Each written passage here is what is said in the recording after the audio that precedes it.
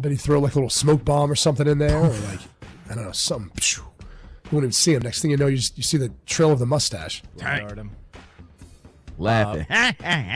What else we got? What else we got, Bree? Alrighty, so the Buccaneers beat the Jets 29-27, and quarterback Baker Mayfield had this to say after the game. I loved it, and it's also their D coordinator was the one that cut me in Carolina, so it was a lot of stuff was personal today. Hassan Reddick, former Jet, a lot of people. I love Baker Mayfield. Just, it can't help but have a red ass. Can't help it. Just that's the way he's got to play. There's a skirmish. You know, it's him and C.J. Gardner-Johnson last week. Now he's got, shots fired this week against the Jets. How many quarterbacks are you taking in the NFC over Baker Mayfield right now? Right now, the way he's playing, it's hard to pick anyone over him. Honestly, that's what I'm saying. I mean, you could say Hurts, but I'm not. I think he's. I don't know. He's playing better. Yeah, you look around. Hurts has got to be better. I mean, they're a good team all around, but he's got to be better. Stafford or Mayfield? Right Stafford, I would put in that conversation if he can stay healthy. I'm not mad at Jared Goff, to be honest with you. He's in the conversation. Yeah. Jordan Love in the conversation. I don't know, man. Dak Prescott in the. Damn. What else we got, Bree? Wait, Caleb Williams in the conversation after yesterday. Antonio Brown has thoughts on him, by the way. Dang. Anybody's Oh, been no. on social media. Oh, no. You got to be happy, though, Jonas. Yeah. Is By the he way, still can I ask overseas? you guys a question at the top of the next hour? I have a question for you. Yeah. I'm ready. It involves that game, though, so I'm curious. I'm ready to go. What else we got, Bree? I'm not ready now. Okay. Aaron Rodgers made history over the weekend. He is now fourth all-time with 510 career touchdown passes, and he's sixth all-time in career passing yards. How about that?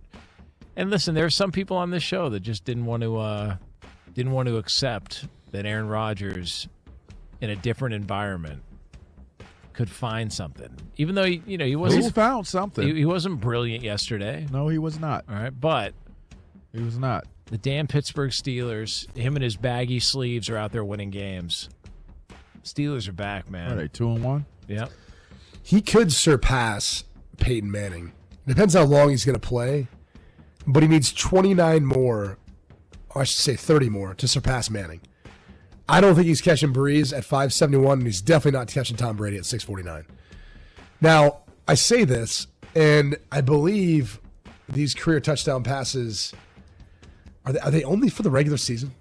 I don't know if they include playoffs. Yeah, that's the part. Like it's It's almost one of the dumbest things I've ever heard. because it's like the Belichick career wins as opposed to Don Shula. Like there's two different numbers that are given all the time, and with Rodgers, based on what you've seen, I know it's just 3 games in. Do you think he comes back for another year? Based on what He you've looks seen, good, man. I mean, I know there's some people on the show who don't think he is going to, but he could. By the way, Russell Wilson is 13 touchdown passes away from surpassing Eli Manning. Now, that would be interesting. I don't know if he's going to be in there long enough. And based on last night's offense, Look like it. it's going to struggle, but Yeah, don't we'll see. look like it. They stink. Yeah, they're brutal. That's a brutal team. I mean, football in that stadium's a rough watch this year. As it Well, has the boost been. sales are up, Dang. Yeah, They stink. Yeah, they're not. They look It's- pretty good on defense, though. Fun to watch on defense, but golly, they suck on offense. Malik Neighbors is going to have an outburst It's going to happen. soon. The running back kid is pretty dope, though. Oh, Cam Scatterbo. Oh, Cam Scatterbo. He's pretty dope. He's a bright Guess spot. who? Yeah. He's awesome. Pete Prisco's guy. Come on. People have been on him for a while now. Arizona State had a big win this weekend, huh? They did. Yeah, they did. They did. Yeah. All right. All right, well, listen, coming up, top of next hour here, a little over, we'll call it 5 minutes from now, we're going to tell you about how people need to calm the excitement maybe just a little bit regarding one result in the NFL right here. We are Sports! Hey, it's Jonas Knox. Looking for something new? Try fencing, the Olympic and Paralympic sport that mixes speed, strategy, and fun. It's like chess meets cardio, quick feet, quick decisions, and a satisfying beep when you score a point. Kids, teens, and adults can start anytime, no experience needed, and many clubs have loaner gear. Coaches teach fundamentals and safety from day one. Find a beginner class near you at usafencing.org/tryfencing. That's usafencing.org/tryfencing. FX presents The Lowdown. What I've uncovered is insane. Starring Ethan Hawke. Behind every great fortune is a great crime. And from the co-creator of Reservation Dogs, Sterling Harjo. Hidden tunnels, kinky sex stuff. I don't know how it all connects, but till I do, I just keep bluffing. FX's The Lowdown. Premieres September 23rd on FX. Stream on Hulu. 96.5 The Fan is your exclusive home for Chiefs football, with pregame starting 3 hours before kickoff with Josh Briscoe. Then it's the call of the game with Mitch Holtis, Dayton Hughes, and Josh Klingler. Caught! Touchdown! Kansas City! Travis Kelce owning this game! Followed by postgame coverage featuring exclusive one-on-one interviews with Andy Reid and Chiefs players inside the locker room. This is your home for Chiefs football. 96.5 The Fan. Airman here for Midwest Heating. Now, we like to approach life in a lighthearted manner, but with the projected rise in natural gas prices, this winter's heating bills may be no joking matter. Many old furnaces have efficiency ratings as low as 60%, which means you're literally burning money. So think about this. Midwest Heating has a variety of high-efficiency Lennox systems that can heat your home, drastically improve your air quality, and boost that efficiency as high as 99%. Saving that kind of money each month will be a nice help for the other bills in your life. Even better, Midwest offers up to $1,800 in rebates on qualifying Lennox home comfort systems and up to 60-month 0% financing with approved credit. Dial 943-8787 or go to MidwestHeating.com for complete details. Now, for 7 decades, it's the same story. Trust your air to the best. Midwest. Midwest Heating, Cooling, and Plumbing. Finding great candidates to hire can be like, well, trying to find a needle in a haystack. Sure, you can post your job to some job board, but then all you can do is hope the right person comes along, which is why you should try ZipRecruiter for free at ZipRecruiter.com/free. ZipRecruiter doesn't depend on candidates finding you. Its powerful technology identifies people with the right experience and actively invites them to apply to your job. You get qualified candidates fast. So while other companies might deliver a lot of hay, ZipRecruiter finds you what you're looking for. The needle in the haystack. 4 out of 5 employers who post a job on ZipRecruiter get a quality candidate through the site within the first day. ZipRecruiter, the smartest way to hire. And right now, you can try ZipRecruiter for free. That's right, free. Just go to this exclusive web address, ZipRecruiter.com/free. That's ZipRecruiter.com/free. ZipRecruiter.com/free. This is the story of the one. As a custodial supervisor at a high school, he knows that during cold and flu season, germs spread fast. It's why he partners with Grainger to stay fully stocked on the products and supplies he needs, from tissues to disinfectants to floor scrubbers. All so that he can help students, staff, and teachers stay healthy and focused. Call 1-800-GRAINGER, click Grainger.com, or just stop by. Grainger, for the ones who get it done. Is your everyday congestion preventing you from enjoying life's big moments? Try Vicks Sinex Saline today and get yourself back in the action. Vicks Sinex Saline instantly clears everyday congestion with a gentle ultrafine mist. Sinex Saline's drug-free, no-mess formula instantly moisturizes and soothes dry, irritated nasal passages for quick and effective relief. Get back to enjoying life's big moments to the fullest without having to worry about everyday congestion holding you back. Just Sinex, breathe, Use as directed. Get ready, Chiefs Kingdom. We've got a powerhouse lineup of guests this season. Mitch Holtis, Danon Hughes, and Josh Klingler bring you insight from the booth to the field on weekdays and game days. Insider scoops from Nate Taylor and Josh Briscoe keep you up to date all week long. Former linebacker Derek Johnson and, oh yeah, two-time MVP Patrick Mahomes every Tuesday. Don't miss a minute all season long. Right here on your home for Chiefs football. 96.5 The Fan. Your home for Chiefs football. 96.5 The Fan. KFNC FM and AM HD1 and HD2 Kansas City. An Odyssey Sports Station.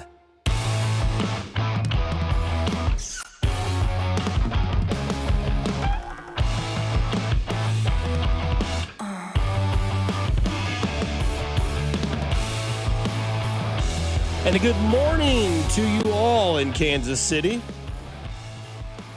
Shout out to those that get up quite early after a late Sunday night finish in New York with the victorious Chiefs team, 22-9. Nice job on the -6, Dusty. Thank you very much. Didn't feel like 22-9, did it? That's a big NFL win, though, man. Okay. 22-9. What is that? 22 minus 9 is what? 13. You won by basically 2 touchdowns, yesterday. But you're right. It didn't feel like a 2-touchdown win. But in the grand scheme of things in the NFL, that's one of the bigger deficits or margins of victory that we saw yesterday in the league. I mean, there were a lot of close games yesterday, a lot of games coming down to the wire, especially that early window yesterday. And Good Lord. The Chiefs found a way to kind of stem the tide and get that first relief win of the season. I think last night was more of a relief, guys, than an excitement, right? I think for a lot of people, I think you could kind of sense that in the team. You could sense that in the fan base yesterday. That was a relief win yesterday. Got that first one out of the way. Got a win in New York against a bad team. You kept a losing team losing. And now you got a short week. Welcome to the Baltimore Ravens, who have to play tonight. So we get the benefit of the doubt there because Baltimore, is playing that Monday night game. But I thought a relief yesterday, Dusty, more than anything. It wasn't like a joyous victory and you weren't running around your neighborhood celebrating and high-fiving everybody. We got a win. We got the hell out of there, and that's all that really matters at this point of the season. Yeah. I mean, the offense is still struggling. They can't run the ball to save their lives. They don't run the ball. What was the stat, Mac? They ran 60 plays, ran it 23 times? Yeah, 60 plays, not including the Mahomes rush, and they ran it 23 times. So you do the math. I mean, Well, 10 carries 35. apiece. 10 carries apiece for the 2 running backs that we have out there on the field. And I thought they were kind of running the ball okay, but they didn't allow them to continue to run the ball. Isaiah Pacheco was getting you 4.5 yards a clip yesterday, and Kareem Hunt was getting you 3.5 yards per clip. Those are pretty good numbers when you're running the ball like that. I thought they probably should have committed a little bit longer to trying to run the football yesterday, but they didn't, and here we sit. They figured out a way to get the win, for the fans yesterday, right? Yeah, I mean, more so themselves. But themselves too, yeah. The hell with the fans, and I don't mean that in a derogatory way. I mean, that was more of like a in locker room morale thing because, again, we'll dive into this game throughout the afternoon, throughout the morning. Kling will join us. Derek Johnson joins us. We'll have Vern, obviously, a little bit later to talk about what's going on in the AL Central. Royals not eliminated yet. There's still hope. Still hope. Telling me there's a chance. There's still a chance. It's You're going very into little. Tuesday. It's very little. I mean, you got one mistake left in you. That's Yeah. it. But, hey, you got the Angels and you got the A's. Braves, right? No, A's. Oh, it is A's. Yeah, it is A's. Yeah, I always get confused how their little team name is on the schedule. Who knows? I mean, obviously, it's kind of fun to talk about. But, yeah, the Harrison Butker, let's go what we didn't like first and then what we did like second, right? Harrison Butker, something's not right. There's yips. There's something not going on in his foot. That's always been there. Travis Kelce, again, with a blow up on the sideline and didn't look good. Some people say, oh, that's what you want to see, some fight and fierce. I don't like it. I don't like that. I don't like that look. And the offense, right? Thornton is balling. Yeah. 2 touchdowns yesterday? The big one at the end of the game, which pretty much iced it. 2-time Taekwon is what we call him. Just one yesterday. Okay. Yeah. Him and Kareem.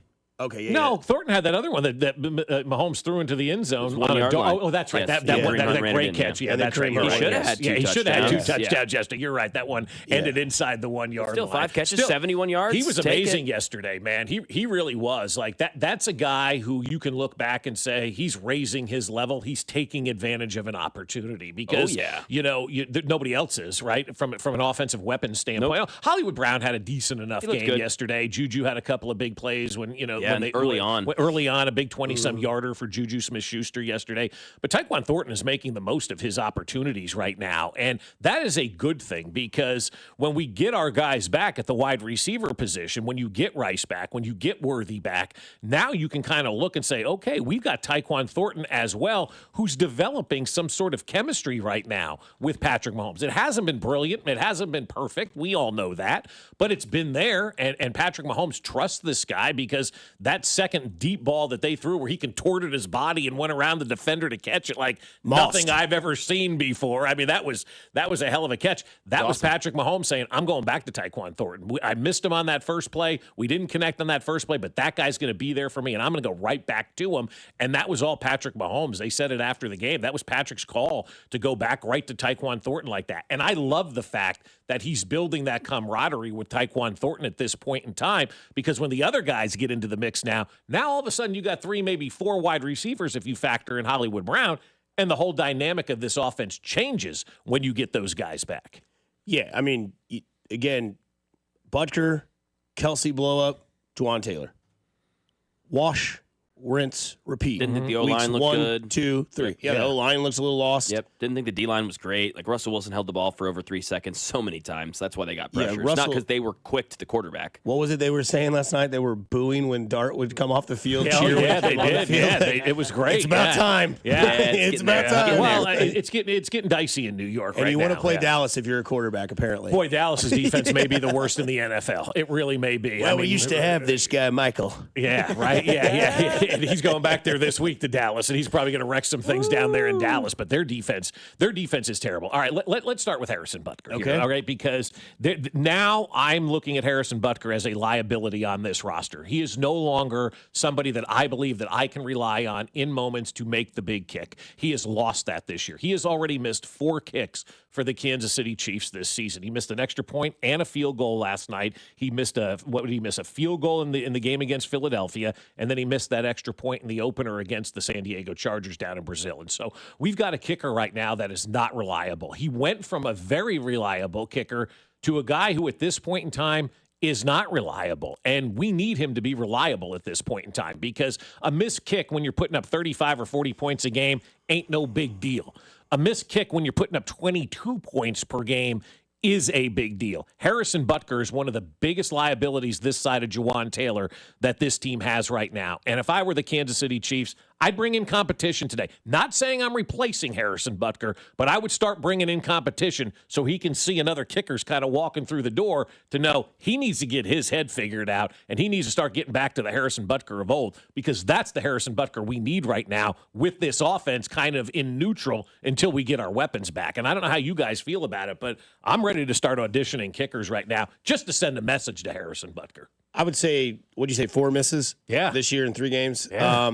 I would say I don't have what I would normally do with Harrison Butker when the drive stalls and they're at like the 40-yard line. It's get up, throw the empty can away, open up the fridge, kind of peek. Okay, nailed it. Yeah. Now I'm just kind of like, I got to sit here and wait. I got to wait for this. This is now, something that's not as automatic as it used to be, which is also something that affects your offense and your best player, because what we say many times before, Patrick Mahomes gets the ball and there's 35 seconds left, and all he's got to do is get to the 35, 40-yard line, and then Butker goes in there. That ain't there. No, that's not there Not right now. No, It's not. It's not. That's the yips, man. Like, that's get on the driving range, get with your instructor, figure out what you're doing, record it, see where you're playing. I mean, I'm not a kicking expert, but there's something that's not right. And it's like you said, it's something that was automatic and part of your, silent weapons. You don't really go into games unless you're Dallas, like, well, we got Brandon Aubrey. Right. But in this terminology, like, you would always be like, well, they got Butker. Don't worry about, because we said, is Butker a Hall of Famer? Yeah. Like, we were talking about that preseason. Let's go back on our own words. We were talking about how Butker's one of the most,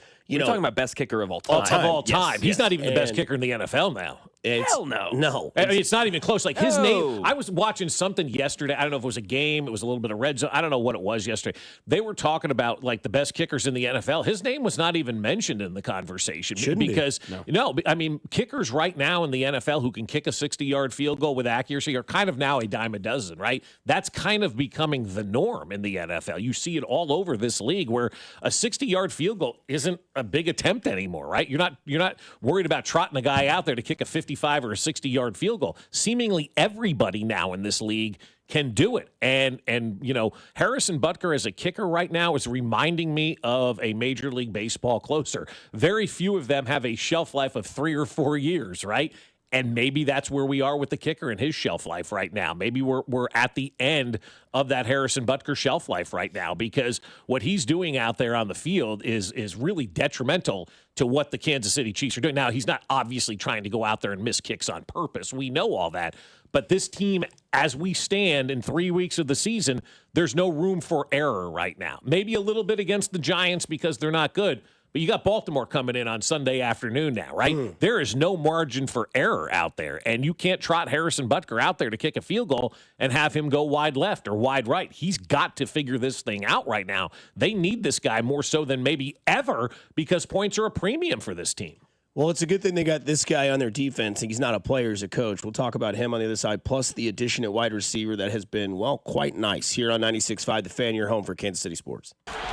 Good morning, Kansas City. This is George Karlaftis, and you're listening to Fescoe and Dusty on your home for Chiefs football, 96.5 The Fan. Brought to you by Golden Oak Lending. Do you need extra cash? Golden Oak Lending can convert your home's equity into cash in as little as 14 days. Let Golden Oak Lending cure your blues. Hey guys, it's Dusty Likens, and I can't think of any other reason why this season has been perfect other than the fact that you have the ability to grab a Surfside iced tea and vodka or a Surfside lemonade and vodka at the K, and now you can get Surfside absolutely anywhere across the Royals network, including your favorite outlets in Kansas. Grab a delicious Surfside today. It's only 100 calories, and the best part, 0 bubbles, so that means 0 troubles. So it's easy to sip and enjoy while you're at the game or hanging out at a tailgate. Ask for Surfside at your local bar and liquor store and grab it at the game. Must be 21 years of age. Please drink responsibly. Hello all, Steve here with Connolly Plumbing Solutions, your neighborhood plumber. This is when we start working in our yards. Be careful that your outside faucet didn't burst over the winter. Maybe you've discovered that it doesn't work very well. This month we are offering an outside faucet replacement special with access for only $3.99. So call Connolly Plumbing Solutions, your neighborhood plumber, at 913-768-7676 or visit ConnollyPlumbingSolutions.com to schedule. What matters to you matters to us. That's why Busey Bank takes the time to understand your goals and build solutions that fit your story. From everyday banking to long-term planning, our team is here to help you navigate every stage with care and expertise. We're more than a bank. We're your neighbor, your advisor, and your advocate. Busey Bank, building business, growing wealth since 1868. Member FDIC. Hi, I'm Dallas, your friend and jeweler at Shane Company. You know she loves her Shane Company engagement ring, but you also want to surprise her for her birthday, anniversary, or just because she deserves it. Why not get her a bigger diamond with our easy trade-up program? We'll give you the full credit of your original natural diamond purchase toward a new one. Her new diamond only has to be $1 more. You only pay the difference. How's that for an easy trade-up? Visit us in-store or at shaneco.com. Because a friend wants you to win the gifting game. Shane Company, your friend and jeweler. This is the story of the one. As a custodial supervisor at a high school, he knows that during cold and flu season, germs spread fast. It's why he partners with Grainger to stay fully stocked on the products and supplies he needs, from tissues to disinfectants to floor scrubbers. All so that he can help students, staff, and teachers stay healthy and focused. Call 1-800-GRAINGER, click Grainger.com, or just stop by. Grainger, for the ones who get it done. Tulsa is my home now. Academy Award nominee Sylvester Stallone stars in the Paramount Plus original series, Tulsa King. This distillery is a very interesting business, and we gotta know the enemy. From Taylor Sheridan, co-creator of Landman. What are you saying? I'm a rat!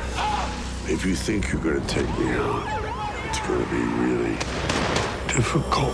Tulsa King, New season, now streaming exclusively on Paramount Plus. This is the story of the one. As a maintenance supervisor at a manufacturing facility, he knows keeping the line up and running is a top priority. That's why he chooses Grainger. Because when a drive belt gets damaged, Grainger makes it easy to find the exact specs for the replacement product he needs. And next day delivery helps ensure he'll have everything in place and running like clockwork. Call 1-800-GRAINGER, click Grainger.com, or just stop by. Grainger, for the ones who get it done. From pads and rotors to shocks and struts, coming to a full stop should never mean your business does too. At Napa, we are the pros that know brakes and suspension better than anyone. So when others are grinding their gears, our premium parts and exceptional service deliver results. Whether you're operating a local shop or managing a national fleet, Napa has exactly what you need, when and where you need it. Get the brake and suspension parts you're looking for right now at Napa. Sports brought to you by the Salvation Army and registertoring.com. KC Companies, give back this holiday season. Adopt a kettle with the Salvation Army. Get your team out ringing bells for a great cause. Adopt a block of shifts or full days. Go to registertoring.com and make a difference. That's registertoring.com. You're listening to 96.5 The Fan from the Mission Plumbing, Heating, and Cooling Studios. Here's traffic, brought to you by DM Injury Law. Have you or a loved one been in a car wreck? Contact DM Injury Law today and get the money you deserve. Car wreck? Remember, Mike's got this. Missouri side, 35 southbound from Missouri 152 into downtown is a 12-minute trip. I-70 westbound from 470 into downtown 15 minutes. Kansas side 70 eastbound from 435 to 670 is an 11-minute drive. Alan Carr, 96.5 The Fan, traffic.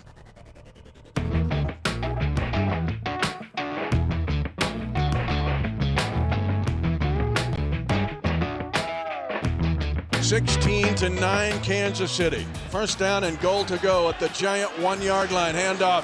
Kareem Hunt slams into the defender but keeps his string. Legs driving. Touchdown. Kansas City. That is the voice of the Kansas City Chiefs. Mitch Holthus joins us every Friday. Also, you can hear his call every single Chiefs game here on 96.5 The Fan, plus Josh Briscoe pre and post. Yeah, Chiefs win 22-9. At least you weren't Green Bay yesterday. I mean, that was wild. Yeah, whoa. Classic look ahead, man. Happens in this league all the time. You're looking forward to that Dallas game coming up, and you go out there and you lay an egg to the Cleveland Browns. Browns have a good defense, though. They do the best in the NFL. It is. No, it is the best in the NFL, statistically speaking. Statistically speaking, sure. Yeah, that's fine. They have no, that's a good in the defense. NFL. They have no quarterback of which to speak, but that defense, man, I'll tell you, that defense can flat out get it done. They're creating turnovers. They're making plays. They're making big plays when it matters most. They've been pretty good all season long from a defensive side of the ball. They're not a gimme win, if you will, right now, but their offense is really, really anemic. But yesterday, Green Bay, I mean, you want to talk about a team that paid no attention to the Cleveland Browns on their schedule and had that Dallas game circled next Sunday night, right? Everybody's ready for that game up in Green Bay. Oh, we got Cleveland coming in. Classic trap game for the Green Bay Packers yesterday. You know, we talked about the Chiefs being in a trap game if they were 2-0. That was as classic a trap game as you can get, man. And it really kind of hurt me a little bit because I was ready to say, all right, Green Bay, I think you're the best team right now in the NFL. Can't be the best team in the NFL, lose to the Browns.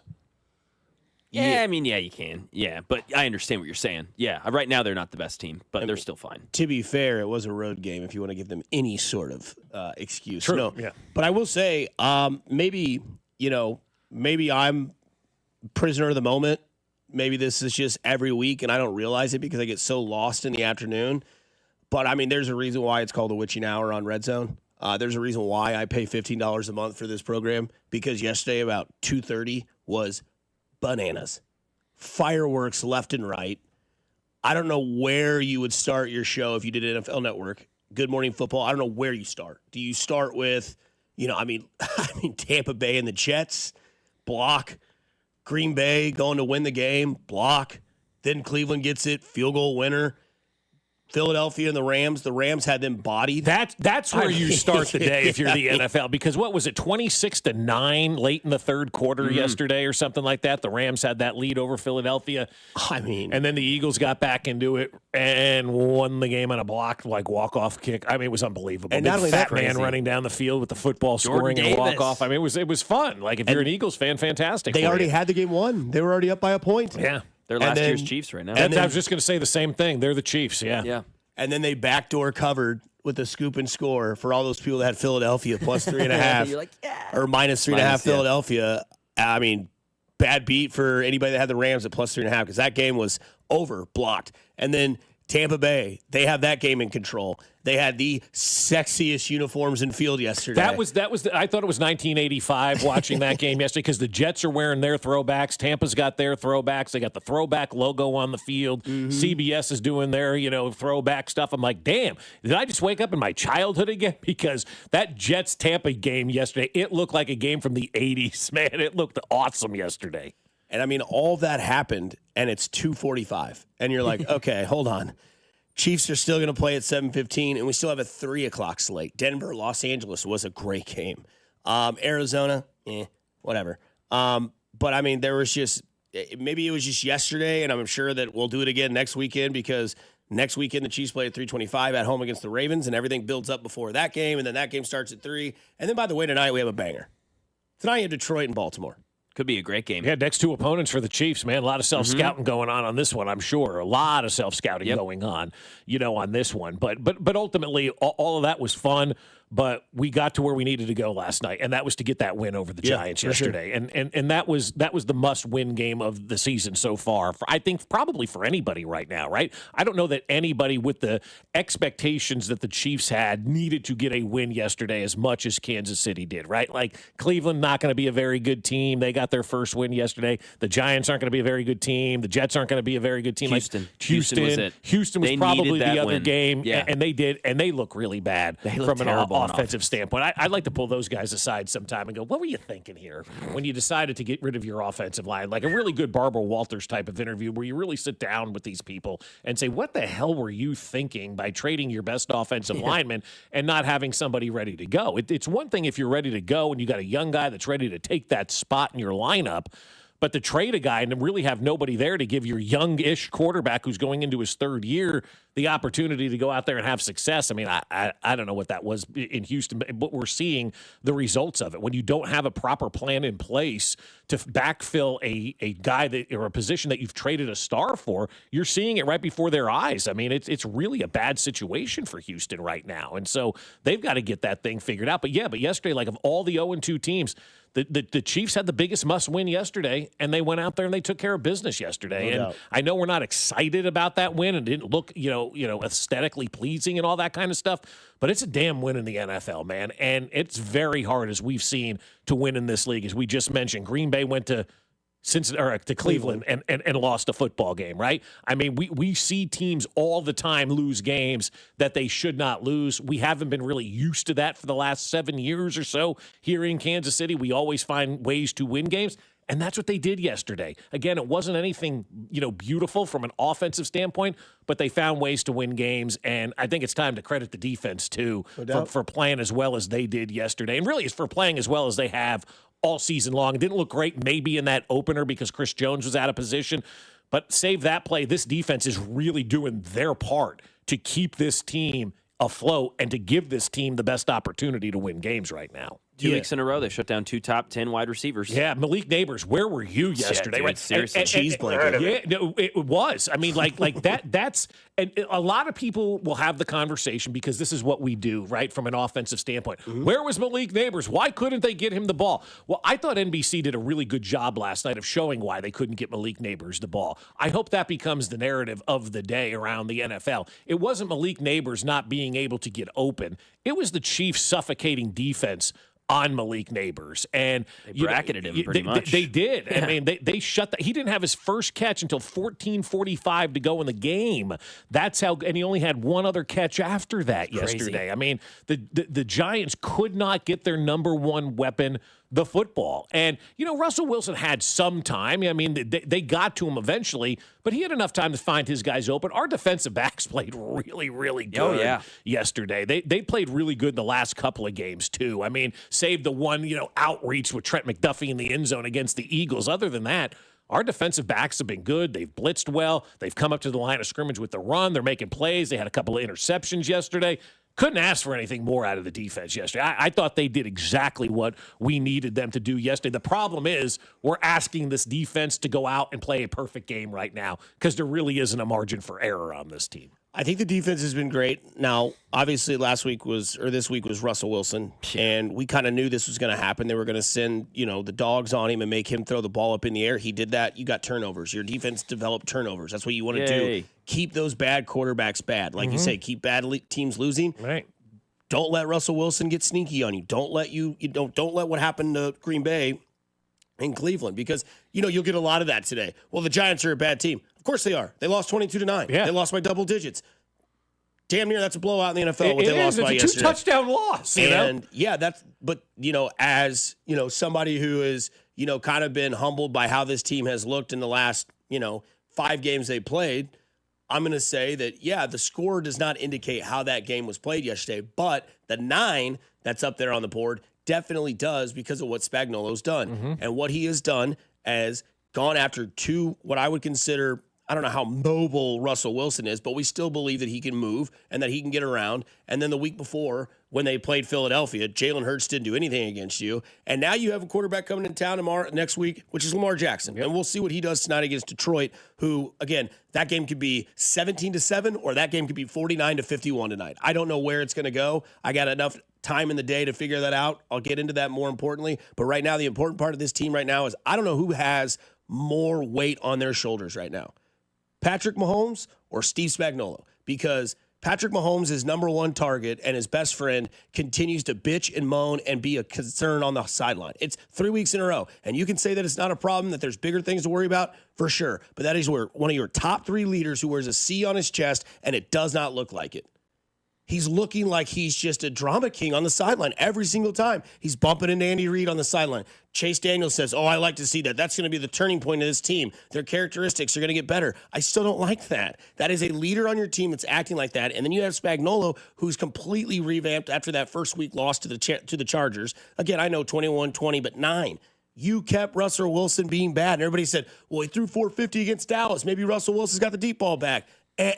Not with this Spags defense. And now you're going to need that defense to do it again against the Baltimore Ravens. And then you've got that high-powered Detroit offense coming to town. So, I'm saying right now, your MVP of this game last night, you could say it's Thornton. I wouldn't be mad about that. But right now, in my mind, Steve Spagnuolo, whatever he's doing right now, is keep doing it, because you could have won that game in week 2. Your star tight end dropped a pass in the end zone that led to an interception. Otherwise, you're probably 2-1, and you're 2-1 because you're banking on the arms of this defense. And right now, Spagnuolo needs all the credit in the world. Well, he does, and he should get all the credit in the world because he's been masterful. And I know there's a lot of slander going on around the defensive line, and we want more out of them and whatnot. But to hold teams in the NFL, the 27-20-9 over the last 3 weeks is pretty remarkable, and they're doing a really good job of it. I mean, I think obviously holding the Giants to 9 is impressive, but holding Philadelphia to 20 is really impressive as well. I mean, that's a really good number. And then I think looking back at that, that Charger game, 27 is going to look pretty good as well,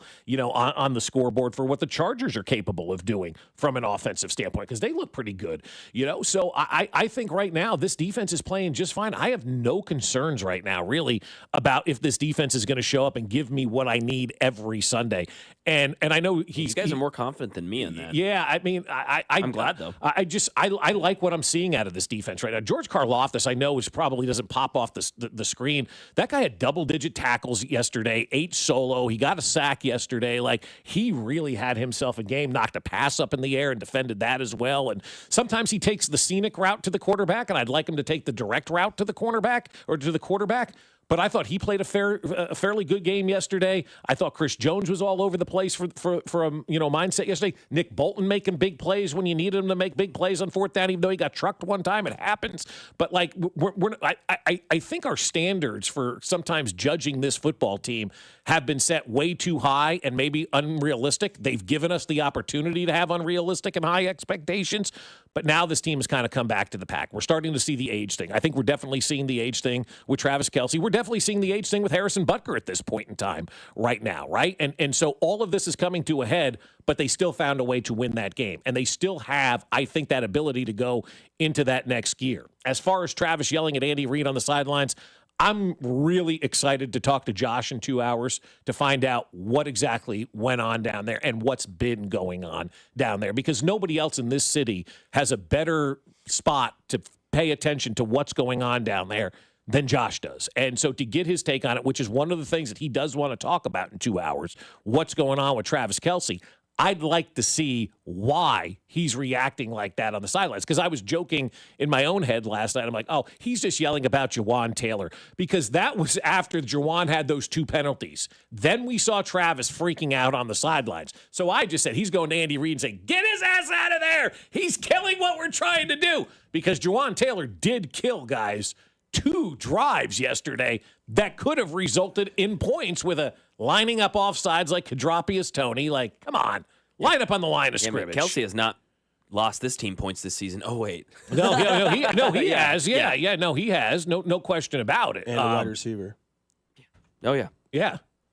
So, I mean, if you don't, look, and I understand if you're a diehard and you bleed red and gold and the Chiefs and Kelce can do no wrong, then you're not going to be part of this conversation because you're already checked out. But again, lit up your wide receiver that got him injured because he ran a wrong route, okay? Dropped a pass in the end zone that led to an interception that led to a loss in a football game. Not just dropped the pass, tipped it up in the air. Like, yeah. I mean, that his hands. Yeah, I mean, it was right there. It was a good ball by Mahomes, man. You still got to catch that pass. And then last night, he got into an altercation with his head coach. So, yeah, whatever you want to believe or however you want to look at it, that's fine. But I'm just saying, it's not a good look. It's not what you want to see. 74, we'll see if Matt Nagy's cap or no cap. Because he said that can't keep happening. He called him out in a press conference. The guy did well for one game and then completely went back and touched the stove when it was hot. Mm-hmm. He can't be on the field. No, he can't. 74 cannot be on the football field ever again this season unless it's like you don't have anybody else. You cannot have, like you mentioned earlier, he's a closer. He's, Stratton? That guy for the Royals? Yeah, okay. Yeah. He had a good outing, but he gave up a home run the one before that. If he gives up a home run, we're not putting him on this mound ever again. Goes back out there, gives up a home run, blows the lead. Okay, see you later, Stratton. Thank you. Yeah, but you can't have 74. You cannot have 74 on the field. It is over. It's not because of options too. It's one thing to put a guy out there because you don't have the options. You paid Jalen Moore the money, and if Jalen Moore can't get on the field, then maybe you're saying you misplayed that hand with Jalen Moore, or maybe you're saving him for guard. I don't know exactly what's going on, but my initial reaction with Travis Kelce was he's pissed again at Jawan Taylor. He's telling Andy Reid to get him off the field. That's where my mind went immediately after that, because I was reacting the same way. I think everybody was reacting the same way. You know Jawan Taylor's bad when you get texts from friends who really don't follow football all that much, but they know number 74. Everybody knows number 74. My mom, my wife. I'm getting texts from friends all over the country yesterday about 74, and this guy, like, people know him.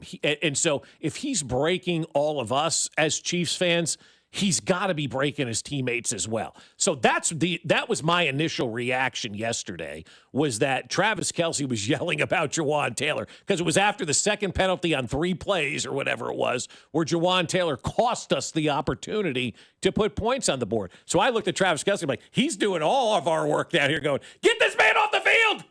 Put somebody else in here! We're bad! We can't help ourselves right now! And this guy isn't helping us! No. He's a buzzkill. Like Jawan Taylor and Harrison Butker together are both just crushing this team right now. It is Monday around 6:30. We do this every Monday. We get into our overreactions. Mac, your name is top of the list. What's your overreaction? I was thinking it through, and maybe it's not. Maybe I need to be more outlandish with these overreactions. But Kevin O'Connell, top 3 coach. Yeah, Sirianni. Yeah, see, I think Andy Reid and Sean McVay. Because Sirianni and Jalen Hurts are Belichick and Brady. What? That's what Dan Orlovsky said. Yeah, Come on now. Oh, yeah, Ashton Genty sucks, too. Dan Orlovsky told me that. Or Ryan Clark told me that. Ryan Clark told me that. Look, Ashton Genty hasn't been off to a great start. He's a rookie, dude. Like, seriously, do we not let guys? He's got negative 2 yards before contact. The offensive line does not let him even get past the line of scrimmage. But, yeah, Kevin O'Connell, I mean, you mentioned Sean McVay. He'd be my number 2. Obviously, Andy Reid's 1, and it's a runaway. There's no one even on his tier right now. Obviously, that could change if this season continues the way it's looked so far, in my opinion. But Kevin O'Connell, man, he has lifted himself up, and I know it wasn't the offense that did everything yesterday. It wasn't Carson Wentz throwing around the yard. It was Brian Flores and the Bengals, but still, like, that team rallies around Kevin O'Connell. When they were in that locker room, like, he's screaming at those guys. You can tell they love him. And plus, like, who else is elite right now in the NFL at head coaching? Like, Jim Harbaugh, he's getting there. He hasn't done enough. Sean Payton hasn't done enough. Peyton has a Super Bowl. I'm talking about right now. That was years. Yeah. Tomlin, what have you done for me lately? Yeah. Like, there's a lot of guys. Dan Campbell, I need more. Tonight's a big night. I need to see more. Like, there's just a lot of guys. I love Matt LaFleur. Not quite there on that level. You put Jimmy up there? Jimmy Harbaugh?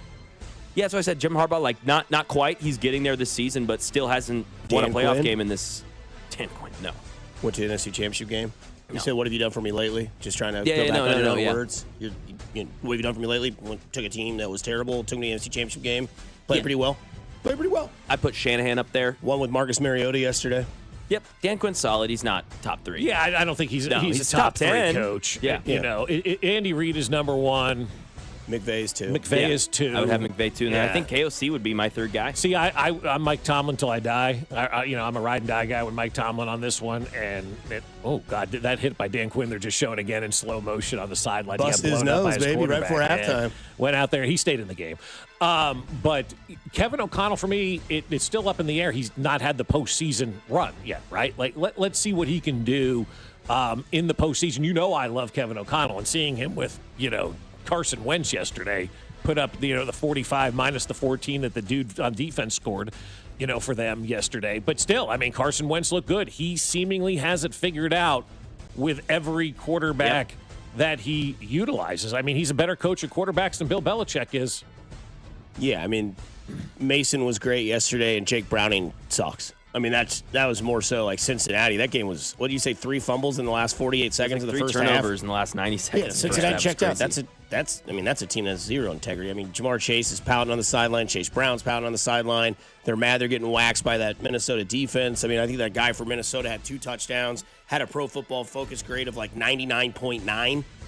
Crazy day there. But yeah, I mean, look, Kevin O'Connell, man, keep doing your thing, and you'll be the head coach of the Kansas City Chiefs in about 5 years. And the only game that they lost was, the day after the quarterback's wife had a baby. So, I mean, he was probably busy with some other stuff that day, My overreaction on Monday is that the Houston Texans, they're washed, Rob. They are 100% washed. I don't know what happened to C.J. Stroud unless I have to really think about it, and maybe, just maybe, ever since that Tank Dell injury in Kansas City when his knee snapped in the end zone and we saw how emotional C.J. Stroud was, it ain't been the same since. Great rookie year, semi-slump his sophomore year, 0-3 to the Houston Texans. The Indianapolis Colts are going to run away with that AFC South. Tennessee, like I thought was going to be different, they're not. Their head coach is completely lost. He should not be a head coach. They need to fire him immediately on Monday today. There'll be at least 6 coaches fired by the end of the season. We know that every year. It's about 6 to 7 coaches get canned. But Houston, man, it's bad. Like you said earlier, Bob, they got rid of their left tackle and Laramie Tunsil, sent him to Washington. We'll go get him for Jalen Daniels, but we won't keep him for C.J. Stroud. It ain't been the same in Houston. That is a very, very, very, very bad franchise right now at 0-3. The Houston Texans, season pretty much over for them unless they can somehow win that South, which they could. That division is really, really bad. But if you're going to make changes and you want to be like the New England Patriots, right, where they got rid of guys early before they aged out, you better have somebody ready to go behind them. And the Houston Texans just didn't. They just traded Laramie Tunsil for whatever reason. I'm sure one day we'll all get the story about why that went down and all that went on. But, yeah, Houston in a bad way yesterday. My overreaction, I've got 2. Dallas is by far the worst defense in the NFL. I mean, you have allowed Caleb Williams and Russell Wilson in the last 2 weeks to look like Patrick Mahomes and Tom Brady. This Dallas defense may be the worst defense that I've ever seen. And this is an era right now where defenses are coming back hot, baby. Like, defenses are good now in the NFL. And that Dallas defense is just downright hot garbage. My other overreaction, I'm sure Mac was carrying the paperwork yesterday for this. Cleveland coach of the year now. Is he up in the rankings for the coach of the year? I hate Kevin these awards. Stefanski. Way to go! You beat the Green Bay Packers, Cleveland. I think coach of the year should be that owner of the Colts. She's doing a nice job She's down doing there. something, Yeah, man. Look like Could she Carmen get San votes? Diego. Like, if somebody wants to truly have fun with it and it doesn't take themselves seriously, they should vote for the Colts owner as coach of the year. Because since she's been down on the sidelines, Daniel Jones looks like a Hall of Famer, and that team is 3-0. I wonder if Dayball goes and looks at the stat sheet and goes, what did I do wrong? Well, that's the thing. I tweeted it out this morning. Dayball shouldn't be worried that his team is 0-3. He should be worried that Daniel Jones is 3-0 and looks really good. Kevin O'Connell changed him, man. Coach of the year. He went to Minnesota. That's right. last He year. had like 3 games in Minnesota last year. That's true. I mean, Sean McVay changed Baker. Yeah. Kevin O'Connell changed Daniel Jones. Not for them. Not for them, for somebody the else. league. Yeah. But I mean, like, if you're Dayball, you have to be looking around at this and going, It's not a great look. No. it's not. No, it's not. You're 0-3. That's fine. Percentage Jackson Dart starts this week for the New York Giants. 100. Wow. That's high. I mean, it's time, don't you think? I mean, we've seen 3 games. They're 0-3. You heard the people. Your fans were you don't booing. think he should start still, right? No, I don't. Okay, But I mean, okay. like, what are they going to do? It's panic time. Oh, yeah. They're 0-3, and Daniel Jones is 3-0. That's the exact time you do not put him in. Jackson so start. stupid. Am I right? And then they put him in for a couple of plays, and it's like a run. A run package. Yeah, the Yeah, little RPO, yeah. college BS. Yeah. Yeah, no, it's stupid. He's got that cool little eye black on it. Bring in Jameis. Yeah, like Dusty goes, where is Jameis? I go, no, he's there. Yeah, they didn't even show him. They didn't even show him in the game last night. He's probably sitting in the stands eating popcorn with some of the kids. He's eating W's. Having fun. Yeah, honestly. I mean, the last time I saw him, he was like signing autographs for kids last week or something like that. Like, just do you, man. I love that guy. He's just such a sweetheart. Best. Coming up on the other side, we talk about the rest of the West here on 96.5 The Fan, your home for Kansas City sports. Good morning, Kansas City. This is Creed Humphrey, and you're listening to Fescoe and Dusty on your home for Chiefs football, 96.5 The Fan. Brought to you by Golden Oak Lending. Do you need extra cash? Golden Oak Lending can convert your home's equity into cash in as little as 14 days. Let Golden Oak Lending cure your blues. Well, I'll tell you, my friends over at Underdog are ready for you. That's right. It is time for the state of Missouri to download the Underdog app because you can play right now in the state of Missouri. And with football being in full swing, it's time to have the Underdog app because it's the best place to select entries and win money all season long. And playing on Underdog is easy. Just choose whether your favorite players will go higher or lower on stats like touchdowns and receiving yards, interceptions, and more. And you get all your entries right, you could win up to 5,000 times your cash, and you can play with as little as $1. And you can be like me, combining entries from multiple sports, dependent races, fired up, final week of baseball, college football, big week coming up this week, and the NFL. You can combine all of your entries into one selection. So download the Underdog app today. Sign up with promo code BOB. Score $50 in bonus funds when you play your first $5 with promo code BOB. Millions of fans have already won billions making plays on Underdog. Will you be next? Underdog. Make plays, win money. Must be 18 and present in Missouri. Terms apply. See assets.underdogfantasy.com/web/play and get terms _DFS_.html for details. Concerned with your play, call 1-800-GAMBLER or visit www.ncpgambling.org. Ready, Set, Ford. That's what Shawnee Mission Ford is all about, bringing meaning to Ready, Set, Ford. Hey, it's Gold. You know I've been driving a new vehicle thanks to my friends over at Shawnee Mission Ford for over a month now, and they offer their customers the largest discounts on every new vehicle, along with aggressive rebates and top trade-in value, and maybe you're looking for a pre-owned vehicle. You're in luck as well with over 100 pre-owned vehicles to choose from at prices and terms well within any budget. Shawnee Mission Ford is on a mission to do more. House stealing. It's a nightmare that's real. It's the FBI's term for thieves stealing your home's title and draining your equity. Just one fake document filed with a recorder, and scammers can own your home on paper, drain your equity, and do it all without you even knowing. Imagine waking up to a foreclosure or eviction notice. Listen to former title thief Matt Cox. What people don't realize is the ease in which this crime can happen. I can take the deed to your house and I can transfer that deed into my name. It's a great crime, and it's happening all the time. So how can you stop the nightmare and protect yourself? Find out if you're already a victim now at HomeTitleLock.com. Use promo code RADIO and get a 30-day free trial of their $1 million triple lock protection, a title scan, and access to a title specialist, a $250 value. Don't wait. Go to HomeTitleLock.com now, promo code RADIO. Ring the bell. We've done it again. Golden Oak Lending has lowered rates to 4.875% fixed. While other lenders are talking about high interest rates, we're dropping rates. And we can get it done for you in as little as 14 days. Golden Oak Lending has just secured several $1 million that we can offer you as fixed rate mortgages for 4.875%. Lower your monthly payment, get cash out, pay off credit cards, and best of all, make no mortgage payments for 2 months. It's fast and easy. Our debt consolidation customers save an average of $1,104 every month.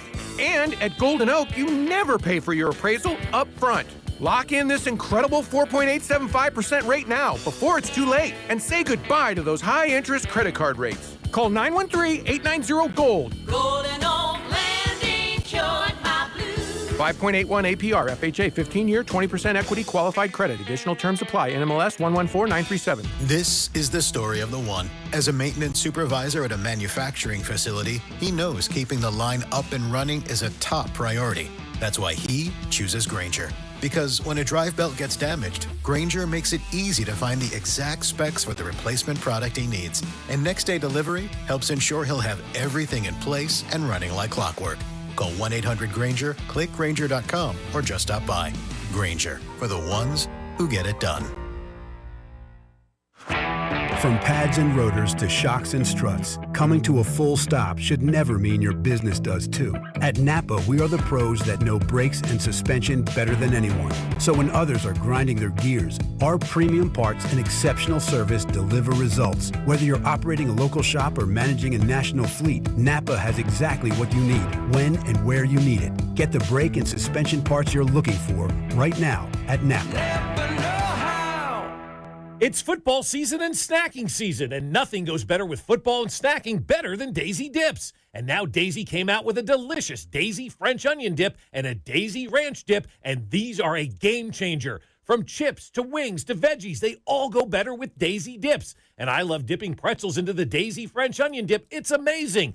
And the best part, these are delicious as homemade dips because they're made with real herbs and spices and other ingredients you find in your own kitchen. Look for Daisy Dips at a grocery store near you. Guys, this sports season, it's game on at Synergen X and Low T Center, the MVPs of testosterone replacement therapy.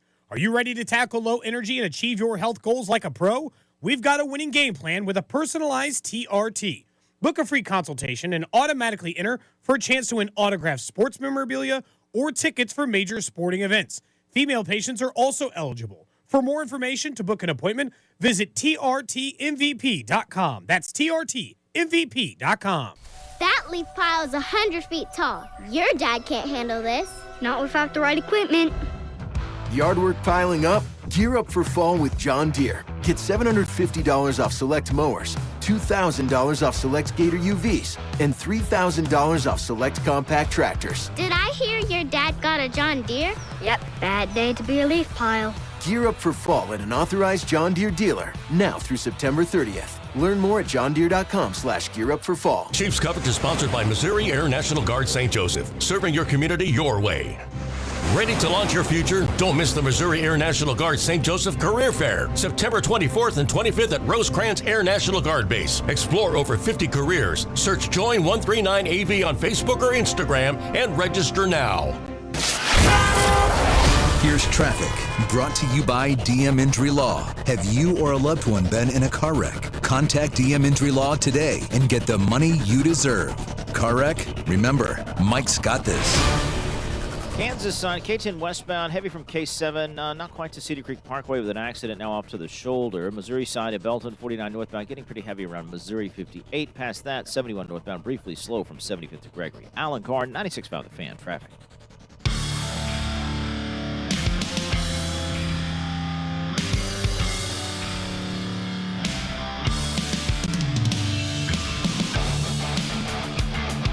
Receivers to the near side. They motion to the left slot. Slayton And Russell Wilson's going deep middle, right into the teeth of the defense. Intercepted. Christian Roland Wallace.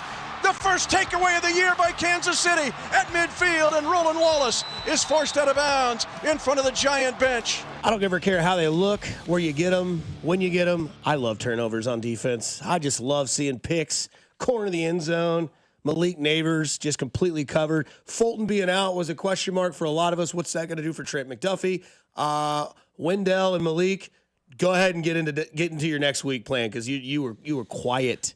Very quiet last night. Well, I don't even know if there's going to be a next year's plan. The New York Post this morning, it's a question of when, not if, the Sputtering Giants shake things up. Who's going to pull the trigger first, Brian Daboll or the owner? Will Daboll go to Jackson Dart, or will the owner go to a new head coach and replace Brian Daboll with Mike Kafka? Because now the Giants, Kafka's the assistant coach, assistant head coach.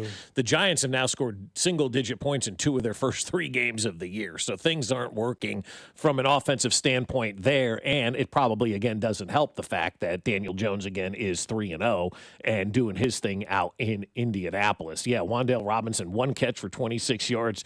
Neighbors, 2 catches for 13 yards yesterday. Cam Scatterbu was your leading wide receiver if you're scoring at home for the New York Football Giants yesterday. Fullback, basically, was their leading receiver yesterday. So that was a hell of a job by the Chiefs defense to clamp them down and shut those guys down after coming off that big week again against Dallas.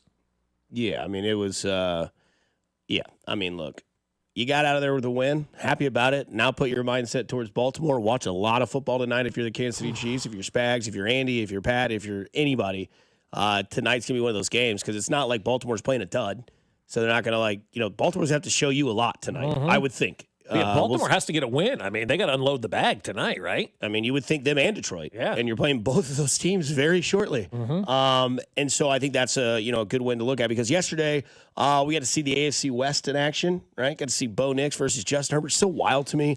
It's today. The Chargers' first 3 games of the season, all 3 against the AFC West. It's stupid, right? Win. They are in complete control of the AFC West. Totally fine. You still get them in Kansas City. Keep winning your ways. Don't worry about what they're doing. Just get to that game to where maybe it's a pivotal, hey, here we go. You've beaten the Raiders. You've also beaten the Broncos. Now you have to beat the Chargers to overstep them, but we'll get there when we get there. But yesterday showed the Raiders get beat by Washington. I don't think the Raiders are them. I think they're still another, I don't know. They're bad. They're a bad football team right now. There's nothing that jumps out that I go, man, they're good. They have no offensive line. Terrible offensive line. No offensive line. No secondary. They can't defend anybody. Nope. Debo Samuel looked like he was back in the 49ers offense and about 40 pounds lighter. I kid. That was just a storyline, because for some reason weight is an issue in football nowadays. But yeah, so Vegas, they're not part of your worry, right? Like, if you play Vegas, play them the way you play the Giants. Blitz Geno Smith, destroy that offensive line. I mean, again, if you can't get pressures against the Raiders' offensive line, then we'd have some talk. But you don't play them for another week, a couple weeks, and that's when you'll get Rashee Rice back. Right. And hopefully by then you have Rashee Rice, Xavier Worthy, and Taekwon Thornton, who's been a dime piece in this offense the last 2 weeks at least, and maybe the first week as well. But again, you look at, where the Chargers and where the Broncos are. That game was great.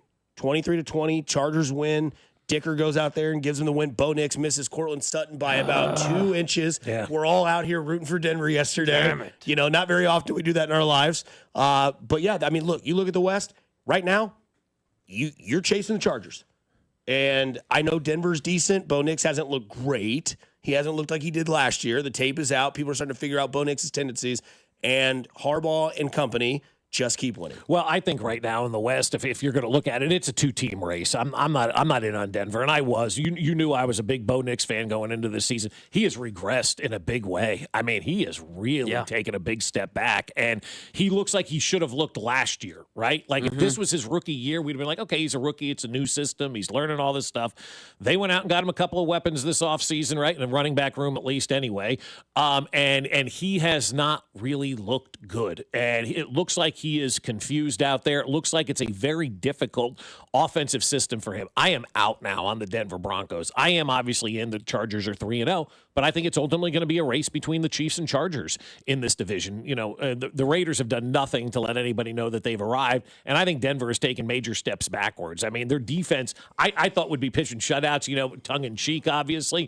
They're not even doing that. They're sitting at 1-2 right now, are the Denver Broncos. And so they've got the same record as the Chiefs. The Chiefs at 1-2 are in a much better position than where the Denver Broncos are right now. And so I just look at this as a two-team race, until proven otherwise, obviously. In the AFC West, the Chargers are the team that we have to find a way to overcome. And do you know who the Chargers play this week? The Giants. The Giants. That's right. Yeah. The Chargers play the Giants this week. So it doesn't get any easier for the Chargers. Now, they'll have their tougher schedule, I would imagine, at the back end of this thing. Yeah, back end. They're kind of loading up early, and that's why it's so important right now for the Chiefs. So you got that first win out of the way. Keep it moving. There's not a lot of room for error right now because the Chargers are playing a decent enough brand of football, and they've got a 2.5-game lead over you already. Their next 4 games are Giants, Commanders, Dolphins, Colts. It's not a death row. No, but the Colts games look a lot better now than it did, earlier on in the season. Obviously. Commanders could have Daniels back. Commanders could be okay. There was a chance he could have played Sunday. And they were like, well, Raiders at home. We should be able to have Mariota win us one game at least. That's what Mariota's job is. Hey, there might be 1 or maybe 2 times throughout the season. We just need you to manage this thing. Kind of like Carson Wentz yesterday. Hey, Flores is like, I'm going to send the house, and I'll get Jake Browning to just completely lose his mind. All you've got to do is not turn it over, and we'll be up 14-0. Exactly how that script went. Bo Nix in his first 3 starts, he's played Tennessee, Indianapolis, and the Chargers. Against Tennessee, he had 176 yards, a touchdown, and 2 picks.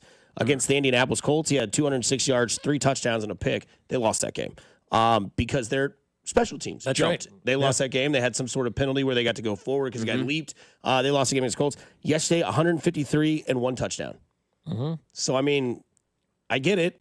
But they're 1-2. Denver's 1-2. The Chiefs are 1-2. The Raiders are 1-2. And I think a lot of that too for Denver has to do with coaching. Justin Herbert went out there and won the game for his team yesterday. He really did. Like, that was the best performance I've seen with Justin Herbert. He led them on 2 scoring drives at the end in the last 4 minutes of the game. And then you've got Sean Payton on the other sideline going deep 3 times in a row. Like, you have an opportunity, run the ball, run time, short passes, put your quarterback in position to be successful, make easy throws at that time of the game, and you're lofting it deep 3 straight times like they did, and you're giving San Diego the ball back with no time taken off the clock, and Justin Herbert playing probably his best football of his career right now.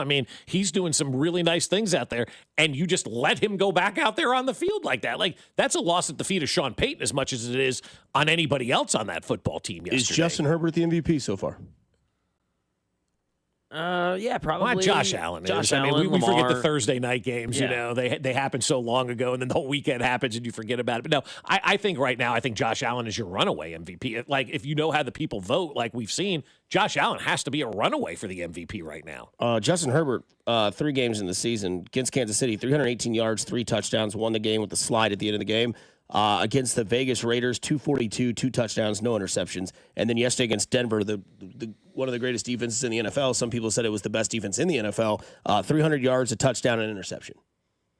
They're 3-0. They swept their division so far. And they're doing it. I know yesterday was a nail-biter, but they beat the Chiefs 27-21. He was the reason at the very end when he got Chris Jones, baited him, slid out the sideline.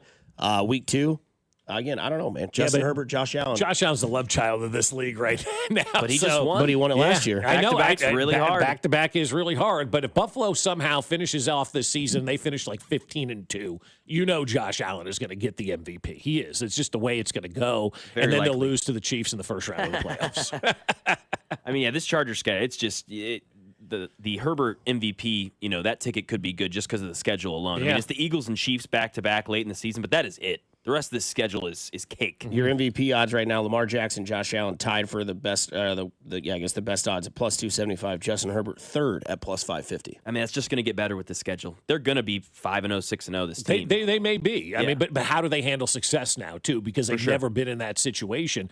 It's all about how you handle the success when you get there. And so, do they start reading their own newspaper clippings? Do they buy in? Just like we saw with Green Bay over the last 2 weeks, that looked like a game where they clearly bought into all the hype that was surrounding them, and then they went into, Cleveland ahead of the Dallas game and fell flat on their face. Like, good teams can't do that. You've got to find a way to not allow that to happen, right? Bill Parcells used to leave pieces of cheese all around. The rats, don't, catch the rats, don't be a rat, and people would buy and read these things and feel good about themselves. And these are trap games, man. These are very big trap games in the NFL, and Green Bay fell for it, man. They took the cheese yesterday and fell for that trap game. They should be sitting at 3-0, and they'll probably be pissed off by the time the season ends that they lost that game to Cleveland, because that may have an impact on where they end up getting seeded. 22-9. That was the final score. Feel free to text in, call in 913-586-7965. We dive deeper into what that game was yesterday against the Giants here on 96.5 The Fan, your home for Kansas City Chiefs.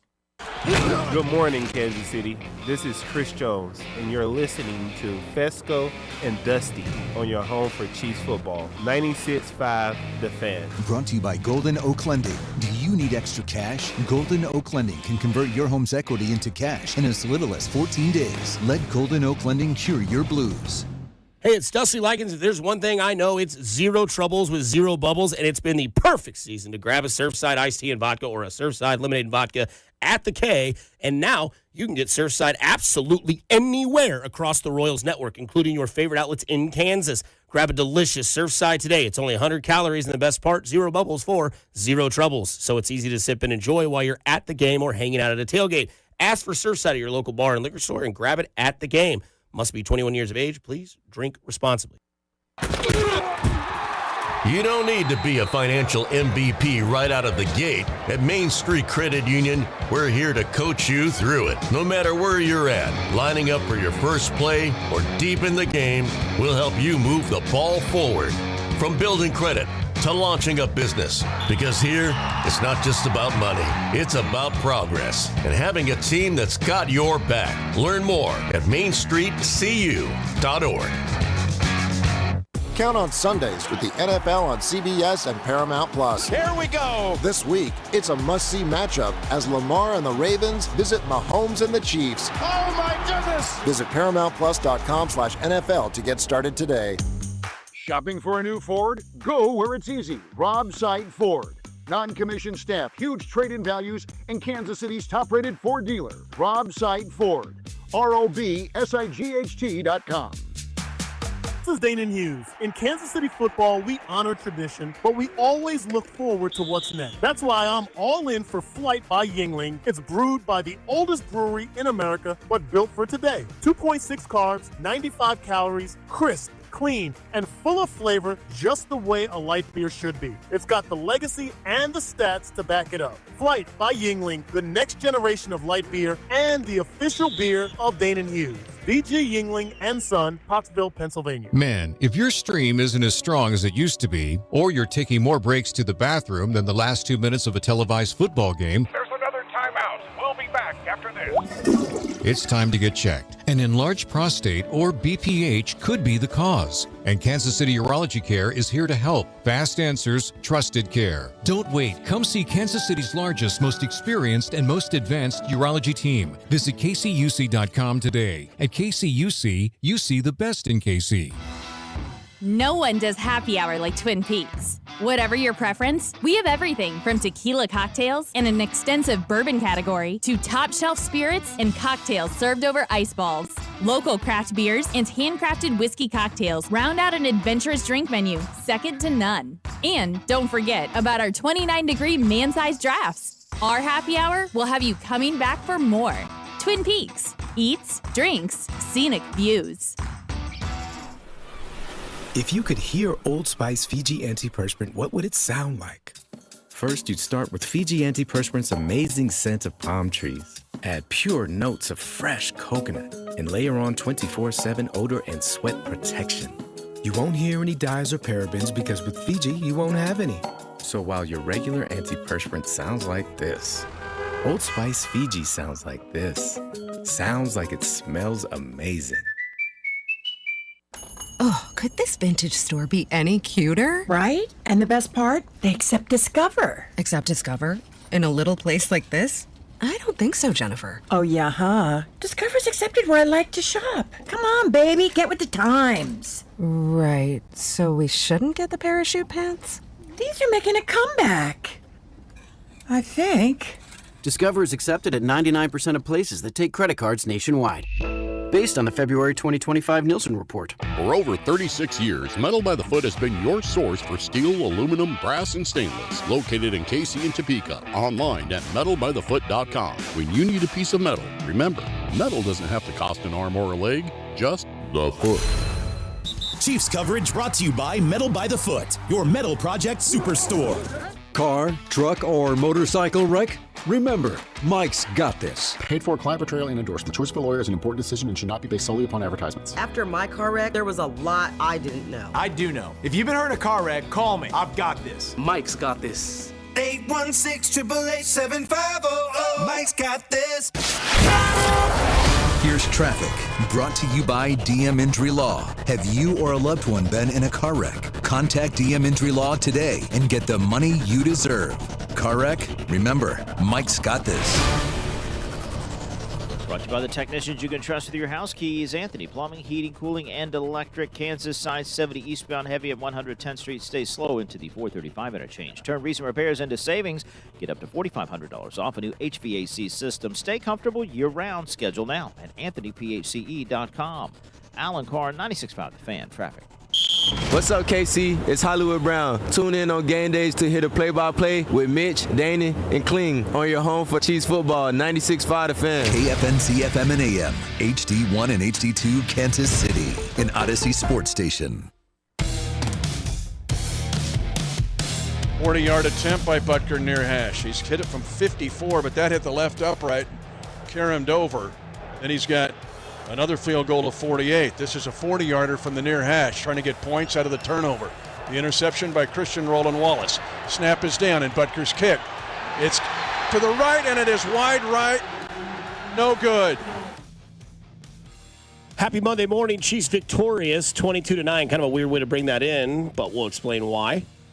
Chiefs win 22-9. Patrick Mahomes, pretty decent game. A lot of people concerned with the behind the line of scrimmage play, but that was according to which one? Yeah, the one that he snagged the ball back on the 5-yard line. Yeah, what a great play by Patrick Mahomes. I mean, man. well aware. I mean, it was 6-0 that moment going into the half, and Mahomes doesn't get that. The Giants get that and score. We got a whole new ball game. Yep. Whole new ball game. Or it was 6-6, right? 6-6. Yeah, 6-6. Yeah. They would have taken a lead. Well, maybe not, though, Yeah, you never because know. the Giants inside the red zone, I think in the Washington game in week 1, they had 7 chances inside the 2 and couldn't get it into the end zone. Last night, we saw Russell Wilson throw it to the tunnel twice. That was a good reception by Mr. Tunnel over there. Tunnel had more receptions yesterday than Malik Neighbors did. Laramie Tunnel. Yeah, exactly. Tunnel had 2 receptions yesterday, and then they had they're trotting out their punter to try to kick yesterday because I guess their kicker got hurt. Graham he had like a hamstring issue. I mean, and that guy buckled down when he kicked that one to make it 12-9 or whatever it was, and trying to will something through the uprights for them. But there were no guarantees that even with the turnover that the Giants would have scored. But still, what a great play by Patrick Mahomes to kind of have that wherewithal to get out there and to make that play after making a bad play and throwing it behind the line or whatever that was. He had the wherewithal to go out there, and all of a sudden you realize that's 15 who's making that play. Like, where did he come from and make that play? That may have been Patrick Mahomes' best play so far this season for the Kansas City Chiefs because it saved a lot, man. It potentially saved the game at that point in time. Oh, 100%. It was really impressive. But also, like, why is Pacheco faced the other way? I know Mahomes shouldn't have thrown it behind, but did you guys not notice that? Well, that's what I was getting at because that's what Jeff Schwartz and Mitchell Schwartz were talking about on Twitter. Because really? They always talk about the more schematic things. Like they'll tell you like where pulls are supposed to happen. It's very right up your alley. Gets nerdy, yeah. And they said that Pacheco turned the wrong way. Oh, yeah, I see what you're saying. They just showed the play on he turned the wrong way. Why are you facing that way? Why are you facing that way? We go that way. Hey, we go the we go that way, 10. All right. Another concern. Weird. So yeah, that's true. He was like running the route towards the back of the wrong way. What are you doing? He turned the wrong way. Yeah, that's true. That's all I can say. I mean, you're watching the play up there. You're like, oh no, that looks just. Why is it? Oh, that's the wrong end zone. Like if Mahomes leads him, I'm like, that's oh no, that's the wrong way. Yeah, 100%. Mahomes 224 and a touchdown yesterday in the game. Kareem Hunt had the other touchdown as well. And then the rest field goals. But I do pay homage to PTI. Toss up bigger concern so far 3 weeks into this team? The kicker, Harrison Butker, or the right tackle, Juwan Taylor? Well, this is a hard one. It's both. Yeah, no, it is both. and look, I will say the kicker at this point in time, because you went from a guy that was an automatic to a guy who's unautomatic for you right now. And I think you can do some things with your right tackle position. You can leave a guy in to help him out. You can switch the gentleman out and put Jalen Moore in there. You don't have any other options at kicker right now. And when you thought you had a guy that was automatic at something, it would be like, again, bringing in your closer, going back to Wade Davis in 20, whatever year it was, let's say 2018, and then Wade Davis can't find the strike zone. You're like, man, we should have given up on him in 2017, right? That's kind of how I feel like we are with Harrison Butker right now. A lot of times it doesn't come back, guys. A lot of times you get these yips, and it never, ever, ever, ever, ever comes back to the level of where you were right now. And I said it earlier, and I'll continue to say it. I'm auditioning kickers, man. I'm not saying I'm replacing Harrison Butker at this point in time, but I'm letting Harry know, man, there's competition. We're going to bring guys in, and I don't care what you think about it. Because, as I said to Mac and Break, should be 5 missed kicks. I mean, Yes. he hit the upright, and it went in yesterday. Lucky bounce. Yeah. So he's an upright bounce away from already missing 5 kicks this season. And where this team is, until they get their guys back, they don't have the ability to afford a kicker who can't kick it through the uprights on an extra point and on 2 field. He's already missed 2 extra points this year. Now, I know that was a 48-yarder, but last year he nails that. It's no big deal. Okay, fine. Move the extra point back 15 yards. No big deal for Harrison Butker. Harry usually gets that done. Harry ain't getting things done right now. Yeah, we watch football all day, every day. You see 58s, 60s, 55s. I mean, like they're nothing. Yeah, like it's nothing. Our guy used to do that. And also, like the changes with the K-balls, all the kickers are saying how much that's helped them. It doesn't seem to have helped our guy at all. I wonder if that's part of the issue. Maybe the ball is messing him up. And I'm being serious about that. I'm serious. You know, you're not used to a certain ball. Well, get used to it. Figure it out. You know, everybody else has. And if you can't get used to it, then tender your resignation, and we'll find somebody that can get this thing figured out, because this is not our dad's Kansas City Chiefs offense anymore, where a missed field goal or a missed extra point is no big deal.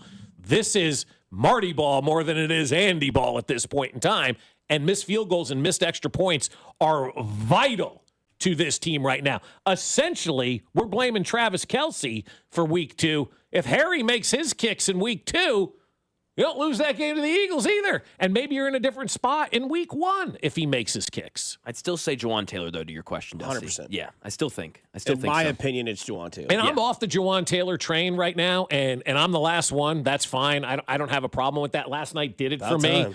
But we still have other options for Juwan Taylor. There are other ways to do that. There's not a way to replace the kicker at this point in time. Not saying that they are looking at this point in time, but you got to start going through the yellow pages and looking under kicker, you know, and seeing who's out there that we could potentially bring in and start auditioning. I agree. You know? I would say, though, if I asked you this, I think I'd know your answers. Like, who would you have more trust in to get better and bring it back and stop the issues?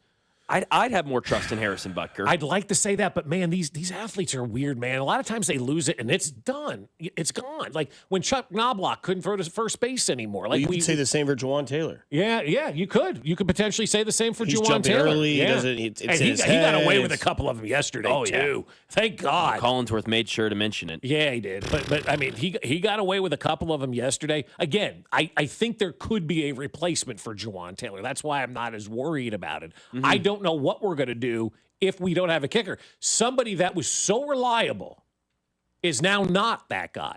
He's mid right now as a kicker in this league. Young Waku's on waivers. Oh. But he lost it too, though. I know. But that's another good example of a guy losing it and not being able to get it. Because at one point, he was really, really good. I remember going to the Chiefs game against the Falcons during COVID, and there was nobody in the stadium. And that guy was like lining up to kick like a game-winning field goal and was really, really good back in 2020. Oh, yeah. Like really, really good. And now he's been cut. It happens fast with athletes. Like for whatever reason, as sports fans, we're all this way. We never see it coming. And then it happens and they fall off a cliff.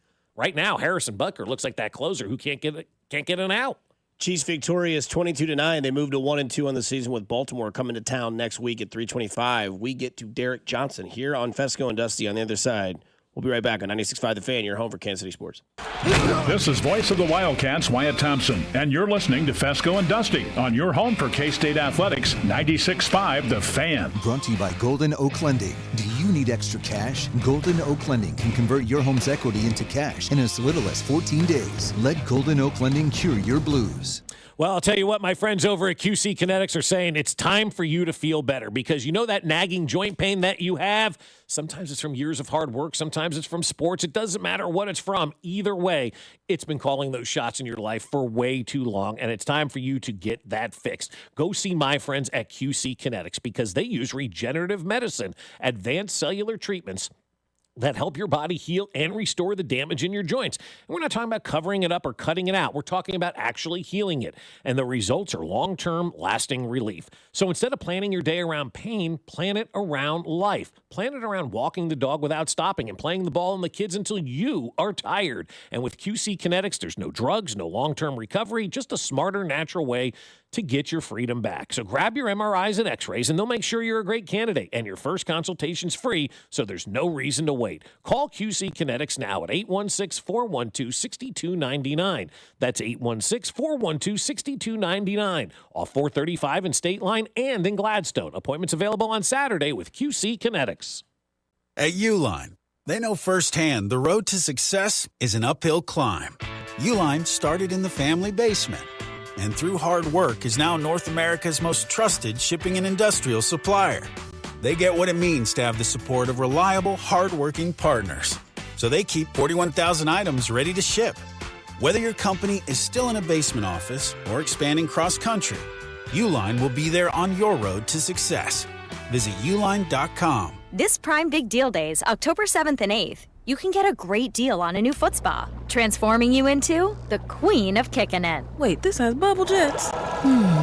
Okay. Get up to 40% off with Prime Big Deal Days, October 7th and 8th. Snakes, zombies, public speaking. The list of fears is endless. But the real danger is in your hand when you're behind the wheel. Distracted driving is what's really scary and even deadly. Eyes forward, don't drive distracted. Brought to you by NHTSA and the Ad Council. This is the story of the one. As a maintenance supervisor at a manufacturing facility, he knows keeping the line up and running is a top priority. That's why he chooses Grainger. Because when a drive belt gets damaged, Grainger makes it easy to find the exact specs for the replacement product he needs. And next day delivery helps ensure he'll have everything in place and running like clockwork. Call 1-800-GRAINGER, click Grainger.com, or just stop by. Grainger, for the ones who get it done. Your cold is coming. Your cold is coming. When you feel a cold coming, shorten it with Zicam, the #1 cold shortening brand. Oh, no, not before my big trip. The big trip you've been planning is coming up, and so is your cold. But Zicam can shorten your cold and get you back to planning sooner. Thanks, Revere. We really should keep Zicam in the house. Shorten your cold with Zicam. Take it from America's most revered messenger. Shorten your cold at the first sign with cold shortening products from Zicam, the #1 cold shortening brand. Available in stores or see where to buy at Zicam.com. Actual price will depend on product and subscription plan. Featured products are compounded drug products, which the FDA does not approve or verify for safety, effectiveness, or quality. Prescription products require an online consultation with a healthcare provider who will determine if appropriate. See website for details, restrictions, and important safety information. Want a boost in and out of the bedroom? Hims has you covered. Introducing a new 2-in-1 approach to level up your game. Tadalafil for better bedroom performance and zinc for testosterone support. Put it all together and you've got what you need to turn things all the way up. Getting started is simple. Just go to hims.com/joy to start your free online visit. Through Hims, you can access ED treatments including pills, chews, and more. 100% online. No office visits, no pharmacy lines. Just fill out a simple intake form and a licensed medical provider will determine if treatment's right for you. If prescribed, it ships free and discreetly to your door. Find affordable treatment options at up to 95% less than brand names at hims.com/joy. That's hims.com/joy, hims.com/joy. Fall's the best time of year to clean up the outside of your home or business, and the best way to do that is with a fresh coat of paint from my friends at CertaPro Painters. You want your home or business to make a great impression, and that starts with the exterior. And when you choose CertaPro Painters, you're choosing the best in the business for your job. CertaPro Painters go the extra mile. If there's a way to save you money money, they'll let you know. And they take care of every detail from start to cleanup. So do what we did and schedule your free estimate at CertaPro.com. That's Certa with a C. Each CertaPro painter's business is independently owned and operated. You're listening to 96.5 The Fan from the Mission Plumbing, Heating, and Cooling Studios. Here's traffic, brought to you by DM Injury Law. Have you or a loved one been in a car wreck? Contact DM Injury Law today and get the money you deserve. Car wreck? Remember, Mike's got this. Missouri side, 70 westbound, a little sluggish around 40 highway. Moves better once you get past the Blue Ridge cutoff. Lee Summit, US 50 westbound, slow rolling from 3rd Street up towards 470. And 435 westbound, briefly slow from Warnell to the state line. Alan Carr, 96.5 The Fan, traffic. He's the Chiefs' all-time leading tackler and 4-time Pro Bowler. Derek Johnson picks it. He's up the right sideline, 30-yard line, 25, and down into Washington territory. Derek Johnson. But to us, he's our forever linebacker. I want to be battle tested. I want to go through some adversity. I want to go through some things where you say, "Oh man, we gotta figure this out." Here's number 56, Derek Johnson, with Fescoe and Dusty on your new home for Chiefs football, 96.5 The Fan. It's Derek Johnson time here on Fescoe and Dusty with Mac Morey as well, and it's brought to you by Community America Credit Union, member owned, open to all. Community America Credit Union, invested in you. DJ, my man, at 7:30, we always do a thing called one word. Give me one word to describe that victory last night for the Chiefs over the Giants, my man. Oh man, one word. Oh man, that would be or it's got to be two words. We're back. Just like that, it's all settled, right? Yeah, absolutely, man. I was excited about yesterday, No doubt. man. We came in like true veteran team that knows who we are.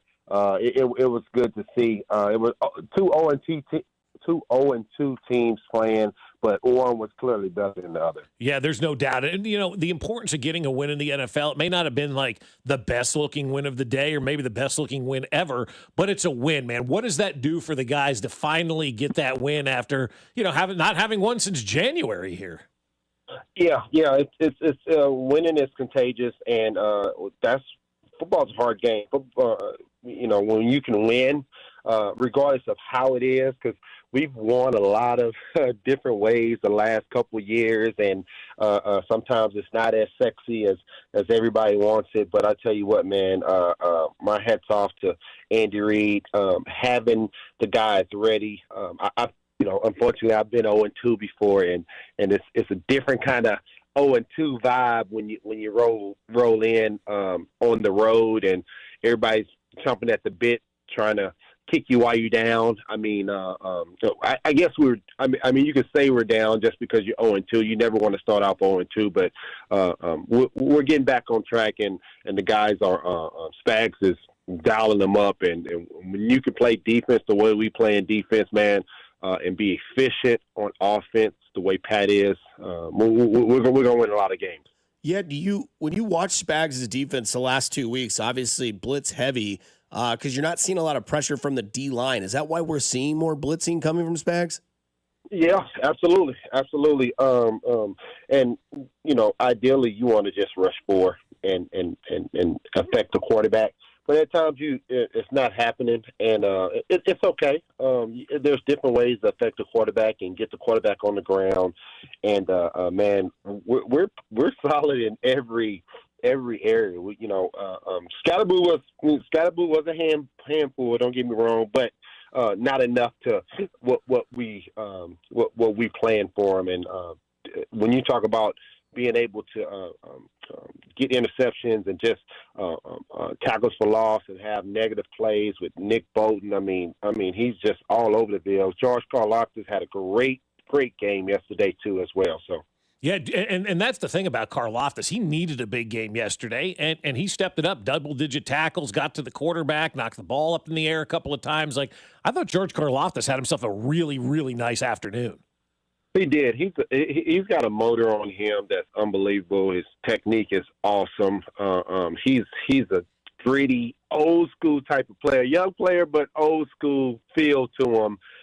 Man, it's cool to see how many guys on defense that just get out there and just keep going, man. Our defense has a confidence about themselves that they can take the show on the road and have a lot of success. So, being a defensive player, I was proud. DJ, I know that you're always a leader and a captain of your team here in Kansas City. Respectful guy. You don't have the career you don't have if you're not who you are.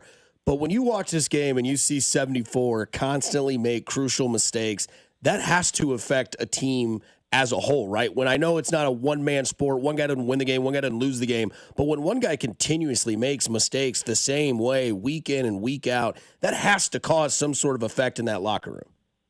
Well, you're talking about our guy, Taekwon Taylor, right? yeah. You know what? Oh man. Yeah. Well, the one thing about playing football, it's a big time team sport. So it's hard to point fingers. It's hard to just put the pressure on one guy and say, hey, it's you have to help him out. He's our starting tackle, so you got to help him out.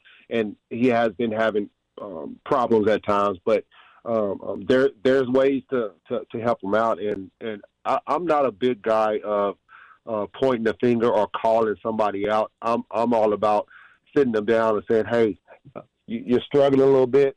Let's figure this out because we got a really good team and we're going to need you down the stretch. That's going to happen. But when you have a veteran team like the Chiefs, they handle things a lot different, especially Andy Reid. So I'm sure things will get handled throughout the season. It's still early, but he has had some issues. Yeah, and I think at least the way that I read it last night, again, this is just me speculating, Travis Kelce's reaction, which was the third one in 3 games now, with Andy Reid on the sidelines, I feel like he was reacting to Taekwon Taylor. I mean, that can cause a player to react that way, can't it? I mean, those were 2 scoring drives where Taekwon Taylor made those mistakes.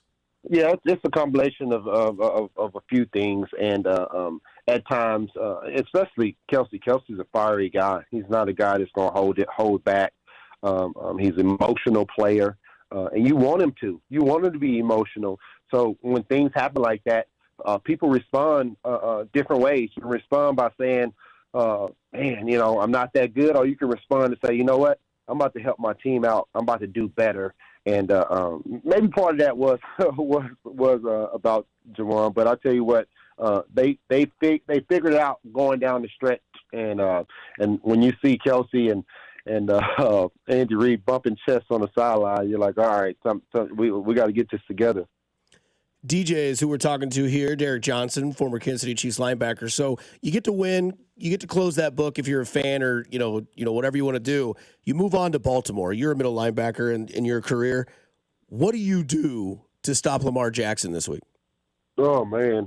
Just say a little prayer first, but I tell you what, Lamar is whenever you play against a team that has a dual threat quarterback, it's always hard on you because you can cover everybody, and then if you don't keep him in the well or keep him in the pocket, he can kill you with his legs. I mean, probably one of the best running quarterbacks ever. And I should say he probably is the best running back quarterback ever, which that says a lot, especially when you add in the run game. And that offense under Lamar Jackson is moving. He plays a lot of confidence. That's a team that's going to be at the thick of it at the end of the year, like always.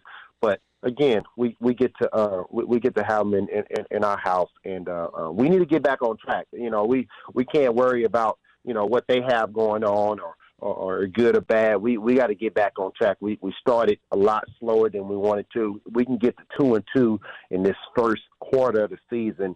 That's what Andy Reid's talking about right now, trying to get to 2-2, and we're home. So that's a great time.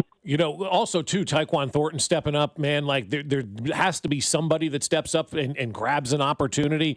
Give Brett Veach credit for going out and signing this guy that nobody ever heard of except for like Bill Belichick when they picked him in the second round a couple of years ago up in New England. But this was an under the radar type of signing, and he's turned into the best offensive weapon we've had over the first couple of weeks. That's a great point. Thank you. My hats off to Veach. Man, he's just been doing what he does, right? Bringing acquisition in that can help the team, that's going to work hard and it's going to fit in with the character of this Kansas City Chiefs team to help us down the road. And until Rice gets back, until Worthy gets back, we have a big play guy, which Pat loves it. Pat's throwing the ball. He's not holding back. Thornton's making those catches, those hard catches, man, highlight catches. It's exciting to watch, actually. DJ, what do you want to see change? Like, what's your one negative from this Sunday, and what's your one positive from this Sunday? Oh, man, negative would probably have to be just being able to get more of a passing yards for Pat. Just being able to light it up. We haven't lit it up yet, you know. Now we win efficiently, and we're really good on third down, which that was awesome. Defensively, we stopped them on third down, but being able to just get more yards and more exciting plays. I don't want him to put that cape on until he has to, and we put ourselves in a situation where we got to put him. He has to put a cape on. But defensively, man, that's the bright spot for me right now. Being able to just affect the quarterback and just be efficient and just dial them up, man. Spags is dialing them up when you talk about on third down and going to get the quarterback. So the defense is the bright spot right now, and that's no surprise, but it's pretty cool to see. What do you do about the kicker? Can Spags dial him up? Oh my goodness! No, that's special teams and kickers. Butker, that's a thing of its own. The special team it's like they have to. It kind of sucks that they have to kind of figure that thing out because they are kind of on their own a little bit, and they have some methods to get going, but that will help us going down the stretch so we can have a little bit more points. But yeah. Well, DJ, we'll talk to you again next Monday, and hopefully this team's sitting at 500 with a big win over the Baltimore Ravens. Yes, sir. Let's go. Yes, sir. Derek Johnson there joins us as he does every Monday, brought to you by Community America Credit Union, member-owned, open to all. Community America Credit Union, invested in you. Yeah, like that. Defensive guy saying he wants to see Pat light it up. Yeah. Please. Yeah, we all want to see it, right? Well, if you have Thornton and Worthy, just run streaks down the field. We'll pick one of you. But I think it was Collinsworth last night who even said, he goes, we got to stop judging this offense like it's 2018 all over again. And I think he's right about that. We all do that. We all think it's 2018 when it's 2025. 2018 is a very long time ago, guys. I mean, it is an eternity, a lifetime ago, and basically a roster ago. I mean, everybody is turned over on this roster except for what? Patrick, Travis, the kicker, Chris Jones, I mean, the long snapper. That's about it. Like, everybody is turned over. So the roster isn't even the same. The offense isn't the same as it's been since 2018. And so I think, as Collinsworth mentioned it last night, it's something that we all need to do a better job of, taking a step back and realizing this is not 2018. This is 2025. And also, too, guys, defenses are really good in the NFL right now. There were 9 non-offensive touchdowns scored yesterday in this league. Defenses are up to that level of offenses. And we didn't see how many people went over 30 yesterday in this league.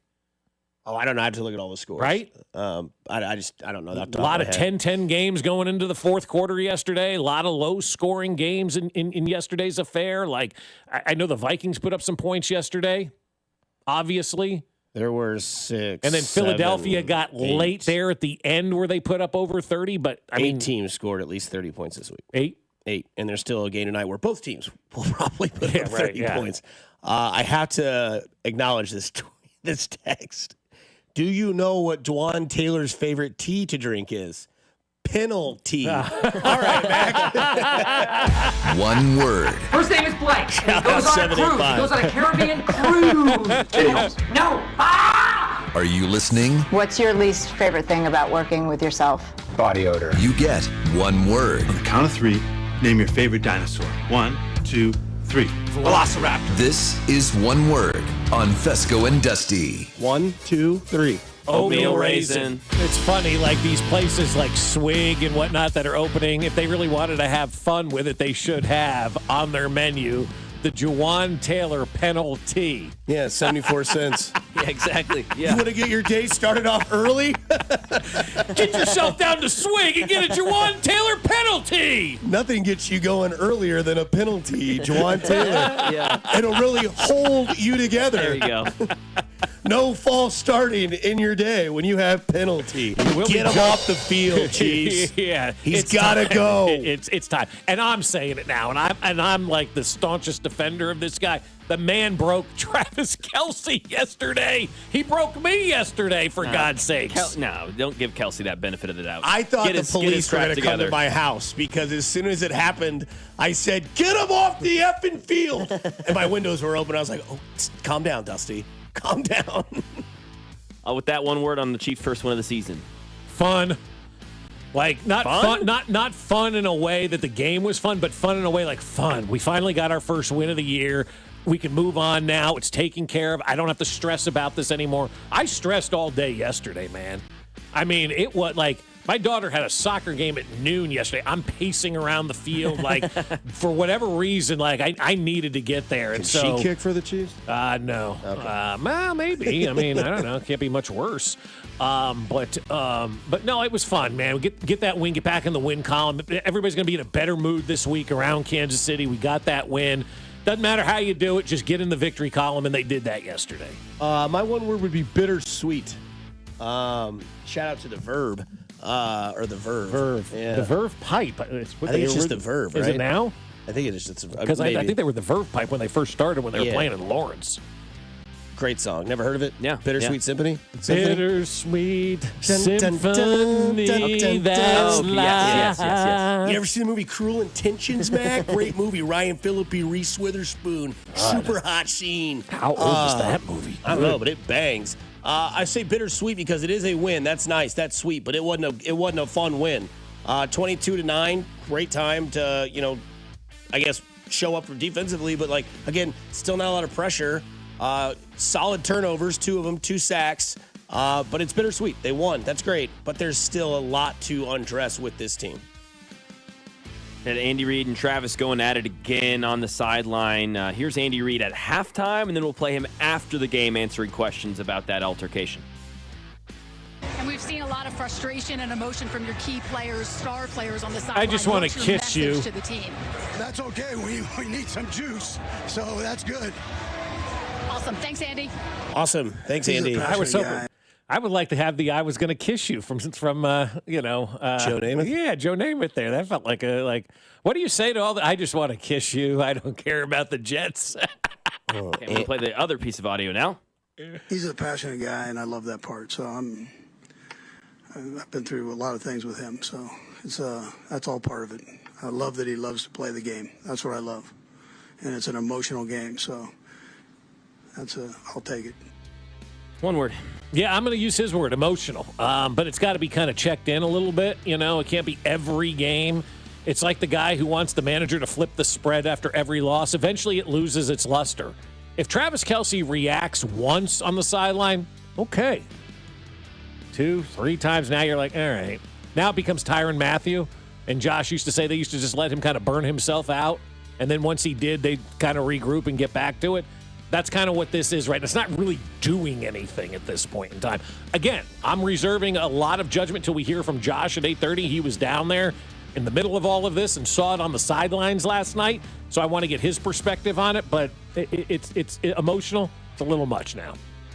Yeah, I think my one word would be confused because the halftime interview, Andy Reid's like, yeah, we need some juice, blah, blah, blah. I like that, see that. And then at the postgame press conference, it's, yeah, he's a passionate player. I'm sticking up for my guy because that's what I do. That's why all my players love me even after they're gone in my team. So I get that. But it's like, and then now, of course, the text line, I'm enemy number 1 today because I'm too heavy on Travis Kelce doing this for the 3rd week in a row. But then again, it's like all of a sudden people are like, well, it was Andy that initiated. It wasn't Travis that initiated. It was Andy that was we don't know, though, because we didn't get a good look at that. You know, the text line knows everything. So, like, when they were saying, like, it was Andy that kind of initiated the whole thing, not Travis, I'm like, I think Andy tried to calm him down is what Andy was doing. So, I don't know. I'm just confused by the whole situation. It's none of my business, but it is because it's noticeable on the sideline. It's the third time it's happened this season, not between them two, but it is. It's interesting. I will say that. That would be my one word. Allowed to do that. Andy's the head coach of his football team. He's the boss. Yeah, I think so, from the angles that we saw of that, it looked like Travis was starting to get angry, and Andy went up to him and kind of shut up. Stop bitching. Yeah, stop complaining. Yeah, if you want to change it, go out and change it. Yeah. I think that's what that was. Andy didn't. When's the last time you saw Andy yell? No. Anybody who's saying Andy initiated that is off their rocker. May have been in the garage a little bit too long yesterday for that one. But I'll be honest with you. Travis initiated. That was Andy going, dude, stop. I got it. Figure it out. You go make a play. Yes, you do something, man. Yeah. Come on. Screaming out here. The wheels are falling off. Feels like it right now with him at least a little bit. The wheels fall off, baby. All right, well, let's talk about some screaming in a good connotation for the Bears in the locker room. They get their first home win, or their first win of the season, rather, both. Here's Caleb Williams and Ben Johnson. First home victory. You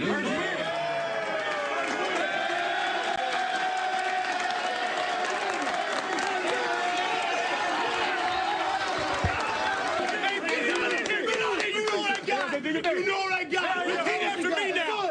Good, better, bad. Good, better, bad. Never let it rest. Never let it rest. Good gets better. Good gets better. And you better get better. And you better get better. Bears on three. 1, 2, 3. You know what my one word is for that? Passion. And I will say, by listening to that, I think everybody should now understand how hard it is to win a game in the NFL. They went out there and beat arguably the worst defense in the Dallas Browns yesterday, right? And they celebrated like they had just won the Super Bowl. And normally I would say, but you know what? It's so hard to win a game in this league. They took care of business yesterday. They got that win, and they're going to celebrate that win. And every win should be celebrated like that in the NFL, man. This league is just razor thin with the margins. And to be able to get one yesterday, even against a bad team, celebrate the hell out of it. Yes. Life's too short. I would say my one word would be unity. That was, if you missed the whole celebration, Ben Johnson gave Caleb Williams the game ball, and then Caleb Williams gave the game ball right back to Ben Johnson his first win as a head coach. You see a head coach and a quarterback bond like that, I can't emphasize enough how much that trickles down to the whole team. Caleb Williams has caught a lot of strays. He's been out of place a couple of times. They got to play Dallas, so I will give them that. But again, that was a game in which you can build unity, especially in that locker room. Everybody's in sync with the chant. They know that. They've rehearsed it. They've done it. And they were ready to go, and they executed it. And they won a game yesterday in which their quarterback looked pretty damn good. Well, it doesn't. And their head coach called a hell of a game. Yeah, it doesn't matter that you beat the Giants or the Cowboys or the Browns or anything like that. You don't know what one win can do for a lot of teams and a lot of people, because think about this. You've gone to work. We've all been there where it's like you're getting your teeth kicked in every single day at work, and you're like, why am I going in every day, right? Why am I doing this? And then you see a little light, and you're able to break through, and you're able to get a big victory. And then all of a sudden the door opens even wider, and you're able to knock down more doors, and you're closing this sale, and you're closing that sale, and you're doing that, and you're doing this. A little win like that for teams can be a big momentum builder for the rest of the way. You hear about it all the time. When did the season turn? Week 3 against the Giants, or week 3 against Dallas. You know, when we saw ourselves with all that hard work we're putting in finally result in a victory, we knew we were doing the right things. And that's where the buy-in comes. The Bears, man, I'll give them credit. That sounded like a bought-in team yesterday. Things still need to change on the offensive side. Are they still considered an offensive team, or is the offensive era for the Chiefs ending? We'll talk about it next year on 96.5 The Fan, your home for Kansas City Sports. Good morning, Kansas City. This is Trey Smith, and you're listening to Fescoe and Dusty on your home for Chiefs football, 96.5 The Fan. Brought to you by Golden Oak Lending. Do you need extra cash? Golden Oak Lending can convert your home's equity into cash in as little as 14 days. Let Golden Oak Lending cure your blues. Well, I was talking to a high school teacher the other day, and he was talking about what to do after college with some kids. He goes, some kids don't want to go to college, or some kids want to get into the trades. I said, I've got the perfect trade for you. It is the pre-apprenticeship program with my friends over at the Sheet Metal Workers Union. That's right. These guys are phenomenal, and it's a great way to start your career. The pre-apprenticeship program lasts 15 months. You start at $20 $24.55 an hour, increasing to $27.27 an hour after 3 months. And during that time and all times you work for the sheet metal workers, you're going to get family health coverage at no cost to the employee. Then when you start that first-year apprenticeship program, you're going to start making $30 per hour. So what do the sheet metal workers do? Well, they do industrial sheet metal, they do HVAC service and repair, and they do architectural steel as well. And sheet metal at the top of Bartle Hall, the Kauffman Performing Arts Center, and the Crown at Kauffman Stadium, all built by the sheet metal workers. Smart Local 2 welcomes everyone from seasoned professionals to those with no experience, and they offer career training, job security, and a path to advancement, all while providing the tools and support you need. For more information, visit them now at sheetmetal2.org. That's sheetmetal2.org. Having a financial partner who's all in changes everything. It's the difference between hoping for a home and holding the keys, between dreaming about your own business and actually opening the doors, between turning what ifs into what's next. At Community America, we're here for every moment, with financial expertise built around every part of your life. Because when you have a financial partner that's invested in every part of you, you can't help but feel like a star. Member owned, open to all. Community America Credit Union, invested in you. Well, I'll tell you what, my friend Dawn Sharp with the Sharp Homes team is flat out the best in Kansas City. And as you know, first impressions matter more than ever. With more inventory coming on the market, buyers now have choices. The Sharp Homes team helps you stage, photograph, and present your home so it's qualified buyers remember and want to fight to buy your home. And that's the difference with my friend Dawn Sharp and everybody else out there. She gets people bidding back and forth for your home. And the Sharp Homes team can also give you options. If you want to skip the showings and open houses and go straight to sold, that's awesome. Contact them to discuss their instant offer program. In fact, contact the only agent I would trust if I needed to sell my home. It's Dawn Sharp with the Sharp Homes team, brokered by Epic Realty. And she's so easy to find. Just Google Sharp Homes team. That's Sharp Homes team, where you can read from over 225 five-star Google reviews. Then you need to see Dawn Sharp today. The average agent sells 4 homes per year. In the last 12 months, Dawn and her team have sold over 150 homes. So check them out now on Google, Sharp Homes Team. That's Sharp Homes Team, and start packing. Hi, I'm Dustin, your friend and jeweler at Shane Company. As director of diamond sourcing, it's my job to make sure every single diamond is worthy of a Shane Company engagement ring. Our team travels the world to see diamonds in person and handpick each one. That type of dedication only comes from working for a company that's been a family business since 1929. No matter your budget, your diamond is guaranteed to be the most beautiful because a friend wants you to pick from only the best.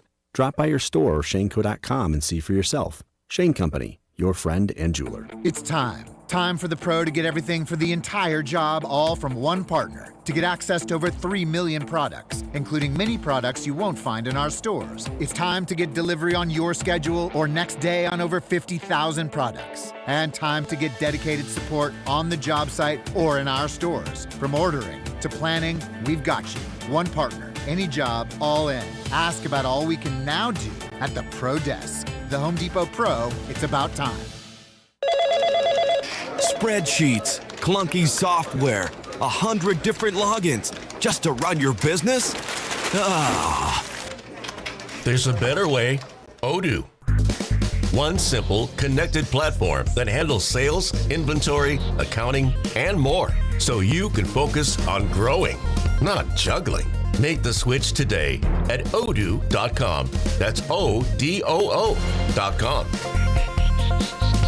Actual price will depend on product and subscription plan. Featured products are compounded drug products, which the FDA does not approve or verify for safety, effectiveness, or quality. Prescription products require an online consultation with a healthcare provider who will determine if appropriate. See website for details, restrictions, and important safety information. Want a boost in and out of the bedroom? Hims has you covered. Introducing a new 2-in-1 approach to level up your game. Tadalafil for better bedroom performance and zinc for testosterone support. Put it all together and you've got what you need to turn things all the way up. Getting started is simple. Just go to hims.com/joy to start your free online visit. Through Hims, you can access ED treatments including pills, chews, and more. 100% online. No office visits, no pharmacy lines. Just fill out a simple intake form and a licensed medical provider will determine if treatment's right for you. If prescribed, it ships free and discreetly to your door. Find affordable treatment options at up to 95% less than brand names at hims.com/joy. That's hims.com/joy, HIMS.com/JOY. Here's traffic, brought to you by DM Injury Law. Have you or a loved one been in a car wreck? Contact DM Injury Law today and get the money you deserve. Car wreck? Remember, Mike's got this.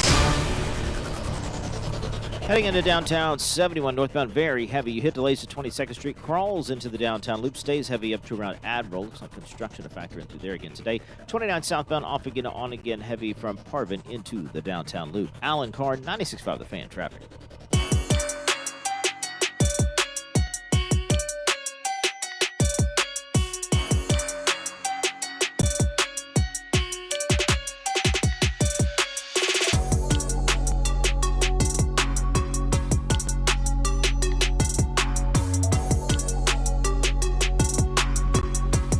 On 96.5 The Fan, Bob Fescoe, Mac Morey, Dusty Liggins with you on a show we like to call Fescoe and Dusty here on 96.5 The Fan. Chiefs victorious last night, 22-9. Got a stat in the win column, but there's still some questions on the offensive side, is there not?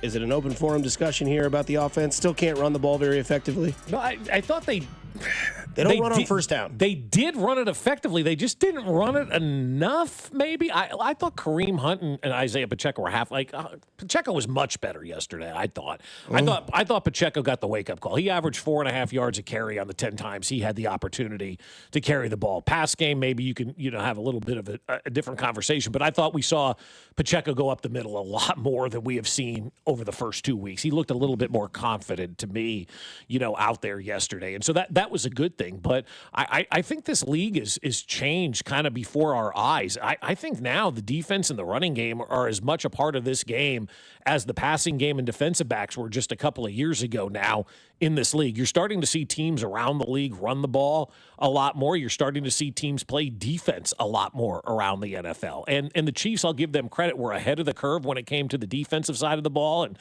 drafting all those guys in 22 on the defensive side and really making the defensive side of the ball a focus. But now I think they forgot to make the running game a focus, or they got left in the dust, maybe, if you will, with the running game. Like they weren't ahead of the curve like they normally are. The Chiefs for the last decade or so have been trendsetters in the NFL, not kind of following the trend. And I think they may have missed this one on the running back spot, but that's something you can rectify, as the season goes along, maybe with a trade or even this offseason. Obviously, it's going to have to be a priority for you. But I thought 10 carries for Kareem Hunt was nice. I thought 10 carries for Isaiah Pacheco was nice.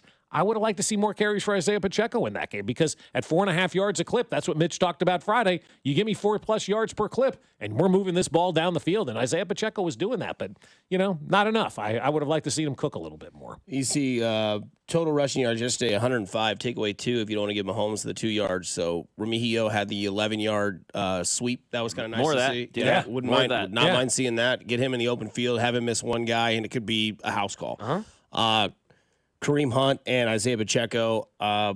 Look, I mean, that's what it's going to be. That's what they're. I mean, I guess that's what, unless they go get a dynamic running back that can kind of do it all. Do it. But then you're getting a guy in here and you're expecting him to live up to it. And every time they've acquired a running back with Andy Reid at the deadline, whether it be the jackass who sat out for a year, Le'Veon Bell, or LaShawn McCoy, both of those guys came in here were total zeros for this team. And by the time the year ended, I don't even know that they were on the active roster at the end of the season. So you can say, yeah, go out and get somebody. But so far, the guys that they have gotten at that running back position midseason have been total zeros. Now, that doesn't mean you stop trying, but the track record has been with Andy Reid as the coach. You get guys who knew the system and brought them in here and were total zeros in that system. They definitely readjusted at halftime. They did something. Would like to see Brashard Smith get him more involved. Screenplays. They ran a screen. Yeah. They finally did it. They went back to Andy Reid's bread and butter when he had a guy like LaShawn McCoy in Philadelphia, running those screens, getting that offensive line out. We'll have Josh Klinger on here in about 30 minutes to talk more about what a lot of you were concerned about with that last 2 drives without Kingsley or Simmons. So we'll see what Kling has to say about that, plus the altercation between Andy and Travis. Nobody has a better seat in the game than Josh Klinger when it comes to that sideline reporter that he does on the Chiefs radio network. But again, a lot sloppy in the first half, cleaned it up a little bit in the second half. You love to see Mahomes continue to go deep to Thornton. I will say that would be my number one takeaway. Huge positive. Is that Mahomes on that rollout to the right side and then just unheave that thing, 65 plus yards to Thornton, slid all the way down to the 1, and then do exactly what you're supposed to do. At that point, 29 goes in the game. It should be as well known as when they do the tush push that Jalen Hurts is going to run the ball. When we're on the 1 yard line, 29, run, he just gets in. And so that was a positive for me to see that. But, I mean, there's still some work to do because a guy that's just killing your buzz on the offense is Juwan Taylor. Man, like I don't know how much longer they can allow that to happen or what their option is, but 74 can't be an option, and that's an offensive problem. It's 100% an offensive problem. Harrison Butker is an offensive problem. Got to make those field goals. Got to get that trust back. Doesn't have that. Yeah, like when you're down and out where the Chiefs are from an offensive standpoint right now, and I say down and out, your two best wide receivers are nowhere to be found at this point in time. You have to have everybody raise their level of play. That's what happens, man. Somebody's having a bad day at work. You come alongside them. You help them out. A baseball lineup. Somebody's struggling a little bit. Okay, we're going to try to help this guy out, right? And you've got an offense right now that is down weapons, and nobody would say that this was 100% of an offense going into the season. You're down two big weapons at this point in time. There's no room for guys to go out there and make mistakes because this team is not able to overcome those mistakes. And that's why I say maybe we've put too much of an emphasis of thinking this is still 2018 and we have to do the little things. This team has kind of turned over the last couple of years into more of a defensive team. And while that was happening before our eyes, we weren't willing to let go of the offensive side and say, this offense just isn't the same as what we're used to. They've put all their resources on defense. Now, when you start to draft again and you start to look at the future maybe of this team, maybe they start putting their resources now back on the offensive side of the ball because they've got this young defense that's built up to withstand many offenses in the NFL. And now, going forward into next season, that's when you start to gather those weapons up on the offensive side of the football to make sure you do have weapons on every single level like you've had in years past for Patrick Mahomes. Well, I hope the defense is as good as it's been the last 2 years. That would be my concern because I don't know if they're going to be able to fit the bill because they've had to be elite these last 2 seasons with Mahomes carrying his side. Yeah. And the offense looks possibly even worse than it was in the last 2 years. I don't think anyone's expecting 2018, though, Bob. I mean, just competency, right? Stuff to look easy, things that could just chunk plays, right. Things like that. You've got the best quarterback maybe of all time. It'd just be nice if some things looked more simple. Well, they don't. And so it would be nice if I was 30 pounds lighter and $1 million richer, right? But that should be an expectation. That's a reasonable expectation. Right. No, That's not 2018. It is. You got the best offensive mind of all time. You got the best quarterback. But Let's go. But you also don't have weapons. And we like watch football all day, though, Bob. I know, but there's only so much that you can do when you have a right tackle that refuses to stay on sides. Okay, now that's a change that you can make, but there's only so much that you can do. Now, do I want a back shoulder pass like Aaron Rodgers threw to some cat yesterday? Yeah, I would love something like that. Like, why can't we do that kind of stuff? I mean, that's Aaron Rodgers and Calvin Austin that you're talking about. That's not elite guys. Right. You're right. I mean, and I even said that to you yesterday. I said, man, I wish we could get a throw like that. That'd be awesome. On the back shoulder. We're not at that point at this point in time. I just don't know. Like, I think once you had Rashee Rice suspended, you could kind of adjust. I really do think that Worthy going down was a big old punch in the face to this offense, and they went, damn. And maybe that's a lesson for them, not to put so much stock into one individual. But whatever it is, they did. It got blown up on the first freaking play of the season. Now, I would imagine we're closer and closer to getting Worthy back, at this point in time, and I would expect things to change a little bit.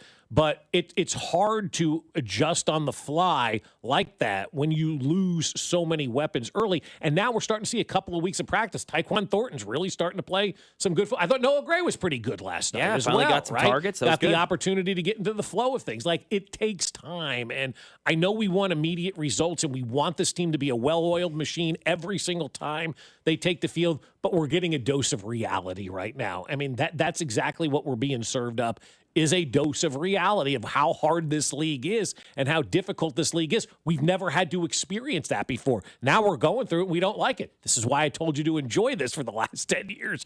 And those who didn't are losing their minds right now. Yeah, I mean, I just keep heaving the ball deep. Screw it. Throw them down there. If you throw a pick, it's like a punt. It's on the 2-yard line. Big whoop. Go let your defense get pressure and make a stop. I mean, just get a safety, get a turnover, get a strip sack, fall on it in the end zone, I definitely like that they keep going to Thornton. He's been really good. He's done his job, and that's all you can ask him. Somebody who's supposed to be a number 3, 4 option. I mean, imagine if this team had everybody together and it was Rashee Rice, Xavier Worthy, Hollywood Brown, Thornton. We'd have a completely different narrative. Throw Kelsey in there if you wanted to as well. 4 for 26, I think, is what Kelsey had yesterday. But again, more problems to fix. But one problem that you did fix is got in the win column. So they are 1-2. They win 22-9. What was in the script, and how did our parlay go yesterday? Not great. Here on 96.5 The Fan, your home for Kansas City sports. Good morning, Kansas City. This is Trent McDuffie, and you're listening to Fescoe and Dusty on your home for Chiefs football, 96.5 The Fan. Brought to you by Golden Oak Lending. Do you need extra cash? Golden Oak Lending can convert your home's equity into cash in as little as 14 days. Let Golden Oak Lending cure your blues. Well, I'll tell you, my friends over at QC Kinetics are saying, hey, you got to come over here to feel better, right? You've been trying your way for a while right now, but QC Kinetics is here to flip the script and get that old injury healed right.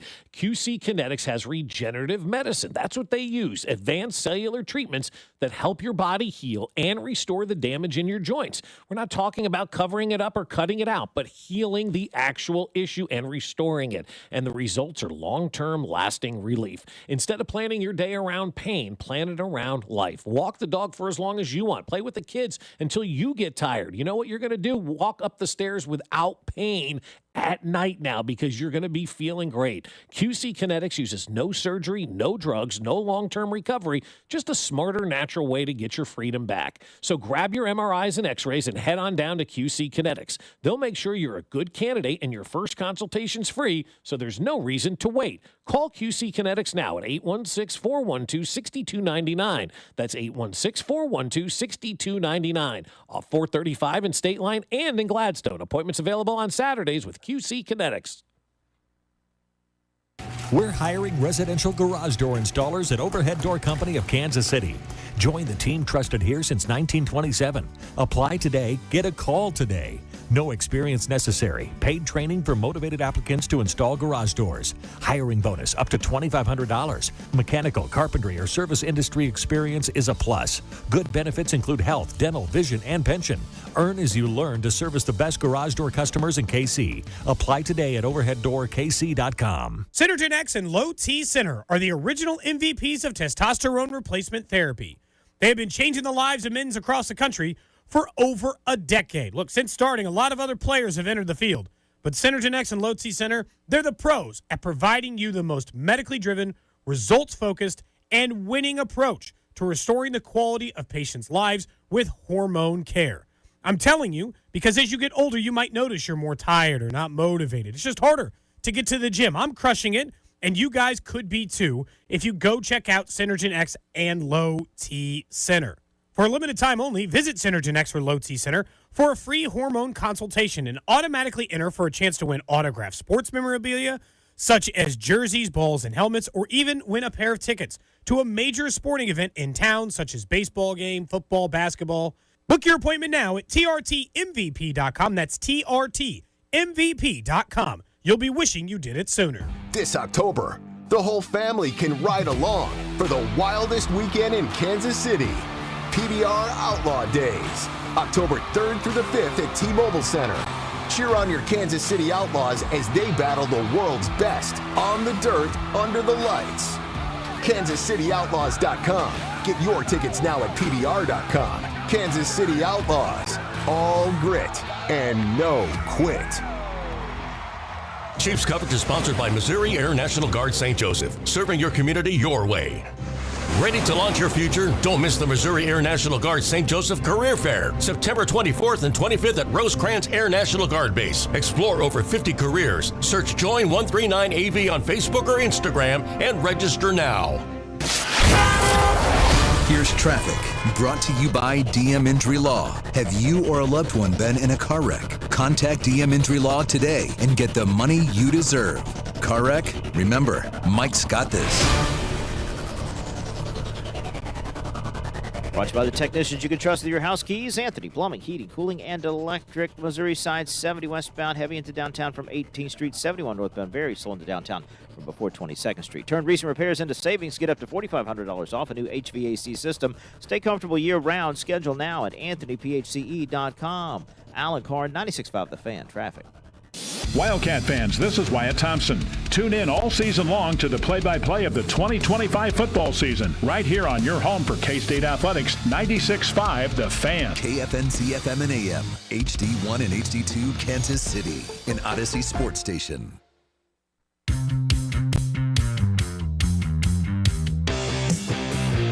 $16 to 9 Kansas City. First down and goal to go at the Giant 1-yard line. Handoff.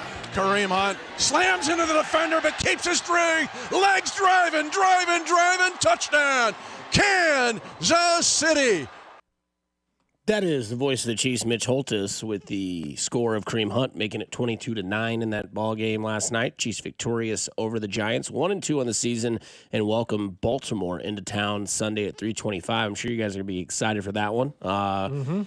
You guys enjoying your tailgating experience. That's going to be a big one on the docket on Sunday. That's going to be probably the game that a lot of people will be talking about, depending on what goes on tonight. Baltimore could be 1-2 as well, coming into Kansas City, who also would be 1-2. And then you look up above you, and you're chasing the Chargers, and you're chasing the Bills, and it's wash, rinse, repeat, moving on week after week as you try to get better and better and fix these offensive miscues. Hopefully your kicker can get more accurate. Hopefully your right tackle can change. And we can see this offense kind of make an uptick in performance because that's what we want to see. Well, yeah. I mean, obviously, as the season goes along and guys get healthy and back onto the field, I think we'll see a better offense than what we're witnessing right now. And, with this team, as you get ready for this Baltimore game coming up on Sunday, it is a big one. I mean, it's an opportunity now for you to get back to 2-2 and to finish that first quarter of the season at 500. And if I were to tell you a week ago that the Chiefs had an opportunity to be 2-2 after those first two games, I think you'd sign up for that right about now. And that's not a bad spot to be. 2-2 is 500. That's kind of, where this league strives to be. And then you have an opportunity to get to that seventh game, hopefully in a decent enough spot where when you do bring Rashee Rice back, all right, let's go. Everything's still in front of us. And so that's what you want to do. You just want to kind of tread water until you get the opportunity to get to that point in time where you get Rashee Rice back, where you get your guys all back to full strength and you have the opportunity to go out there and play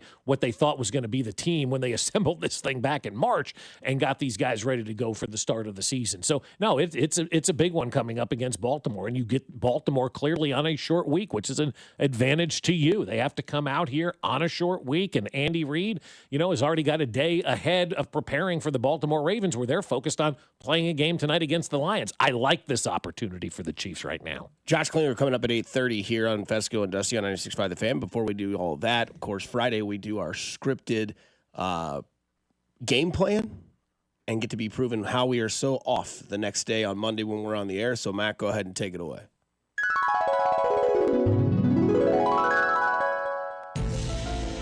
Let's get it started. Chiefs come out hot. Okay, they're going to score a touchdown on the first drive. Yeah, they can do that. I think they're going to hit a deep shot to Thornton. This is versus his former team. I think they're going to hit a shot to Thornton right out the gate. The defense is going to look good again this week. They'll get a little bit of pressure. Neighbors will have a good day, though. I mean, this secondary, they can do what they want, but Neighbors is just going to be able to do what he wants. Chris Jones begins to look to form, and Mahomes continues to look like the superhuman that we know that he is, that he's been this season besides, otherwise, ignore what Spector says, right? Who? Steven Schwartz. The rushing game. Mitchell Spector. The rushing game still isn't going to be productive or that high quality, but they'll get some momentum. Kareem Hunt will score within the goal line, as does Xavier Worthy. He gets on pay dirt. Give me Chiefs in a defiant win to control this game from quarter 1 to quarter 4, 27-13. Bob, you can go to bed early. All right, here's mine. The Chiefs have had enough. It's a bad week to be a Giant. The Chiefs are going to take out their frustrations in Jersey. The homecoming is just what Isaiah Pacheco needs after a week of being public enemy number one, and he has worn the brunt of this week, right? I mean, I think it's fair to say Isaiah Pacheco has been that guy that we're all going after. He runs like the Pacheco of old and will score 2 touchdowns on the ground. Worthy gets going, but it's via the run game, more than the passing game. He crushes the Giants on ends arounds and jet sweeps. The defense makes Russ look like the guy we saw in Denver, and the Chiefs go on to win this one 35-0. Chiefs win. They have to. But I think we see them run and run early. That's right. I said it. I can't say it more than enough. Run and run early. They get the screen game going, too, and I think it's Smith, the guy that we all want to see, the draft pick out of the 7th round out of SMU. Get him involved and let him show his skill set. I think Kelsey finally reads what is in the room. I think he becomes that leader. I think he has 5 for 55. That may not move you on the stat line, but that is what we need from Travis Kelce. That's good. Clutch 55 yards, a good third down or two, a touchdown maybe. I don't know. Bob would love that, obviously. Yeah, I love a Kelce touchdown. And I think with that sort of mentality, then you can get that deep ball going. I think they do throw the deep ball early. I don't know if it's on the first drive, but I think it is in the first quarter. And look, if Dak can put up 361 against this Giants defense, so can Patrick Mahomes. Patrick Mahomes in this game, 24 for 31, 302 yards, 2 touchdowns. I think that's a likable stat. I think I can believe myself saying that. I also think we see the same usage of Xavier Worthy that we saw Miami do with Jalen Waddle. I think the Chiefs win this game 28-14. Well, we all swung and missed on the Xavier Worthy. Yeah, I sent Mac a Snapchat after I got the information on Saturday morning. I was like, we should have known this. Like, it was smoke and mirrors. I thought it was a little early for him to come back, but I was in my heart of heart and red Chiefs glasses on thinking like, well, maybe if they're letting him go out there and practice, I mean, who knows? And then it was Saturday morning. Yeah, he's not traveling with the team either. He stayed in Kansas City. Okay. Duly noted. Well, it was one of those. We think we can beat the Giants without having to use Xavier Worthy, right? Like that was the clear moment for them. We think we can win this game without Xavier Worthy. We better win this game without Xavier Worthy because we need Xavier Worthy for next week against Baltimore. We need him for the following week against Detroit. So let's give him one more week. Don't have to travel, don't have to fly. You know, the pressure of flying and all that stuff with an injury is never any good. And you get the opportunity to rest one more week. And now, when the Baltimore Ravens roll into town, now we can unleash Xavier Worthy. And so, obviously, they didn't play him, and we swung and missed big time on that script. Smith did get a screen pass, right? But it didn't do anything, or was it somebody else that got the screen catch? He maybe had a little swing pass or something, yeah. Yeah, but he was more involved. It was good to see him at least on the field a little bit. Yeah. I still can't get over that Pacheco ran towards the opponent's end zone for a screen pass, or an out pass. And then we always do the somebody says, at least we were right on the script. Xavier Worthy did not have a negative play. That's true. Yeah. And then our Chiefs parlay that we do every week, I did trail this one this week. It was Travis Kelce anytime. Nope. Kareem Hunt over 26.5 yards rushing. Yes. Ding. And then I had Mahomes over 240.5. Did not hit. He had 223. Is that what he had? 224. 224. Yeah. So missed that one by about 25 yards. You know how many yards he had in sack losses? 223. But obviously that doesn't count. But you know, if he doesn't get sacked those 2 times and completes those passes, exactly. It's probably the over. Probably at that got point. it. Yeah. Hate to see it. Yeah, we're over 3 on the season now. That's great. So everybody should be betting against us. Like if you're betting against us, you're winning. You're cleaning up. You're thanking us. What's going to be your parlay this week? Parlay this week, Travis Kelce anytime touchdown, Chris Jones sack, and let me give a Trent McDuffie interception. Oh, I thought you were going to say Harrison Butker 3 for 3 for 4. Now I'm not going to. Come on. You're now. smart with your money? I'm smart like that. You know, I'll continue to bet on Travis Kelce getting an anytime touchdown, but I'm done betting on Harrison Butker making any kind of field goals at this point in time. Yeah, Tube's got to get in that ass. He really does, man. Like, what do you think Tube's going to do about it this week? Go back to your old ways, man. Like, because didn't he say in the offseason he was going to try to plant differently because that's what got his knee injured in the last season or something? He was going to stop planting like he was the last couple of years because he was hurt. He was healthy. So I thought, okay, great, that we're done planting, back to normal. But yeah, obviously. So there's the root of our problem.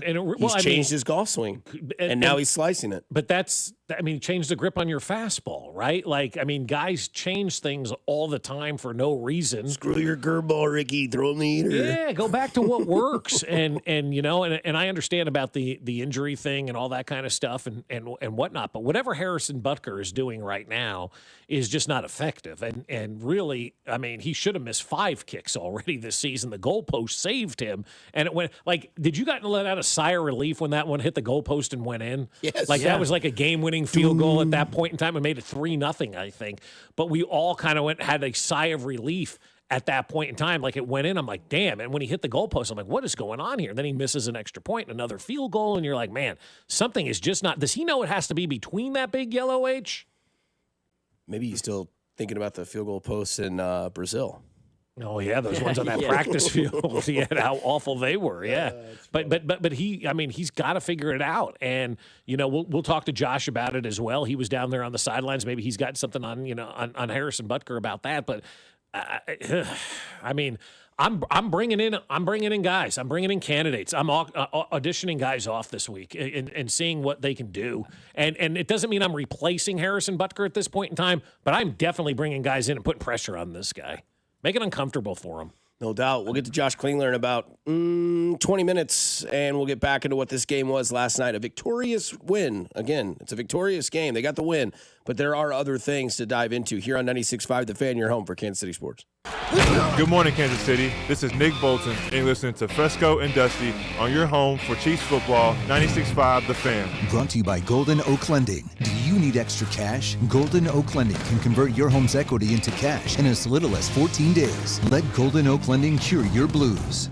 Well, I'll tell you, my friends over at Heartland Men's Health want to help you out, right? It's fall, and that's a great time of year. And many men remember their first time, but it's not the first time you're probably thinking about. It's the first time that erectile dysfunction ruined the moment. And if you're over 50, it's likely that you've had that first time yourself. But the good news is that if you're like most men, that first time can be the last time that ED impacts your sex life. Heartland Men's Health have treatments that work when the pills or herbals fail. And they have treatments with success rates well over 90%. Some treatments can even have you last an hour or more. So if ED has been affecting your intimacy, it's time to make the last time that happens the last time that happens. And call my friends over at Heartland Men's Health, because like I said, they have treatments that work. Schedule a consult with Heartland Men's Health today. Your initial visit is just $99 and includes a medical consult with a licensed medical provider, a T and PSA test, and if medically advised, a test dose. And if that test dose doesn't work in the office, your visit's free. They have an expert staff, and if you're like a lot of men, you could be having sex the day after your appointment. Plus, they have 3 locations: Overland Park, Independence between Blue Springs and Lee Summit, and North Kansas City. So call them today at 844-447-6600 or visit heartlandmenshealth.com. Fall's the best time of year to clean up the outside of your home or business, and the best way to do that is with a fresh coat of paint from my friends at CertaPro Painters. You want your home or business to make a great impression, and that starts with the exterior. And when you choose CertaPro Painters, you're choosing the best in the business for your job. CertaPro Painters go the extra mile. If there's a way to save you money, they'll let you know, and they take care of every detail from start to cleanup. So do what we did and schedule your free estimate at CertaPro.com. That's Certa with a C. Each CertaPro Painters business is independently owned and operated. Twin Peaks is the best in the game. Here, your favorite drafts are poured at a frosty 29 degrees, and rare barrel-aged whiskeys are served just the way you want them. It's bigger game days and bolder fight nights. I mean, where else can you find a scratch kitchen that always comes in clutch every day from lunch to late night? Only at Twin Peaks, the #1 sports bar. Twin Peaks Scratch Kitchen scores every time. Dig into hand-smashed burgers, chef-inspired flatbreads, and more at your local lodge. At Busey, banking is about more than numbers. It's about relationships. For over 150 years, we've been helping individuals, families, and businesses reach their goals with personalized service and local decision-making. Whether you're opening your first account or planning your next big move, we're here with the tools and support to help you move forward with confidence. Busey Bank, your partner for life's moments, both big and small. Member FDIC. Why take time out of your day for car service when the Shawnee Mission Ford mobile service team can come to you? Whether you're at school, the office, or even on the job site, our Ford certified technicians will service and inspect your vehicle. Any make, any model. Appointments start as early as 8 a.m., or we can pick up your car and even bring it to the dealership and return it when the work is done. Convenience, confidence, complete care. Schedule now at ShawneeMissionFord.com, because at Shawnee Mission Ford, we're on a mission to do more. This is the story of the one. As a custodial supervisor at a high school, he knows that during cold and flu season, germs spread fast. It's why he partners with Grainger to stay fully stocked on the products and supplies he needs, from tissues to disinfectants to floor scrubbers. All so that he can help students, staff, and teachers stay healthy and focused. Call 1-800-GRAINGER, click Grainger.com, or just stop by. Grainger, for the ones who get it done. If you could hear Old Spice Fiji Antiperspirant, what would it sound like? First, you'd start with Fiji Antiperspirant's amazing scent of palm trees. Add pure notes of fresh coconut and layer on 24/7 odor and sweat protection. You won't hear any dyes or parabens because with Fiji, you won't have any. So while your regular antiperspirant sounds like this, Old Spice Fiji sounds like this. Sounds like it smells amazing. What's up, football fans? Picture this. You bet on your favorite player to score the first touchdown in the game, but his teammate scores instead. If this happens, BetMGM wants to give you another chance at the end zone. With BetMGM's second chance promotion, you'll get your stake back if your first touchdown scorer scores second instead. That's right. Bet on any pro football player to score the first touchdown of the game. If you're right, you win.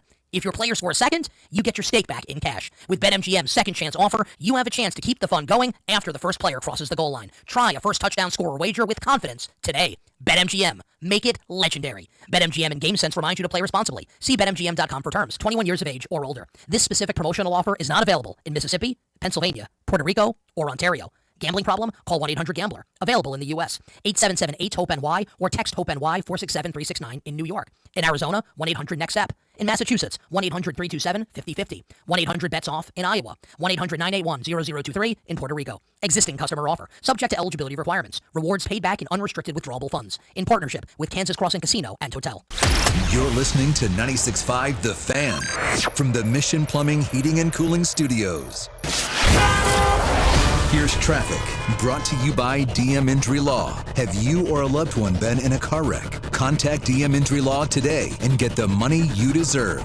Car wreck? Remember, Mike's got this. 71 northbound heavy into downtown from 22nd Street, crawls up into the downtown loop, stays heavy up towards Admiral. Construction takes away the right lane as you make your way towards the Paseo. 70 westbound off again on again, slowdowns into downtown from Truman. Alan Carr, 96.5 The Fan, traffic.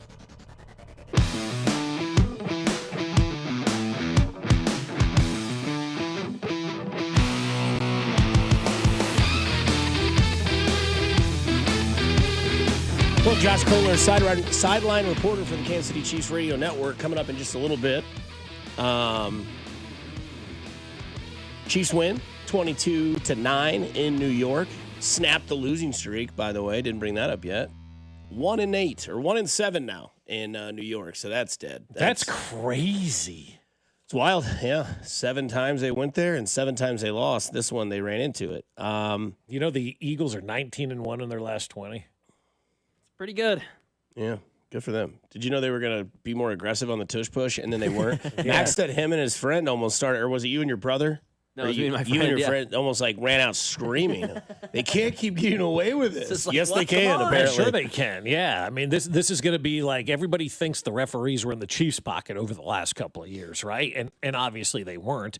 But this one here is just ridiculous. And I was reading something on Pro Football Talk this morning, and Mike Florio said that he talked to an official and said, hey, this is what they voted for, so screw them. You know, like the referees are like, we're not bailing you out. You voted to keep this play in place. We're not gonna bail you out. And the only way the referees can truly officiate the tush push play, which again there were guys moving early this week again, and it's going to become a theme, if you will, for the entire season in the NFL. The only way that it's going to be policed by the referees is to kind of have that rogue official who wants to go out there and enforce this, and will start calling it on every single play. But it sure seems like the referees have gotten together and went, you guys made your bed. This is too difficult for us to officiate. We're not going to throw a flag. What if we're wrong? And then they show the replay of us being wrong, and then I get a demerit, or however they grade, because the NFL fires referees after every season, right? They demote them, they fire them, they move them to whatever else and whatnot. Not like Major League Baseball where you can be Angel Hernandez and stay employed for a generation. In football, you make mistakes, you're gone. And so I'm sure the referees are probably thinking, well, I'm not going to call a flag like that. If I make that mistake, that goes against me. That goes on my ledger. That goes on my final grade book. And so I understand why the referees aren't going to call that now and say, we're not here to cover up for the rule that you made. If you want this rule fixed, don't look at us to be the police on this one and enforce the rule. You guys should have changed the rule. So until you guys fix it, we're not doing anything about it. Mac, we went to break a little bit ago. You had something you were cooking up in your mind that you wanted to bring up to the show? Well, I'm just thinking about kind of our standards and the way we think about this team and what's okay, what's not okay, where we draw the line. And I was thinking, Bob, you and others are kind of like, all right, let's bring in some competition for Harrison Butker. This is it. I've had enough, right? 5 missed kicks in 3 games. It's been a huge issue. Well, technically 4, but it would have been the 5th. You're right. You're right. 4 and a doink that he got lucky on a bounce. Right. So you're right. My bad. 4 missed kicks in 3 games. It ain't how you stylish points. You score. Exactly. We blame Butker, we're like, all right, 3 bad games. This guy 3 months ago, we're talking best kicker of all time, Chiefs Ring of Honor, Mount Rushmore when talking about this dynasty and who's important to it as far as players on the field. 3 weeks in, let's bring in some competition. We've had enough. We're now on 3 years of watching this offense seriously struggle. And we don't really hear a peep from this show, at least about Matt Nagy or Andy Reid. I just don't know where's the line. Why is that? I don't understand. Well, let's take the head coach and coordinators, and we'll look at all three, or four if you want to throw the special teams. They're a victim of circumstance. Like, they have to have other people step up and do their job, right? And so there's a lot of debate on whether or not Andy Reid called I have no idea what play Andy Reid called ever. Not one time except Wasp, and we know about that because they had it mic'd up, right? We don't know the plays that are being called. We don't know who executes. We don't know who doesn't execute for the most part, right? There may be a great play, and you go, oh, boy, that guy totally screwed up, but he's wide open, he catches a touchdown, but he ran the wrong route, right? Like, there are so many minute things that we don't understand. A kicker we can all see. It's very obvious, and there's really nothing else that you can blame when you're talking about the kicker other than the kicker. Now, if it's a bad snap, that's one thing. There haven't been bad snaps. James Winchester has been as good as there is in the history of the NFL. All accounts, all the holds seemingly are pretty good, right? So I think when it's a player like a kicker especially, right, we can all see that. We all know that guy missed. We all know that guy hit the upright. We all know because it's visual evidence. We don't really know what Andy Reid is calling or even Steve Spagnuolo is calling at that point in time on the defense. If the players go out there and make the plays, well, I guess they executed a great play by Andy Reid. If they go out there and the pass is incomplete, why did he call that? There's just so much gray area. With a kicker missing kicks, it is black and white. No doubt. It's hard to be, affirmative about everything with the offense when you're talking about. There's so many moving pieces, right? But there's one common denominator over a couple years, right? Things keep happening. At some point, someone's got to answer for why is this happening? And you can't keep saying, oh, injuries, at some point, you've got to answer the call. You got to do your job, too. Like, we watch football all day, guys. I mean, the Bucs lose Mike Evans, their number one wide receiver, one of the best wide receivers in the 21st century. Mm-hmm. They drive the ball down the field, and they win that game. They do it. They figure it out, right? So I don't know. Yeah, the offense starts and ends with Andy Reid. It really does. He's the guy. I mean, you have an offensive coordinator in name. He's not calling the plays. I keep saying I've called more plays than Matt Nagy has called right now, right? And so the offense is it the offensive line? I mean, as much as we love those guys in the middle, there were a couple times yesterday where they were, lost. Obviously, maybe switching out Juwan Taylor changes everything, and Andy's not recognizing that. Maybe he's loyal to him. I don't know. I'm just kind of talking through some things. I get it. Me too. That could potentially, get this offense moving in the right direction. But I will say there's probably organizational blame more than anything. And I'm part of that as well because I'm not a running back truther. It seems like the league has now shifted back to where we were. I don't want to say the 80s, but defense and running game are major in this league right now. Mm-hmm. And the Chiefs, I think, missed as an organization, maybe on the running back era starting before. I think they're behind the curve on that right now. It's been a year and a quarter now of this, this kind of running back era that we're in right now. Came on fast last year. For the most part, we've been used to the Chiefs being the tone setters in this league, right? The trend setters in this league. Whatever the Chiefs do, everybody copies, and boom, there we go. Well, other teams kind of went off in a different direction. They said, well, let's start loading up on some running backs because wide receivers are getting too pricey right now, right? And so they went on to the next. The Chiefs were early on the wide receivers, not paying those guys, but they didn't backfill with the running back. They probably should have backfilled with running backs a couple of years ago if they wanted to be the trendsetters. Right now, they're behind the trend with the running back position, and that's everybody from Veach to Andy to everybody involved who's determining how this roster is going to look. I think they overlooked that running back position now, seeing what it's been doing in the NFL and really seeing what else you have on your team for that matter. I think we also overlooked the fact that we just don't say Matt Nagy doesn't do anything. I think that there is still some sort of message. There's still some sort of game prep. And the analogy that I can give you is that when you go to a restaurant, your server does not cook the food, correct? Like he doesn't cook the food, but a server can ruin your experience. The chef cooks the food. The server puts the food into the system. Yep. but the server can mess up the order. The server can say, oh, I forgot you didn't want blue cheese in your salad. Your salad comes out, there's blue cheese in your salad. Now you have to wait, refix that, bring it back out. Did they just dump the blue cheese off at that point in No, time? they give the salad to the servers. But they just, again, like Matt Nagy has a role in this offense. Like he has to get these guys prepared for this game. Andy Reid might call the plays, but somebody has to spread the message throughout the week in the game plan and the prep. Just like when you go to a restaurant, the chef's going to make the food. We know that. The chef's going to cook it. He's going to have it plated. He's going to send it out. The server can either mess up your order and ruin your experience. The server can be off. He can be rude. He knows what the game plan is going in. I ring the food in. I grab the food. I check on the table. I get them their needs. Yes, Andy Reid is calling the plays, but Matt Nagy is your offensive coordinator. Matt Nagy does have some sort of representation with this offense. And again, like whether that is to call guys out in press conferences or whether it is to go into Andy's office with a fistful of rage and be like, Andy, I can't have 74 on this offensive line. Andy, I've got to try to get Rashard Smith involved in this offense. I know he's a rookie. I know he's got the skill set, but we need to have somebody with electric sort of playmaker ability back there because it ain't 10 and ain't 29. We know what 29's role is. Inside the 5-yard line or a tough yard to get, that's Kareem Hunt's role. Isaiah Pacheco ain't filling that role. I've got to do more with what I have that's not available to me right now. And I think that's where we can see this sort of thing maybe change up a little bit because Mac is right to a point. This offense has been absolutely atrocious. Yes, there are injuries. I totally get that, right?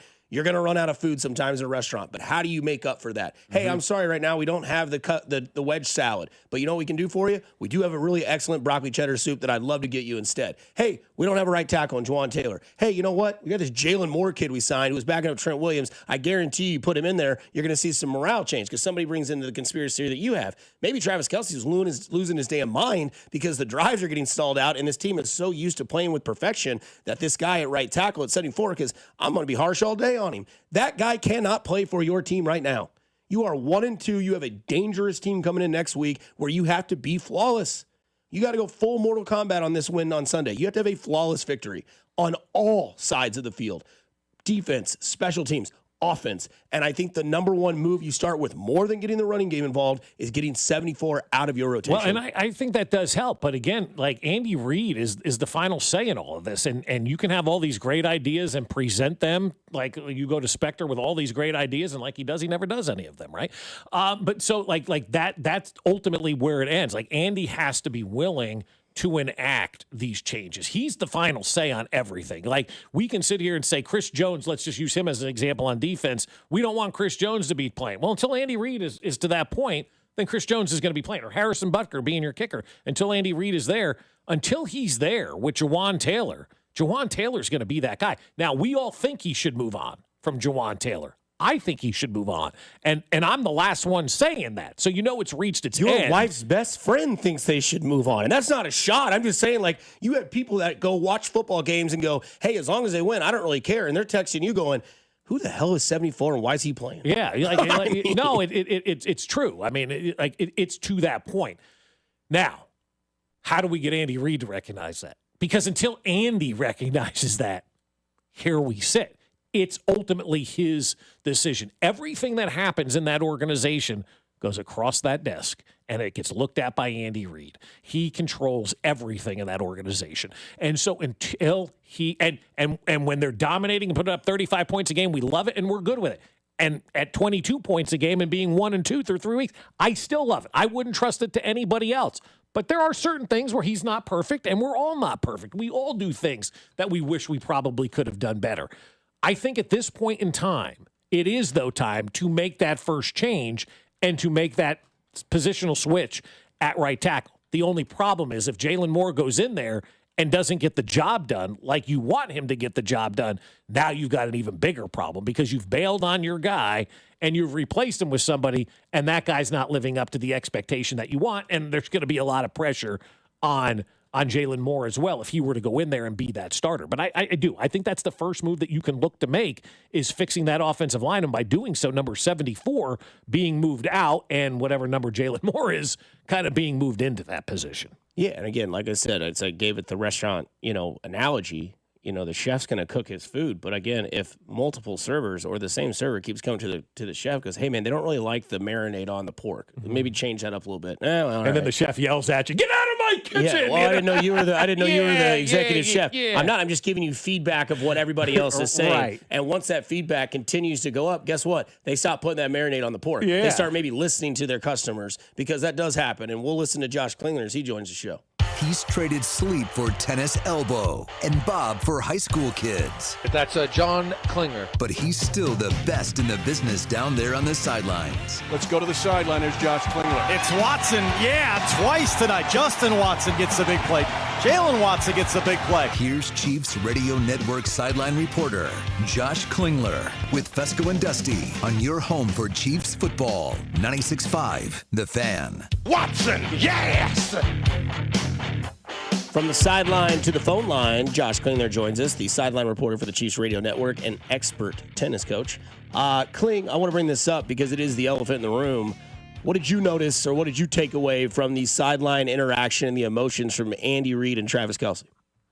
Well, Travis Kelce, this is, pretty much like 3 weeks in a row that there's been some kind of outburst, and whether or not you consider that a positive or negative kind of outburst, I suppose you could leave that up, but there's been 3 kind of out of character, at least over the last few years, emotional outbursts. And obviously the interaction with Andy Reid caught the most attention, but he and Matt Nagy were really jawing at a high volume as well. He was really hot when he came to the sidelines, and I don't know. I don't know what the read of it is right now. I just feel like that it might be a guy who knows his days are numbered and wants everything to be perfect. So, and it can't be, right? Right. But I don't know. I just looks like to me that Travis just wants everything to go absolutely 100% well, and when it doesn't, he's getting kind of frustrated at this moment in time. Also, I think he's probably gotten to an age as well, and a comfortable position as well. He's got a different relationship than a lot of people do with Andy Reid. I do worry a little bit that I don't like that stuff filtering down necessarily. He's got a relationship that's different than number 53 on the roster does with Andy Reid, but I don't know how many of those you can have and it not look like a negative to especially the younger players. You're trying to build a cohesive group, and when one person strays, that can be a problem. So they have said they don't think it's a problem, but we'll see if it does lead to something different. Andy is really good at deflecting everything that could be a potential distraction, but this has been multiple games in a row now that Travis has been frustrated. Yeah, see, I saw him react like that last night, Josh, and I was having the same reaction myself because it was right after the second Jawan Taylor penalty that cost us potentially points. So I just assumed he was yelling at Andy to get his sorry ass out of the game. It could be. It very well could be. I don't. They didn't elaborate as to what kind of led up to that, but yeah, there was offensive frustration at that point in time. There was offensive frustration that entire first half again because it was another slow start, another weird slow start, and I got nearer the locker room at halftime than I sometimes do, just to see if I could gather anything yesterday. And when they came out of the halftime locker room, all they were yelling was energy, energy, energy. So I'm guessing that was, once again, kind of a theme, like don't play with less gas because it's been a problem to start games. You shouldn't have let that team hang around, right? Right. I mean, that's a cardinal sin to let a bad team kind of hang around, and the Chiefs did that for far too long last night. Yeah. How much trust are you starting to see in Mahomes and Taekwon Thornton? Well, it's funny. I kind of noticed that dating back to OTAs. I tweeted something at OTAs about how I thought Taekwon would be the training camp favorite. And I thought at that point in time, I'm like, he's going to be like a little further down on the depth chart. But there were just a few plays that I saw here and there where it's like, man, it looks like he's got Mahomes' trust. And Mahomes is willing to kind of try some things with him, especially down the field, and to use those skills and down near the red zone. And I thought, okay, I'm going to keep an eye on it. But then it was, can he make the team kind of thing? Yeah. But now you see more and more, like the trust factor's there with the quarterback, and that goes a long way. You get Mahomes' trust, and you are reliable, he's going to keep going to you. And obviously he's got an opportunity now with a couple guys out to earn more and more trust. But you're like, okay, that's a nice piece that when you get Rice and when you get Worthy back, can you still get another piece in the mix in Taekwon Thornton to do some things that are a little bit different? I think the answer is yes, and I think the quarterback does trust him. What about, though, with the offensive tackle and Jawan Taylor? We kind of joked about it. Are you ready, Josh, from where you sit and watch the game, to make a change and to put Jalen Moore out there? Is it time to do that? Or, again, is it us overreacting? Well, I don't know where their decision lies. I mean, if it's you or I, it's something different, because I'm tired of just like glancing at that side of the line before every snap. I'm like, stop it. Like, I just watch to see if he moves early, right, all the time. And so I don't know if that's going to be an us versus them thing. It probably is. I mean, I think that for now, for this year, I think he's the right tackle. But it just becomes are you just tired of seeing the same thing over, and just try something different and see if it can be better. I hate to be that, right? Try it just to see, but it's kind of gotten to that point where I know my eyes gravitate towards the right side of the line all the time, and it does kind of get on my nerves. Like, okay, I just want it to go away. I just wanted to play well and go away and not worry about it. But I would say it's probably not going to be anything different along that line. I think it's still going to be the same parts. And then Simmons being out kind of late in the game, kind of interesting as well, because I think 2 games ago they said that he was kind of a little bit dehydrated. He was chatting with the trainers a little bit earlier in the game, and I didn't see him necessarily take any extra fluids, but I'm not wondering. And he was on the injury report as ill, last week. So I wonder if it was just more precautionary. They said there was nobody extra injured, after the game. But that one to me kind of struck me as, well, maybe he wasn't feeling all that great kind of late in the game, and you could put an extra offensive lineman in there and be okay. So I suppose it depends a little bit, too, on the status of Simmons, if there's anything more to that than just a couple snaps at the end of the game. Kling, your friend for life, Bob Fescoe, is very, very worried about one Harrison Butker. What say you? Yeah, that's another one where it's like, here's what I would do versus what I think what they would do, right? But I'm guessing it's going to be a get back out there and practice. Don't over adjust, which kind of looks like a little bit right now. Like, is he doing something adjustment wise as a kicker? And it's the golf swing. He's out on the driving range and he's messing around, and now he's got off kilter. I think they're going to be very, very patient with him. Certainly, he's kind of earned that. But yeah, you can't leave points out, especially this team right now. You can't just leave points hanging. And last night's unfortunate when he's backed up for a super long extra point. That's the one that doesn't go in too. But yeah, he's been so doggone reliable that when he's not Mr. Automatic, you get a little bit concerned. But you remember he did go through a couple of spells, and they kind of let him work his way through it. And in the end, he ended up being that clutch guy you could count on. So got to imagine it's going to be the same type of thing that they'll work out some issues. He and Dave Tobe and everybody else will try to figure out exactly what's going on and get him back on track. But yeah, you'd like it to be a little more automatic where you didn't have to kind of sweat those out. Do you think Worthy's back this week against the Ravens? It kind of feels like it. I thought it was kind of strange that he didn't travel necessarily this week, but I suppose they just wanted, if they knew for sure he wasn't going to play, that they were going to take that extra spot and be able to use it. But it seems like you're kind of pointing towards that game, right? You're going to need probably all hands on deck. Could you get through one more week? Not to say that they were doing that, but could you get through a week with the Giants without him, but have him healthier and back for having everybody available as possible for the Ravens? I would err on the side probably of that. So we'll see how the week goes. But he's been out there at practice, the last couple of weeks. Probably hard to really practice getting hit, yeah, and how it's going to feel when you get hit. So one of these times that they feel he's healthy enough, he's going to have to go out there and test it. So yeah, wouldn't be surprised if he's back this week. All right. Well, when you see it at practice, wear white socks and don't lean, Kling. As always, stay out of trouble. That's Keep right. your head low. Absolutely. We'll talk to you And next on a month. swivel. We'll talk to you next Monday, and you get that nice 3:25 start, not a 7:25 in New York. Clean, we appreciate it as always. When'd you get back? Thanks, guys. 5 a.m. Oh, that's not too bad. Get back to bed. Yeah. Take care, Kling. I'm going back to sleep. Adios. Night. Good night. 5 a.m. He does not envy us. Coming up on the other side, who is the best team in the NFL? We ask, you discuss, we'll discuss here on 96.5 The Fan, your home for Kansas City sports.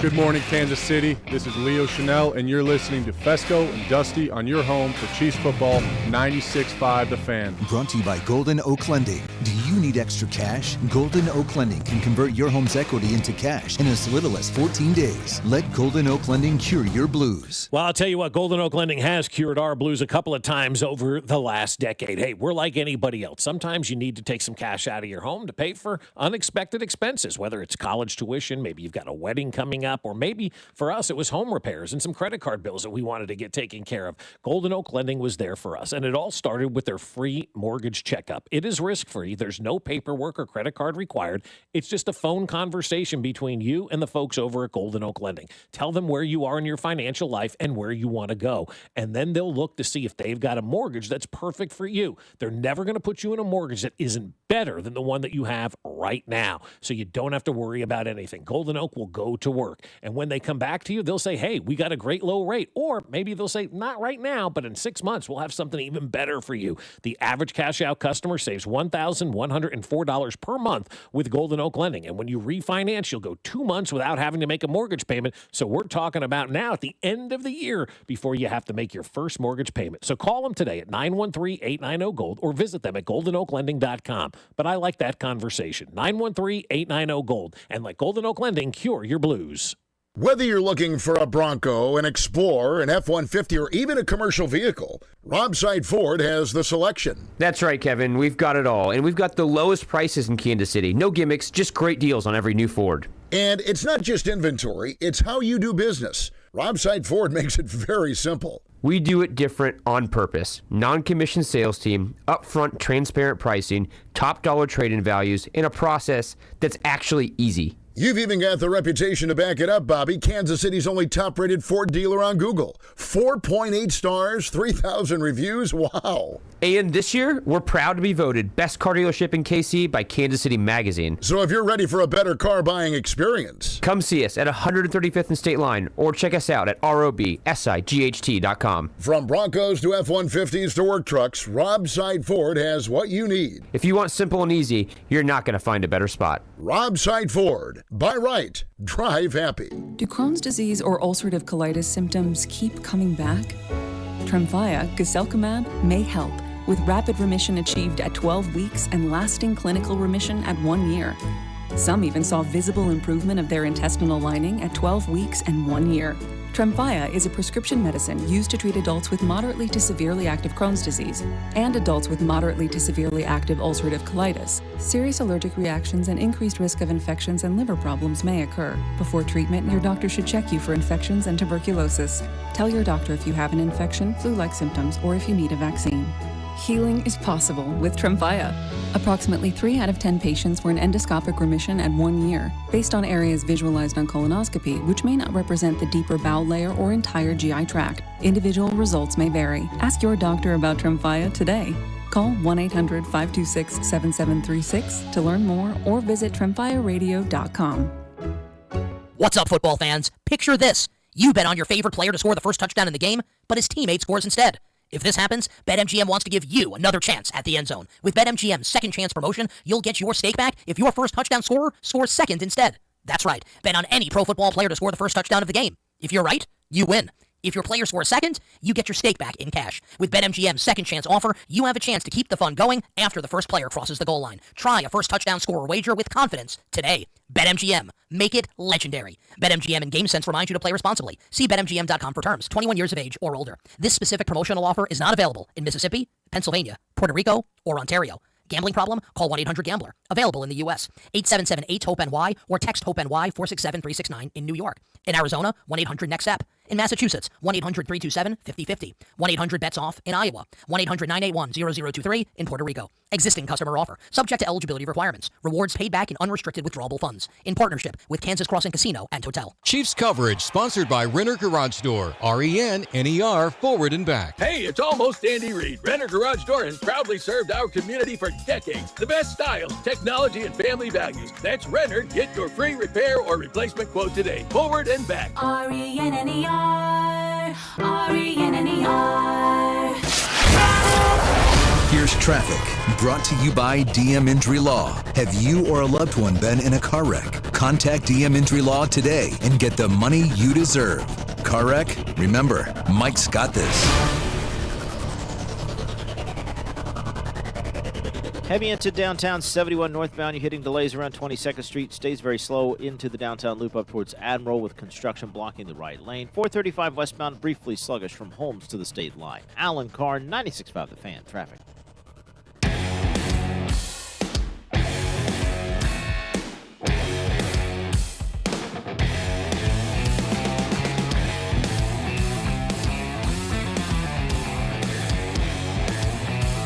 Back in on a Victory Monday. Whether you believe it feels like it or it doesn't, it's still a win. Win is a win, baby. Something they haven't had all year long. How about the Packers? They lost yesterday, right? They're probably saying, Tough. damn, I wish we had a win today. Yeah, what a bad game for them. I still can't believe that 2:30 to 3:15 window. I mean, that is just, I felt like, you know that meme of Ben Affleck when he's outside with a cigarette in his hand? Oh, yes, that's dude. how I felt. Such I was a good like, meme. oh, I got to wait. I got 4 hours for this Chiefs game, and I just went through that? Holy smokes. What a day yesterday it Browns was. were down 10-0 with 4 minutes to go. That's right. Yeah. What? Yeah, but the fact that they only put up 10 points too, Green. But Browns have a good defense. They do. But I They do. mean, Philadelphia was down 26-7. They won 33-26. with 4 minutes to go in the third, they were down 26-7. It wasn't like they were down 26-7 in the first half and mounted a nice long comeback. Oh no. I mean, that was fast yesterday for them. Crazy. We also didn't talk about that Rodgers guy for the Vikings. Yeah. 3 forced. That was incredible. That guy had 2 a touchdowns day. in the first quarter or something like that. They're saying it's the best defensive day maybe of all time. It was amazing. I mean, he gave him a 99.9. You had 2 touchdowns on defense in that game yesterday. One in like a 90-some-yard return, for an interception, and the other, he strips the guy, picks the ball up, and just runs the other way.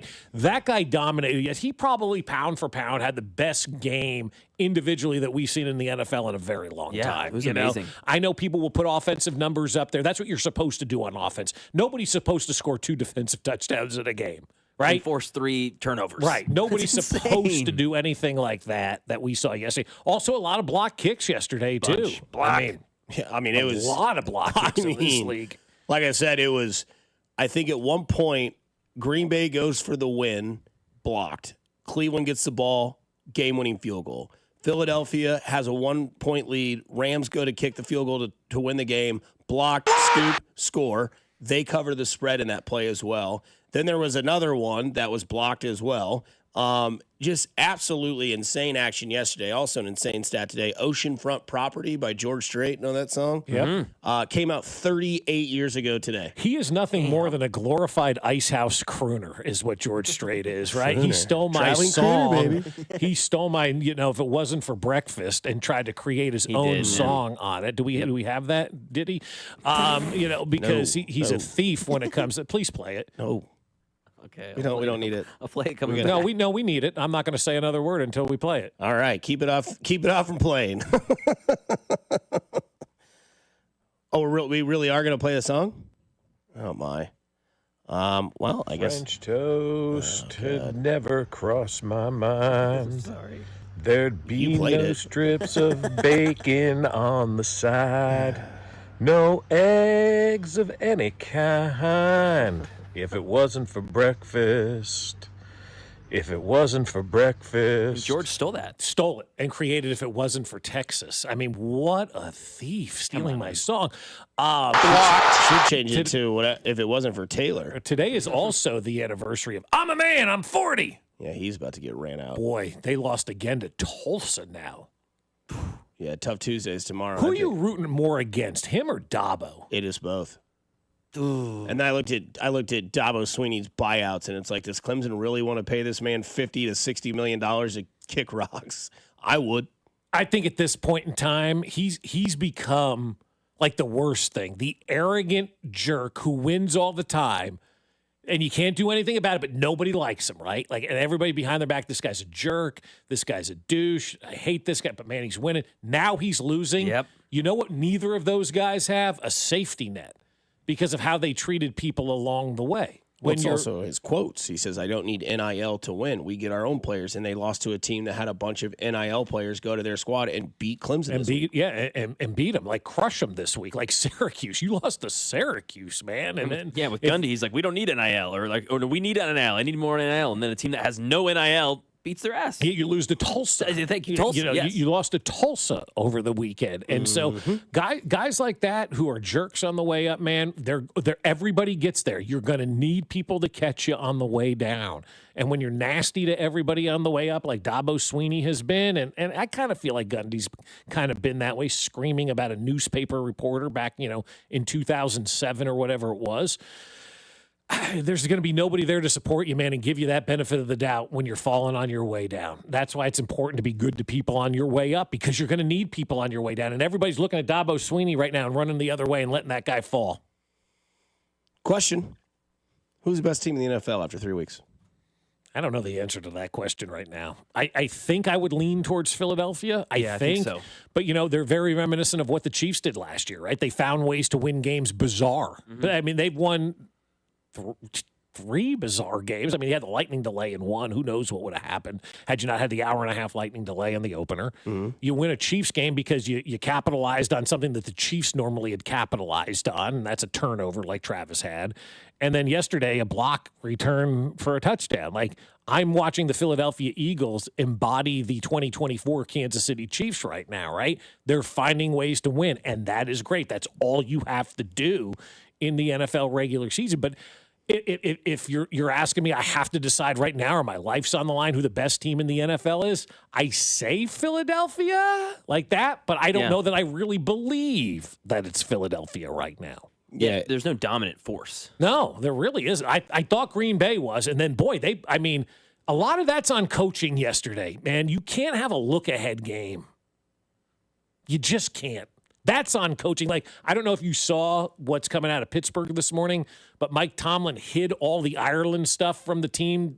We're not talking about it. We're not giving the schedule. We're not telling you anything until after this game against the New England Patriots, because that could have very well been a trap game yesterday for the Pittsburgh Steelers. And they almost lost that game. It was a very close game yesterday, right? They could have lost that game. So he didn't want to distract them with any of that stuff. How much conversation, ask yourself this, because, again, we're all human. How much conversation, if you're a member of the Green Bay Packers, did you have last week about the Browns? Or how much was it, we're getting ready to take on Dallas and Mike is going home soon? We just got to get through this week. Let's get ready for Dallas. We just got to get through this week. And you didn't take them seriously. You overlooked them. You didn't, whatever it was, you got beat by Cleveland. To me, when a team loses a game like that, that goes back to coaching. And he'll learn. If he's a great coach like we think he's going to be, he'll learn from that mistake. And hopefully, if you're a Green Bay Packer fan, he doesn't make that mistake again and you don't overlook another team ever again in the NFL. One stat that would always say like how a team has been is by point differential. The team, do you want to take a guess who leads the NFL in point differential? Ravens? No. Detroit? No. It is the Indianapolis Colts. Oh, that makes They're sense. plus 47 in point differential. Now, again, they just blew out Miami and then had a big win against Tennessee. The Chargers are plus 20 in point differential. Bills plus 31. Colts plus 47. Cincinnati, who is the fourth team right now after 3 weeks, obviously, because they're 2-1, they are negative 33. I was going to say, where could they possibly be? They lost 45-0 yesterday.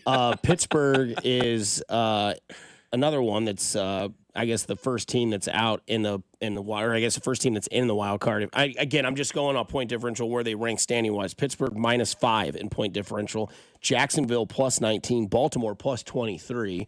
Kansas City sits at +4 in point differential when it comes to their dominance, if you want to call it that. Keep staying on the plus side, That's where you want to stay at. NFC is just absolutely bananas. I don't know who the best team is. I would say it's a toss-up between Buffalo and the Los Angeles Chargers. Wow. Yeah, you're in on the Chargers. Yeah. Why wouldn't I be? They swept their division in 3 games. They are pretty solid on defense, and it looks like Justin Herbert has taken a leadership role to another step. I'm not saying that he is prime elite quarterback, but he has taken that leadership step another step further, and the Harbaugh message is clearly effective, and it's working. It's working. No, there's no doubt. Those two got a really good relationship right now going on. Let's see how, sustainable it will be throughout the course of the season. But if we're sitting here right now, Chargers are in the conversation for best team in this league. Buffalo's in the conversation for best team in this league. The Saints, the Giants, the Jets, they're not in the conversation. I think combined, they're 0-9. So those 3 teams are out of the mix, out of the conversation. But the fact that we're having a couple of conversations about who the best team is, it'll be interesting to see after the first quarter of the season's over next week, kind of where we stand as we continue to move forward. Where we do stand is not fully eliminated yet. Josh Vernier joins the show next here on 96.5 The Fan, your home for the Kansas City Royals. Good morning, Kansas City. This is Josh Simmons, and you're listening to Fescoe and Dusty on your home for Chiefs football. 96.5 The Fan. Brought to you by Golden Oak Lending. Do you need extra cash? Golden Oak Lending can convert your home's equity into cash in as little as 14 days. Let Golden Oak Lending cure your blues. Well, I'll tell you what, my friends over at QC Kinetics are ready to help you feel better. That's what life's all about, feeling great and doing everything that you love. And if you've had joint pain over the last couple of years or maybe decade and you're thinking to yourself, I'll never be able to enjoy life like I love. No, that's not true. Go see my friends over at QC Kinetics because they use advanced cellular treatments that'll help your body heal and restore the damage in your joints. We're not talking about covering it up or cutting it out. We're actually help healing and restore. And the results are long-term, lasting relief. Stop planning your day around pain. Plan it around life. Plan it around walking the dog until you are tired. Plan it around playing ball with the kids until they get tired. And plan on going up the stairs tonight to bed. I know a lot of guys have knee injuries. They can't get up the stairs. But you know what? Tonight you're going to be able to do that with QC Kinetics because there's no surgery, no drugs, no long-term recovery, just a smarter, natural way to get your freedom back. So grab those MRIs and X-rays, and they'll make sure you're a good candidate. Your first consultation is free. There's no reason to wait. Call QC Kinetics now at 816-412-6299. That's 816-412-6299. QC Kinetics off 435 in State Line and in Gladstone. Appointments available on Saturday with QC Kinetics.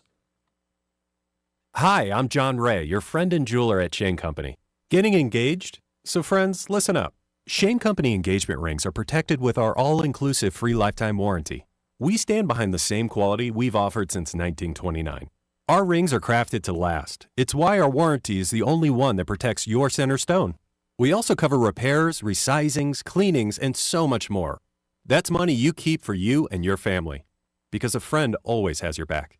Shane Company, your friend and jeweler. Twin Peaks is the best in the game. Here, your favorite drafts are poured at a frosty 29 degrees, and rare barrel-aged whiskeys are served just the way you want them. It's bigger game days and bolder fight nights. I mean, where else can you find a scratch kitchen that always comes in clutch every day from lunch to late night? Only at Twin Peaks, the #1 sports bar.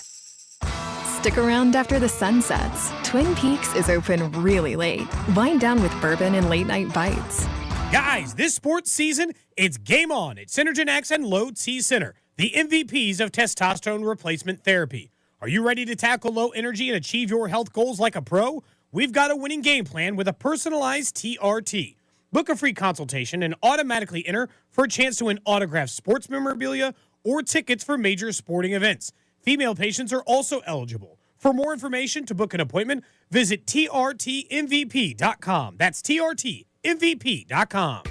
Get your home ready for the change in seasons with a $69 HVAC tune-up from Hamilton Plumbing, Heating, AC, and Rooter. Our pros can help you lower energy costs, prevent costly breakdowns, and make sure your system is running at peak efficiency right when you need it most. And it's all backed by our exceptional service guarantee. Over 40 years experience and more than 8,000 five-star reviews are great reasons to trust Hamilton.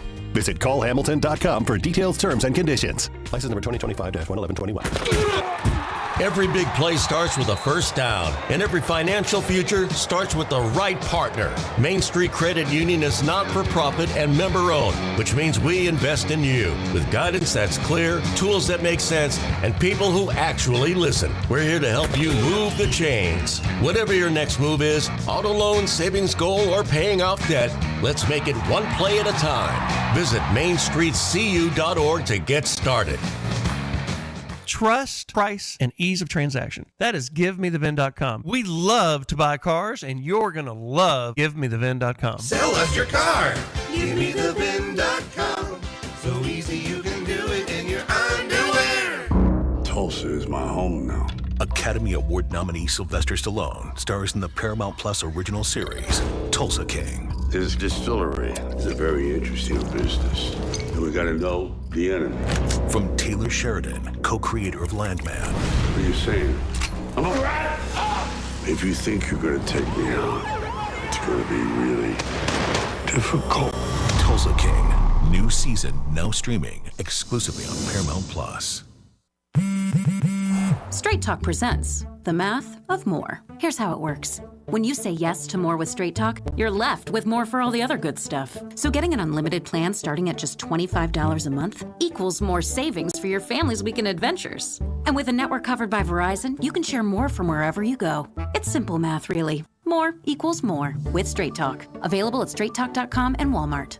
Taxes and fees apply. The $25 plan requires a compatible unlocked device and a new line of service. Additional terms apply. Sports brought to you by the Salvation Army and registertoring.com. Make it a tradition. Grab your friends or family and ring bells together for the Salvation Army. Just 2 hours can change lives this holiday season. Sign up today at registertoring.com. That's registertoring.com. Here's traffic, brought to you by DM Injury Law. Have you or a loved one been in a car wreck? Contact DM Injury Law today and get the money you deserve.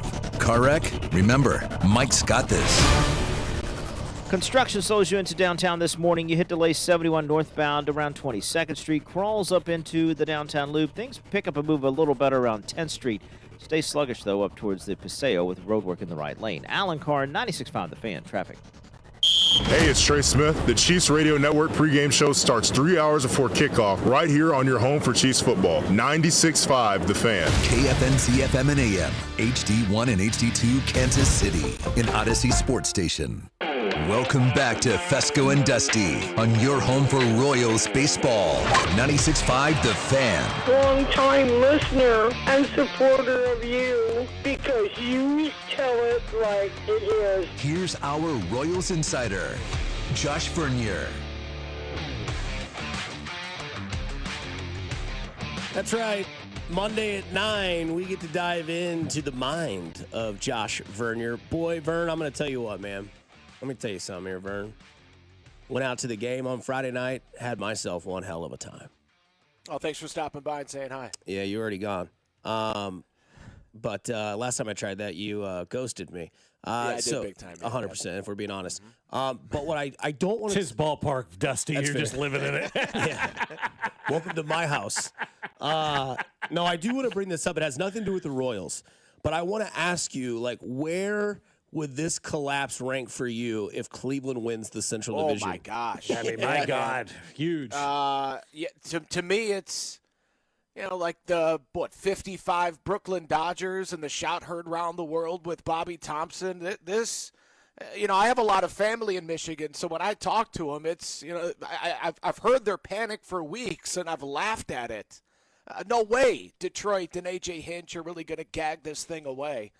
Yeah, I can't really think of many other collapses that would because they could go from having the division in their back pocket for months to joining the Royals in Cabo in a week. Yeah. I mean, just completely out of it. It's wild. It is. I mean, you just have to look at the last 10. Cleveland's 9-1 in their last 10. Detroit's 1-9. That's how you lose a 9.5 game lead, Vern. And I think this isn't in support or to knock Matt Quatrero, but it does go to show you just how much or at times how little a manager matters. Last year, A.J. Hinch was a magician with the way that he was using his bullpen and getting the boys going there in Motown. If they gag this away, what does it say about him, a former World Series winning manager? Does it say anything? I think it's the latest reflection of, at times, believe it or not, we put a little bit too much weight on the skipper. Yeah, but honestly, does he get fired if they collapse? Like, you have to do something up there if Detroit, poops this away. Yeah, I don't know who. No, I wouldn't think you would fire A.J. Hinch. Right. The general manager, I don't know what they do. But I know those guys inside the clubhouse are going to have one of the longest off seasons of all time. Be brutal. So where are we with the Royals right now? Why can't we just find standings that have the elimination number so we all exactly know what's going on? It's like anytime you see anything, nobody includes the Royals and stuff like they're out of it, but they're not yet. No, and it's wild. And, Annie Rodgers of MLB.com, we're sitting in the dugout, and she's a real journalist. I'm just an idiot on the radio. And she comes up to me and she says, hey, if you read my article, it's wrong. The magic number is not 2. They cannot be eliminated today because, and she explains it to me, it's if the Royals and Rangers and Red Sox all end up with the 3-way tie for that final wild card spots, the Royals would win it because it's the cumulative record against those two teams, and the Royals just dominated the Rangers. So their record, it's very confusing, but I mean we all know it's still not going to happen. But you know what? Shoot, man. Now I sound like I'm talking to my family members a few weeks ago, telling them that the Detroit Tigers had this thing wrapped up. Yeah. So the way that I'm looking at it is the next time the Royals lose, it's over. It's over. But they can't control their own destiny. I even read something like even if they win out, they have to have something else happen, right? Almost every team in front of them needs to lose out. Okay. If that's even possible, because they all play each other down the stretch. Right. But no, it's not go 6-0 and you're in. No, it's 6-0 and a ton of help. Yeah, so next year they have their leadoff hitter figured out. They're just going to let Carter Jensen lead off next year to start opening day? I don't think so. Okay. No. I would still expect and hope to see Michael Garcia in that leadoff spot, followed by Bobby, followed by Vinny. And then it gets interesting after that, maybe what kind of moves they make. But Carter Jensen, certainly impressive. We could talk about the small sample size all you want, but hitting 300 in the big leagues for 2 weeks is hitting 300 in the big leagues for 2 weeks. 11 RBI in his first 14 games. And, the takeaway yesterday with his big bases loaded 2-out, 2-run single is the moment. I don't want to say that it's yet to be too big for him because they haven't really been in a major moment, right? It's not a true playoff race, but he's at least ready for it. It doesn't seem as if he's wide-eyed in any facet, and this really dates back to spring training when you watch the way that he worked. And now I'm excited to see what they do coming up this offseason, whether it's Jack Caglione offensively and defensively out there in right field, and Carter Jensen offensively and defensively behind the dish. It's just a gigantic offseason for those twin 22-year-olds. This, to me, is the next 4 months will show you, in my opinion. When I get to spring training, Bob, when you're out there in spring training next year, you lay eyes on Carter Jensen, you lay eyes on Jack Caglione. I think you're going to understand what type of player they're going to be, because this offseason is going to show what they're willing to sacrifice. Are they willing to work harder than anybody else? Because that's what Bobby does. That's what Salvi does. And these guys have the talent to be among the game's best if they want it. So big offseason for the both of them if they want to be everyday players. And I fully expect those two with Michael and Bobby, Vinny and Salvi to be in the lineup 6 out of every 7 games. I was talking to some folks around the organization about the handoff from Salvi to Carter Jensen, and I said, kind of like the Alex Smith to Patrick Mahomes handoff. And they're like, I never really thought of it that way. But somebody did tell me, Salvi said, just give me the kid and I'll take care of him. And so that's kind of what you want to hear out of your veteran leaders as you're going into the offseason for next year is kind of, I don't want to call it the handoff year, but you pick up Salvi's option. Maybe you sign him to a 2-year extension. I know the Cat wants to play till he's 40, but my God. But you can kind of utilize him as the Alex Smith, Patrick Mahomes role, can't you? 100%. And the point that you're making also speaks so very well on Carter Jensen because Selby's been around 14 years. Yes, he's always smiling. Yes, he's a great teammate and a good guy. But he's not one to talk in hyperbole about a player. He's not going to heap praise on everyone just because you're my teammates. Bobby, he did really quick, but that's because of the work ethic that he saw from Bobby Witt Jr. Freddie Fermin, he took him under his wing, and as we all saw, it's understandable because of the work ethic, the commitment, and again, Salvy's the guy that sits at his locker every single spring training and says, if you're not playing this game to get to the Hall of Fame and win World Series, well, I don't really want to be with you. You're not my type of person if being the greatest isn't your goal. That's why he gets along with Aroldis Chapman, right? That's why those two future Hall of Famers have been rolling together for a decade. That's Mahomes, that's Kelsey, that's the greats. He sees it in Bobby. He acknowledges the work ethic in Freddie Fermin, and he's already been quoted saying that exactly what you're talking about, Bob. Mm-hmm. Carter is the future. He is the Kansas City Royals moving forward. So for him to heap praise so effusively on a 22-year-old with 2 weeks in the show, that's why I'm so excited to lay eyes on this kid next spring to see just what he could be. Because, Dusty, back to your point, I say no, I don't believe that he's the leadoff hitter. But, Mike, Cal, Carter, Bobby, Vinny, as your 1 through 4, I wouldn't be opposed to that. Not saying that's how you roll it out on opening day. But second half of next season, we'll see if Carter's able to climb his way to the top 3 of the lineup consistently. Vern, we appreciate the time. We'll talk to you again next Monday. I believe that'll be the final time with you on our show because the season will be completely over, and we'll be waiting for those spring training calls with the birds and the bees. Something like that in the background. Yeah, no, that makes sense. I just appreciate you guys having me on, man. Thanks a lot. Absolutely. Take care, Vern. We love you as always. All right, buddy. That is Josh Vernier, our Royals insider there for the Kansas City Royals here on 96.5 The Fan. Still not eliminated. Nope. But if they lose again, it's over. Oh, yes. Don't forget, Sports Talks on 96.5 The Fan is presented by Paramount Plus. Sylvester Stallone is back in an original hit series, Tulsa King. Tulsa King this season. Dwight's going to face most of his dangerous adversities, yet forcing him to fight for everything he's built and to protect his empire. Stream the new season of Tulsa King, which came out Sunday, September 21st. So catch the first episode exclusively on Paramount Plus. We dive into what that Chiefs game was last night, where they need to fix, and what can improve. Here on 96.5 The Fan, your home for Kansas City sports.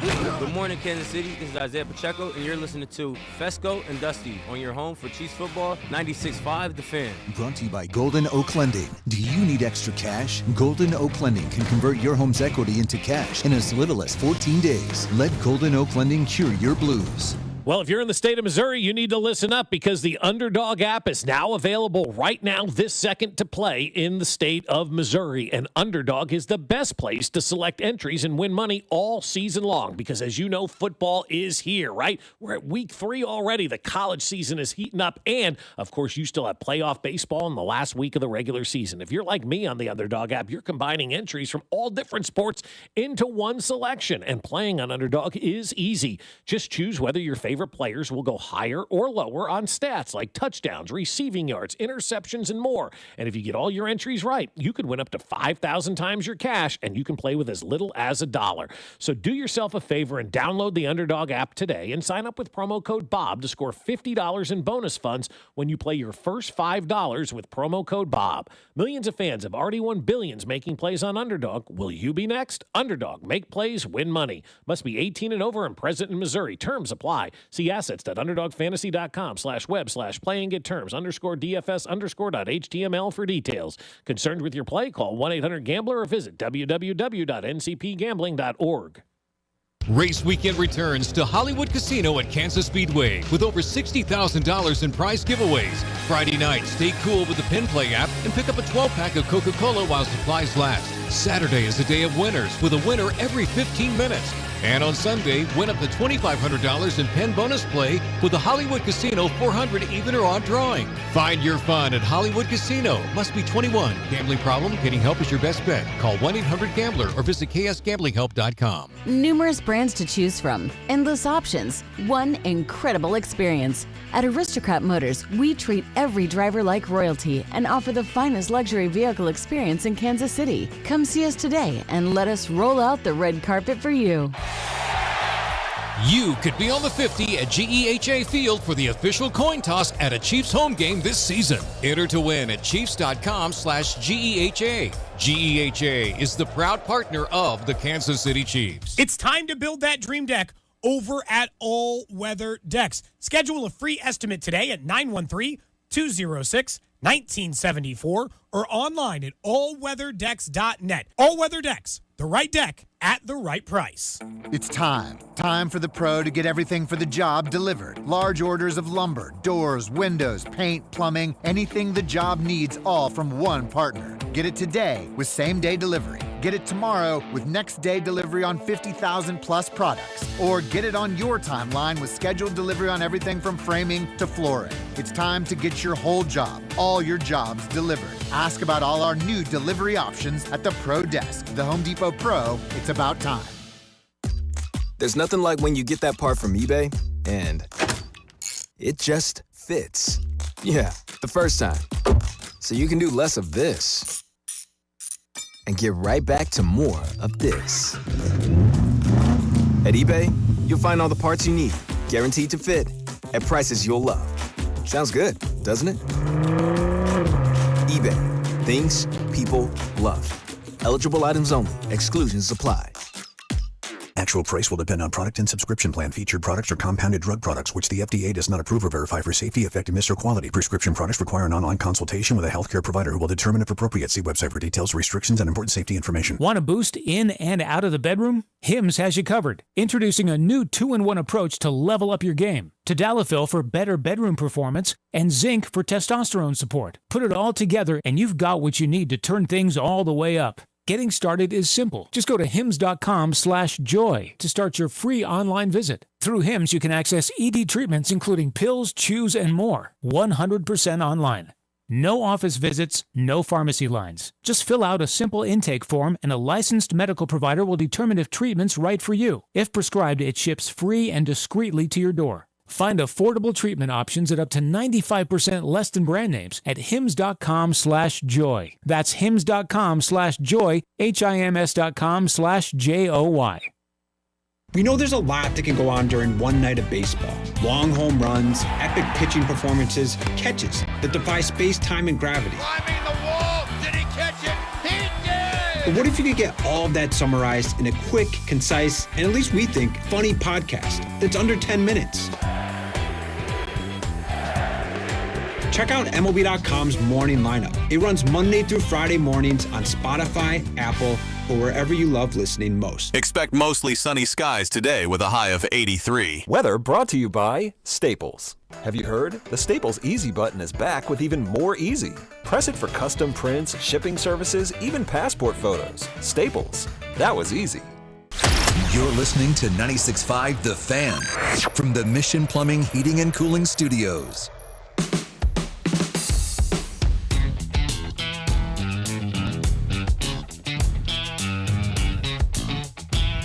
Popping right back into it here on a Monday, Victory Monday. Chiefs 1-2 on the season, bringing on those Edgar Allan Poe Ravens to town.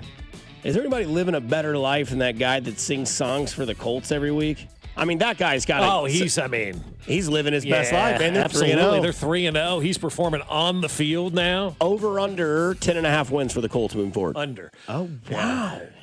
Okay. I have to look at the schedule. Well, let me get it out for you, Mac. I'll give it for you here.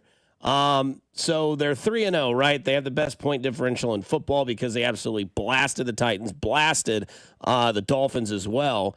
But the Colts moving forward, right? So they're in the AFC South. They're winning that division. Clearly, it's not really a contest for anybody in that division because the Titans have a rookie quarterback and a coach that doesn't know rules or game planning. But the Colts moving forward.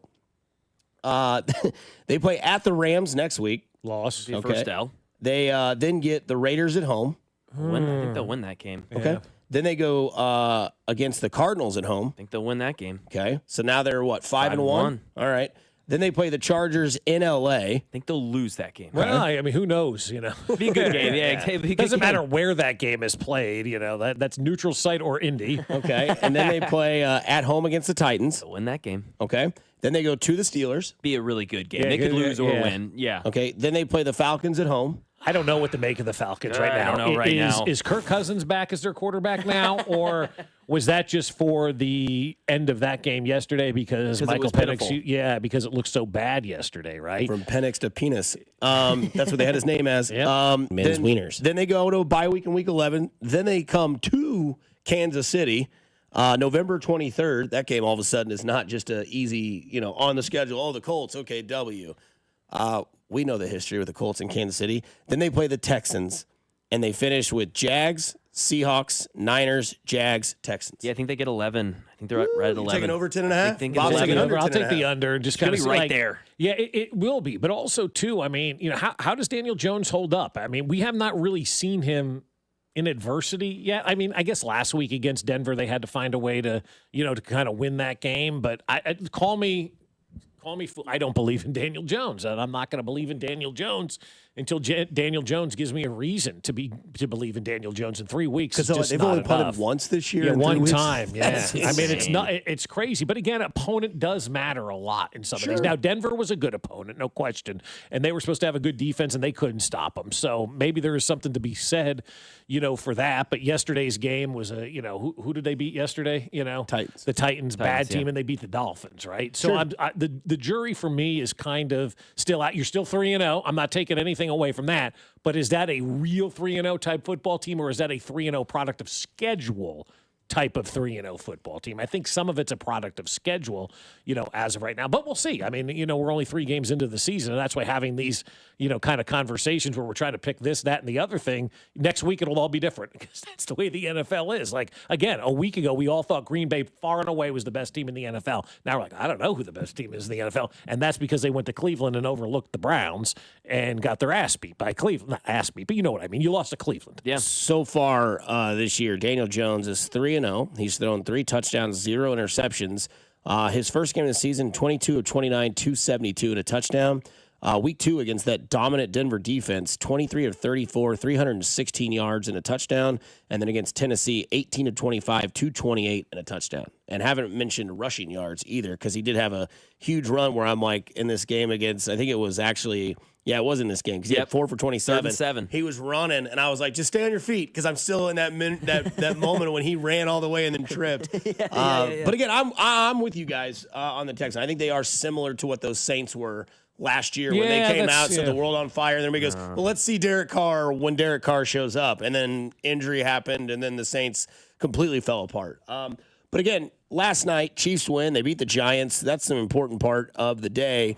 But there's still some things that you could kind of discuss in that game last night. Chris Jones, this was him getting his first sack of the year. Chris Jones, come over here because you get your first sack of the season.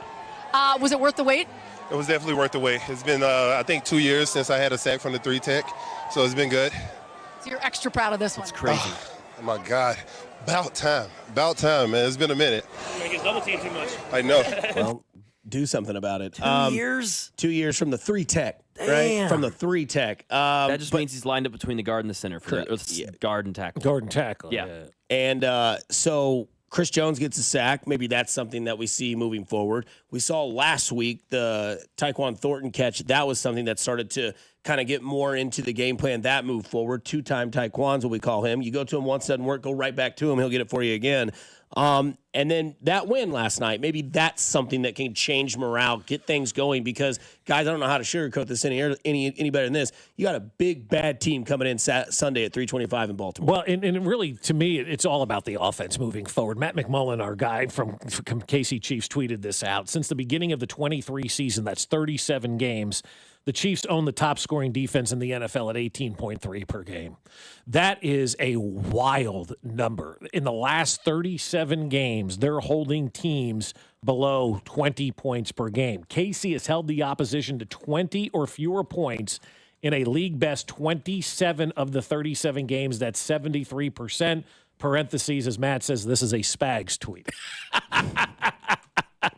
And it's an unbelievable tweet. And so when you see stuff like that, it makes us take a step back a little bit and realize, like, people were very critical, including me, of the defense in week 1. I said it was going to get better. I knew it would get better, and it has. The last 8 quarters, they've been really good on the defensive side of the football, and really the last 37 games, they've been good on the defensive side of the football, allowing under 20 points per game. And so if you're going to go toe-to-toe with the Baltimore Ravens, no pun intended, you've got to find a way to go out there and get some stuff going from the offensive end. And maybe it really was ultimately a very concerted effort by Andy Reid to not play Xavier Worthy in that game on Sunday. I think you have to, if you're Andy Reid, go into that Giant game and go, all right, guys, look, we're a lot more superior than the New York Football Giants are. We can win this game without Xavier Worthy. We're going to give out the allure that he's going to play all week, make them prepare for him all week, and then Saturday before the game say he's not going to play. Twofold. Number one, you made the Giants waste their time all week preparing for somebody who wasn't going to be there. And number two, you didn't show what you could possibly do with Xavier Worthy against the Giants when you have the Ravens coming up.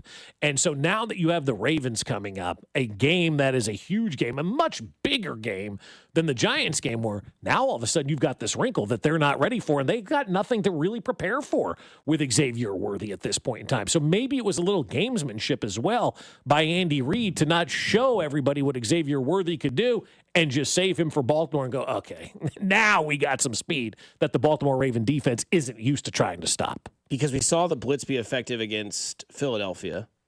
And I don't know where you guys side on this, who you'd rather have a running back, Saquon Barkley or Derrick Henry. I think we would probably lean towards Saquon. I think right now, yeah. Yeah. And then week 2 against Russ, you knew he was going to be a statue himself, panic, just throw the ball up in the air. He did, forced 2 turnovers, completed both those 2 turnovers, sacked him twice. Tyron Tracy, obviously, I think got hurt last night. I think he's an undervalued running back. I think he's better than maybe people think. Scatterboo looked good, in my opinion, running ball and catching the ball. Scatterboo looked really good, but he can't be your only weapon. I mean, God, the Giants did such a bad job of not the Giants. The Chiefs did such a good job, I should say, of shutting down their wide receivers yesterday. Yeah, Neighbors and Robinson were Wan'Dale were held quiet. Now again, that just goes to show you how piss poor Dallas' secondary is and defense in general. But I think it also goes to still show you how good the Chiefs defense was, because I came in on Tuesday and said immediately on Monday morning in New York, they were going, okay, that was a fraud. The Chiefs got a pretty good defense coming in. The Dallas team was a fraud. We're not going to take anything away from that game. And then you saw a real defensive football team out there yesterday, the best in the NFL in the last 37 games, show you what a real defense is going to look like. But I hate to be that guy. As good as they are, we need them to stay at this level right now until this offense gets back on track to where they need to be. The defense is going to have to go out there and shut down opponents, and they've got a big test coming up, obviously, in Baltimore. Because where I'm worried is if you're going to continue to blitz, which I don't think Spag's going to move away from that because it has been somewhat effective in the last 2 games because you're not getting any pressure on your defensive line, so you have to make up where that pressure is elsewhere. My main problem with that moving into this Baltimore game, because I'm gone past the Giants. We're at 9:30 on a Monday morning. That game was a win. I look at Baltimore, who plays tonight against Detroit in a dynamite matchup on Monday Night Football. Cannot wait for this game to start. And then you're going to watch Baltimore night, and you're also going to watch Detroit. Because if you're going to blitz Lamar, and they're going to say, okay, that's fine, we're going to hand the ball off to Derrick Henry. If you're blitzing somebody from that secondary, that is one man gone in the second level. And we all know too well that Derrick Henry, if he gets into that second level, good luck. And I know that Derrick Henry has not had, maybe the best track record against the Spags defense, but I do worry a little bit if Baltimore's like, you can blitz us all you want. I'm going to hand it off to this guy, and good luck stopping him. Or Lamar's going to RPO you to death, and you got to hope that you can get home to Lamar Jackson. Because, again, I'm excited to see what Baltimore's going to do against Detroit tonight. Both teams are 1-1 going into this game. Detroit had a big win against Chicago. They had a loss against Green Bay. Baltimore should be 2-0. They fumbled the bag literally against the Buffalo Bills in that first game of the year for them on Sunday Night Football, which was electric. And then they win last week against Cleveland, who just beat Green Bay, who beat Detroit. So there's a lot of stuff going on tonight, but I am ready to think about what Baltimore is going to bring to the table and what you're going to bring as a defense, because last night, get to Russell Wilson, force him to make a turnover. Can you do that sort of same thing to Lamar Jackson, and can you capitalize on that from the offense? And like you have said, is Xavier Worthy back, and was this whole last week just a smokescreen, knowing for a fact that you believed in your system that you could beat the Giants without him? Now, do you believe that you can beat the Ravens without Xavier Worthy? No, I think you need Xavier Worthy for your best opportunity to beat the Ravens. You know, they've got explosive offensive weapons, as we know. But look, I think for this defense, I think it comes down to Lamar. I think what they did last night, I think is what we've seen Bill Belichick do in years past. They isolated on one player. Tyreek Hill's not beating us in this game. Everybody else has an opportunity to. The Giants or the Chiefs did that yesterday to the Giants.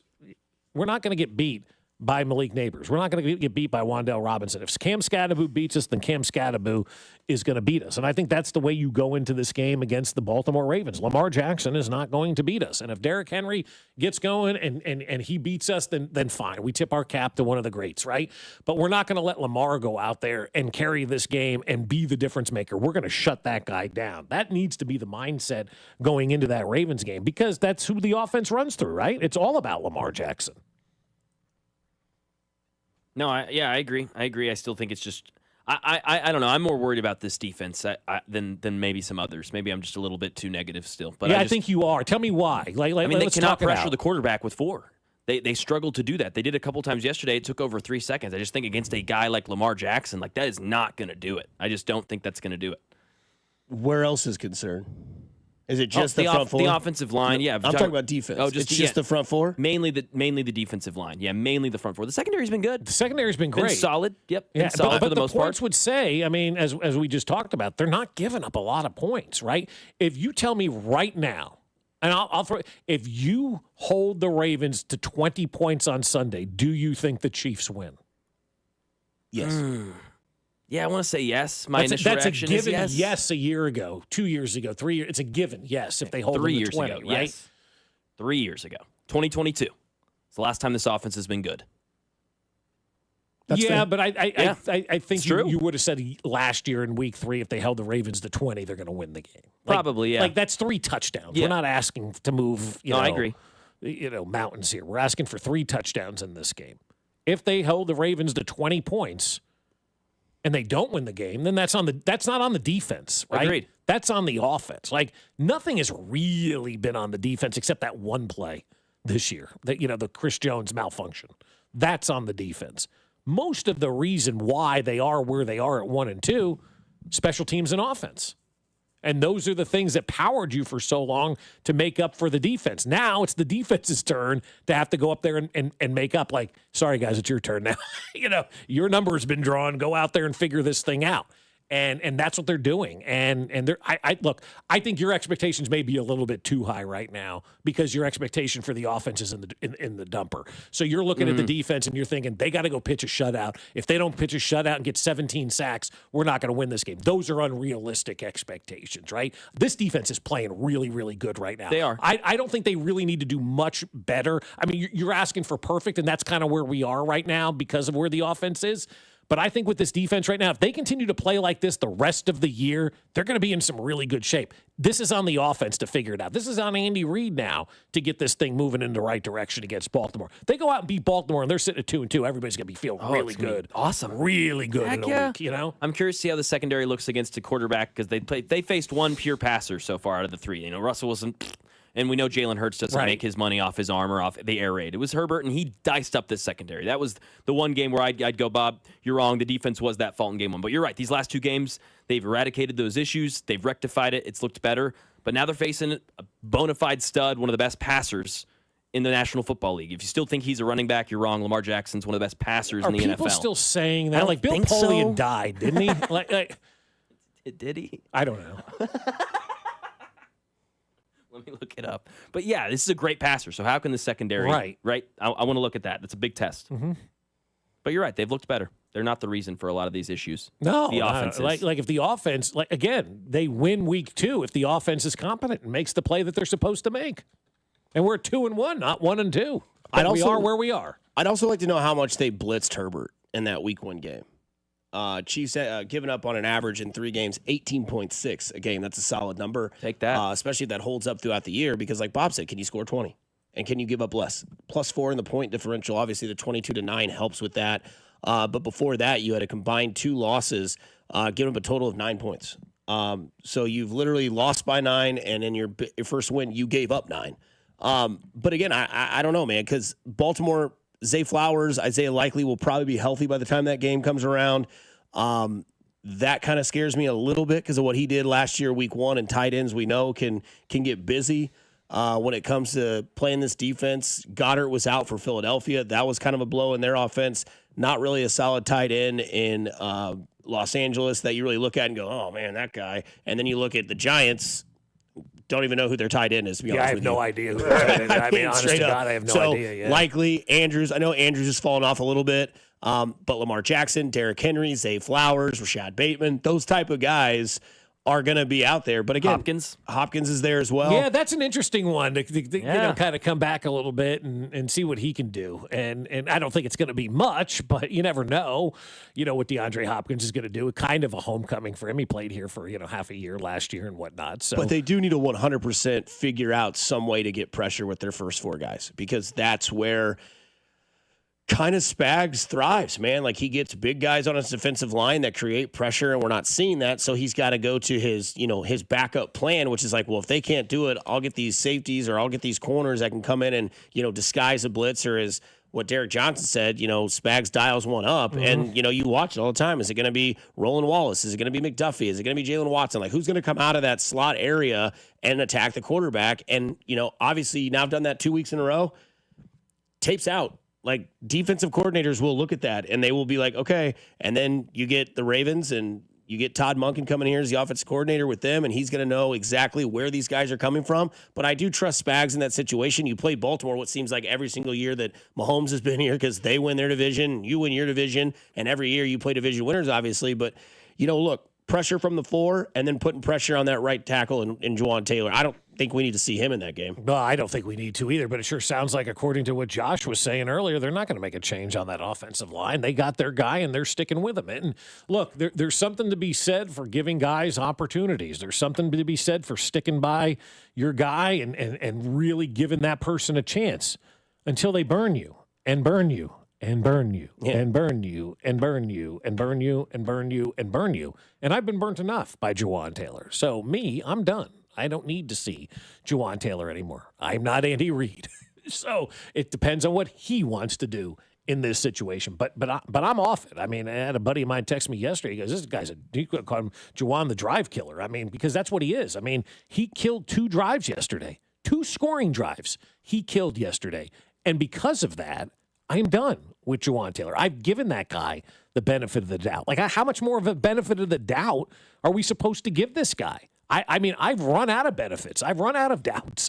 I've run out of everything with Juwan Taylor. I'm the last living, breathing human being this side of Mac that actually likes Juwan Taylor, right? Like, no, there's a stadium of 76,000. I'm the only guy in there that likes Juwan Taylor plays. What's that meme? What's that meme where the guy's like sitting there and all the swords are in his neck? And it's like, give me a take that has you in this situation. Bob, Juwan Taylor. Yeah, like, Juwan Taylor's still good. Yeah, that's you and me, Bob. I know, but it's done. It's got to be done. It's now. over now. It's over. They come to my side, guys. We were wrong. Yeah, but it's not that. It's just the goodness has outweighed, or the badness, the penalties, the pre-snap stuff has outweighed the goodness of what he does when he's in there. Now, he did get maneuvered around a little bit last night by Kayvon Thibodeau a couple of times, and Brian Burns had his way with a lot, but that's one of the best defensive lines in all of the NFL. For the most part, I thought the offensive line was okay.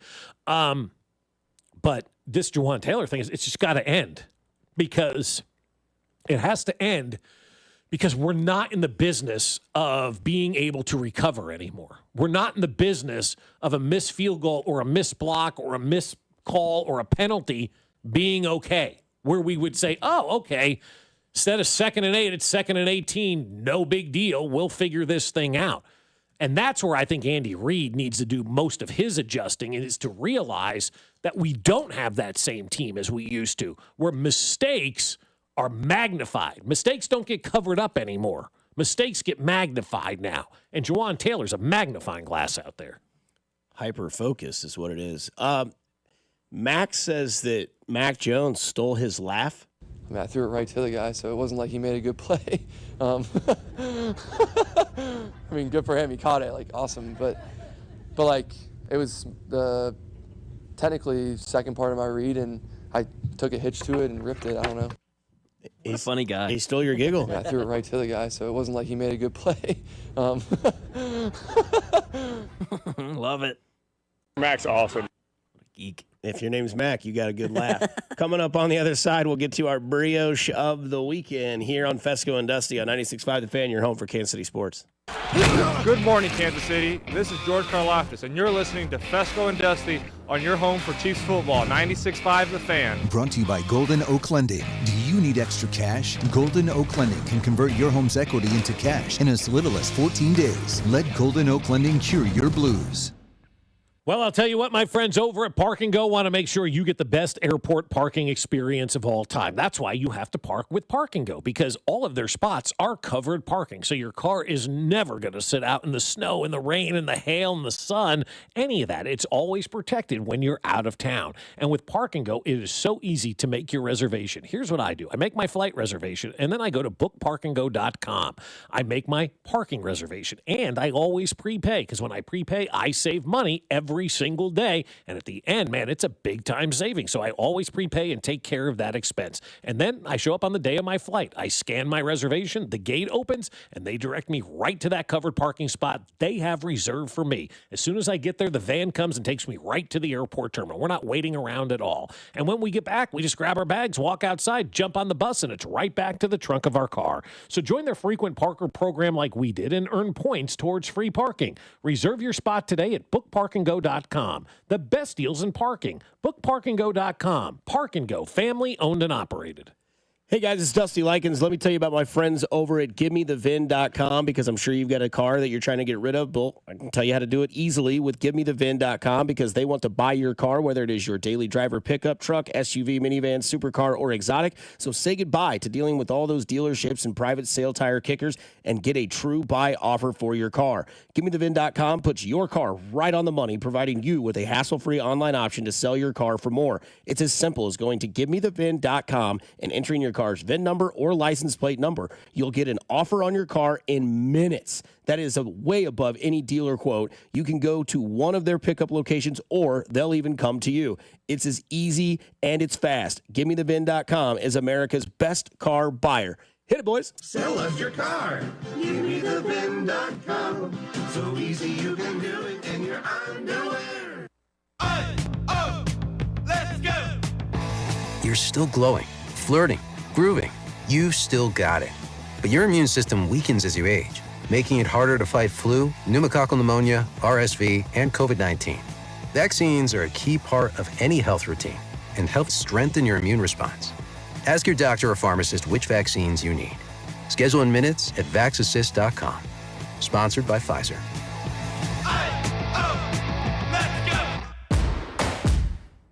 The John Deere Gator XUV lets you cut, pack, drive, scout, weld, stack, feed, pull, load, tow, spray, and haul, all in a single day. Because with the highest cargo box volume in its class, customizable features, and a towing capacity of up to 4,000 pounds, it gets the job done. You just have to get in the seat. Learn more at your John Deere dealer or visit johndeere.com/Gator XUV. Introducing the new Dell AI PC powered by the Intel Core Ultra processor. It helps do your busy work for you, so you can fast forward through editing images, designing presentations, generating code, debugging code, summarizing meeting notes, finding files, managing your schedule, and responding to Jim's long emails. Leaving all the time in the world for the things you actually want to do. No offense, Jim. Get a new Dell AI PC at dell.com/AI-PC. How those ahead stay ahead. Actual price will depend on product and subscription plan. Featured products are compounded drug products, which the FDA does not approve or verify for safety, effectiveness, or quality. Prescription products require an online consultation with a healthcare provider who will determine if appropriate. See website for details, restrictions, and important safety information. Want a boost in and out of the bedroom? Hims has you covered. Introducing a new 2-in-1 approach to level up your game. Tadalafil for better bedroom performance and zinc for testosterone support. Put it all together and you've got what you need to turn things all the way up. Getting started is simple. Just go to hims.com/joy to start your free online visit. Through Hims, you can access ED treatments including pills, chews, and more. 100% online. No office visits, no pharmacy lines. Just fill out a simple intake form and a licensed medical provider will determine if treatment's right for you. If prescribed, it ships free and discreetly to your door. Find affordable treatment options at up to 95% less than brand names at hims.com/joy. That's hims.com/joy, HIMS.com/JOY. It's football season and snacking season, and nothing goes better with football and snacking better than Daisy Dips. And now Daisy came out with a delicious Daisy French onion dip and a Daisy ranch dip, and these are a game changer. From chips to wings to veggies, they all go better with Daisy Dips. And I love dipping pretzels into the Daisy French onion dip. It's amazing. And the best part, these are delicious as homemade dips because they're made with real herbs and spices and other ingredients you find in your own kitchen. Look for Daisy Dips at a grocery store near you. DraftKings Sportsbook, America's top-rated sportsbook app, is coming soon to the Show Me State. New Missouri customers can download the DraftKings Sportsbook app today. And when we go live, place just a $5 bet to unlock $300 in bonus bets. Starting November 17th, you can create your DraftKings Sportsbook account in Missouri and get ready for launch day on December 1st. DraftKings Sportsbook brings you everything you need to elevate your game day, including live in-game betting, lightning-fast payouts, and endless ways to get in on the action, all right from your phone. Download the DraftKings Sportsbook app now and grab $300 in bonus bets with just a $5 bet when we go live December 1st. In partnership with DraftKings Sportsbook, the crown is yours. Gambling problem? Call 1-800-GAMBLER. 21 and over. Physically present in Missouri. Eligibility restrictions apply. Bonus bets expire 7 days after issuance. Excludes customers who redeem pre-launch sign-up offer. Terms at sportsbook.draftkings.com/promos.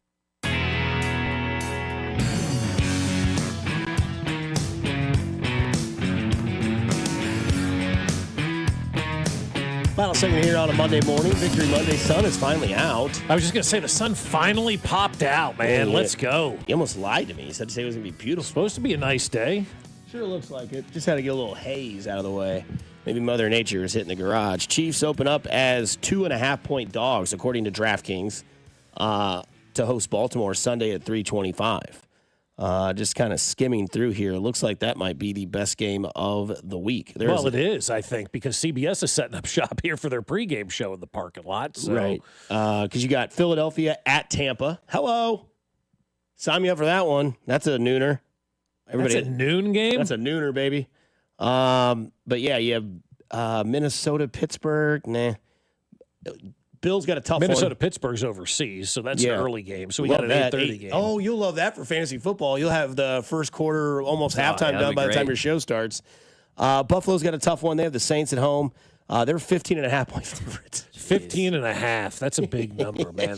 Huge number. I mean, have we seen a number that big since gambling has come on in the state of Kansas with a game at 15.5 points? They were 12.5-point favorites against Miami this past week on Thursday night. Carolina, New England.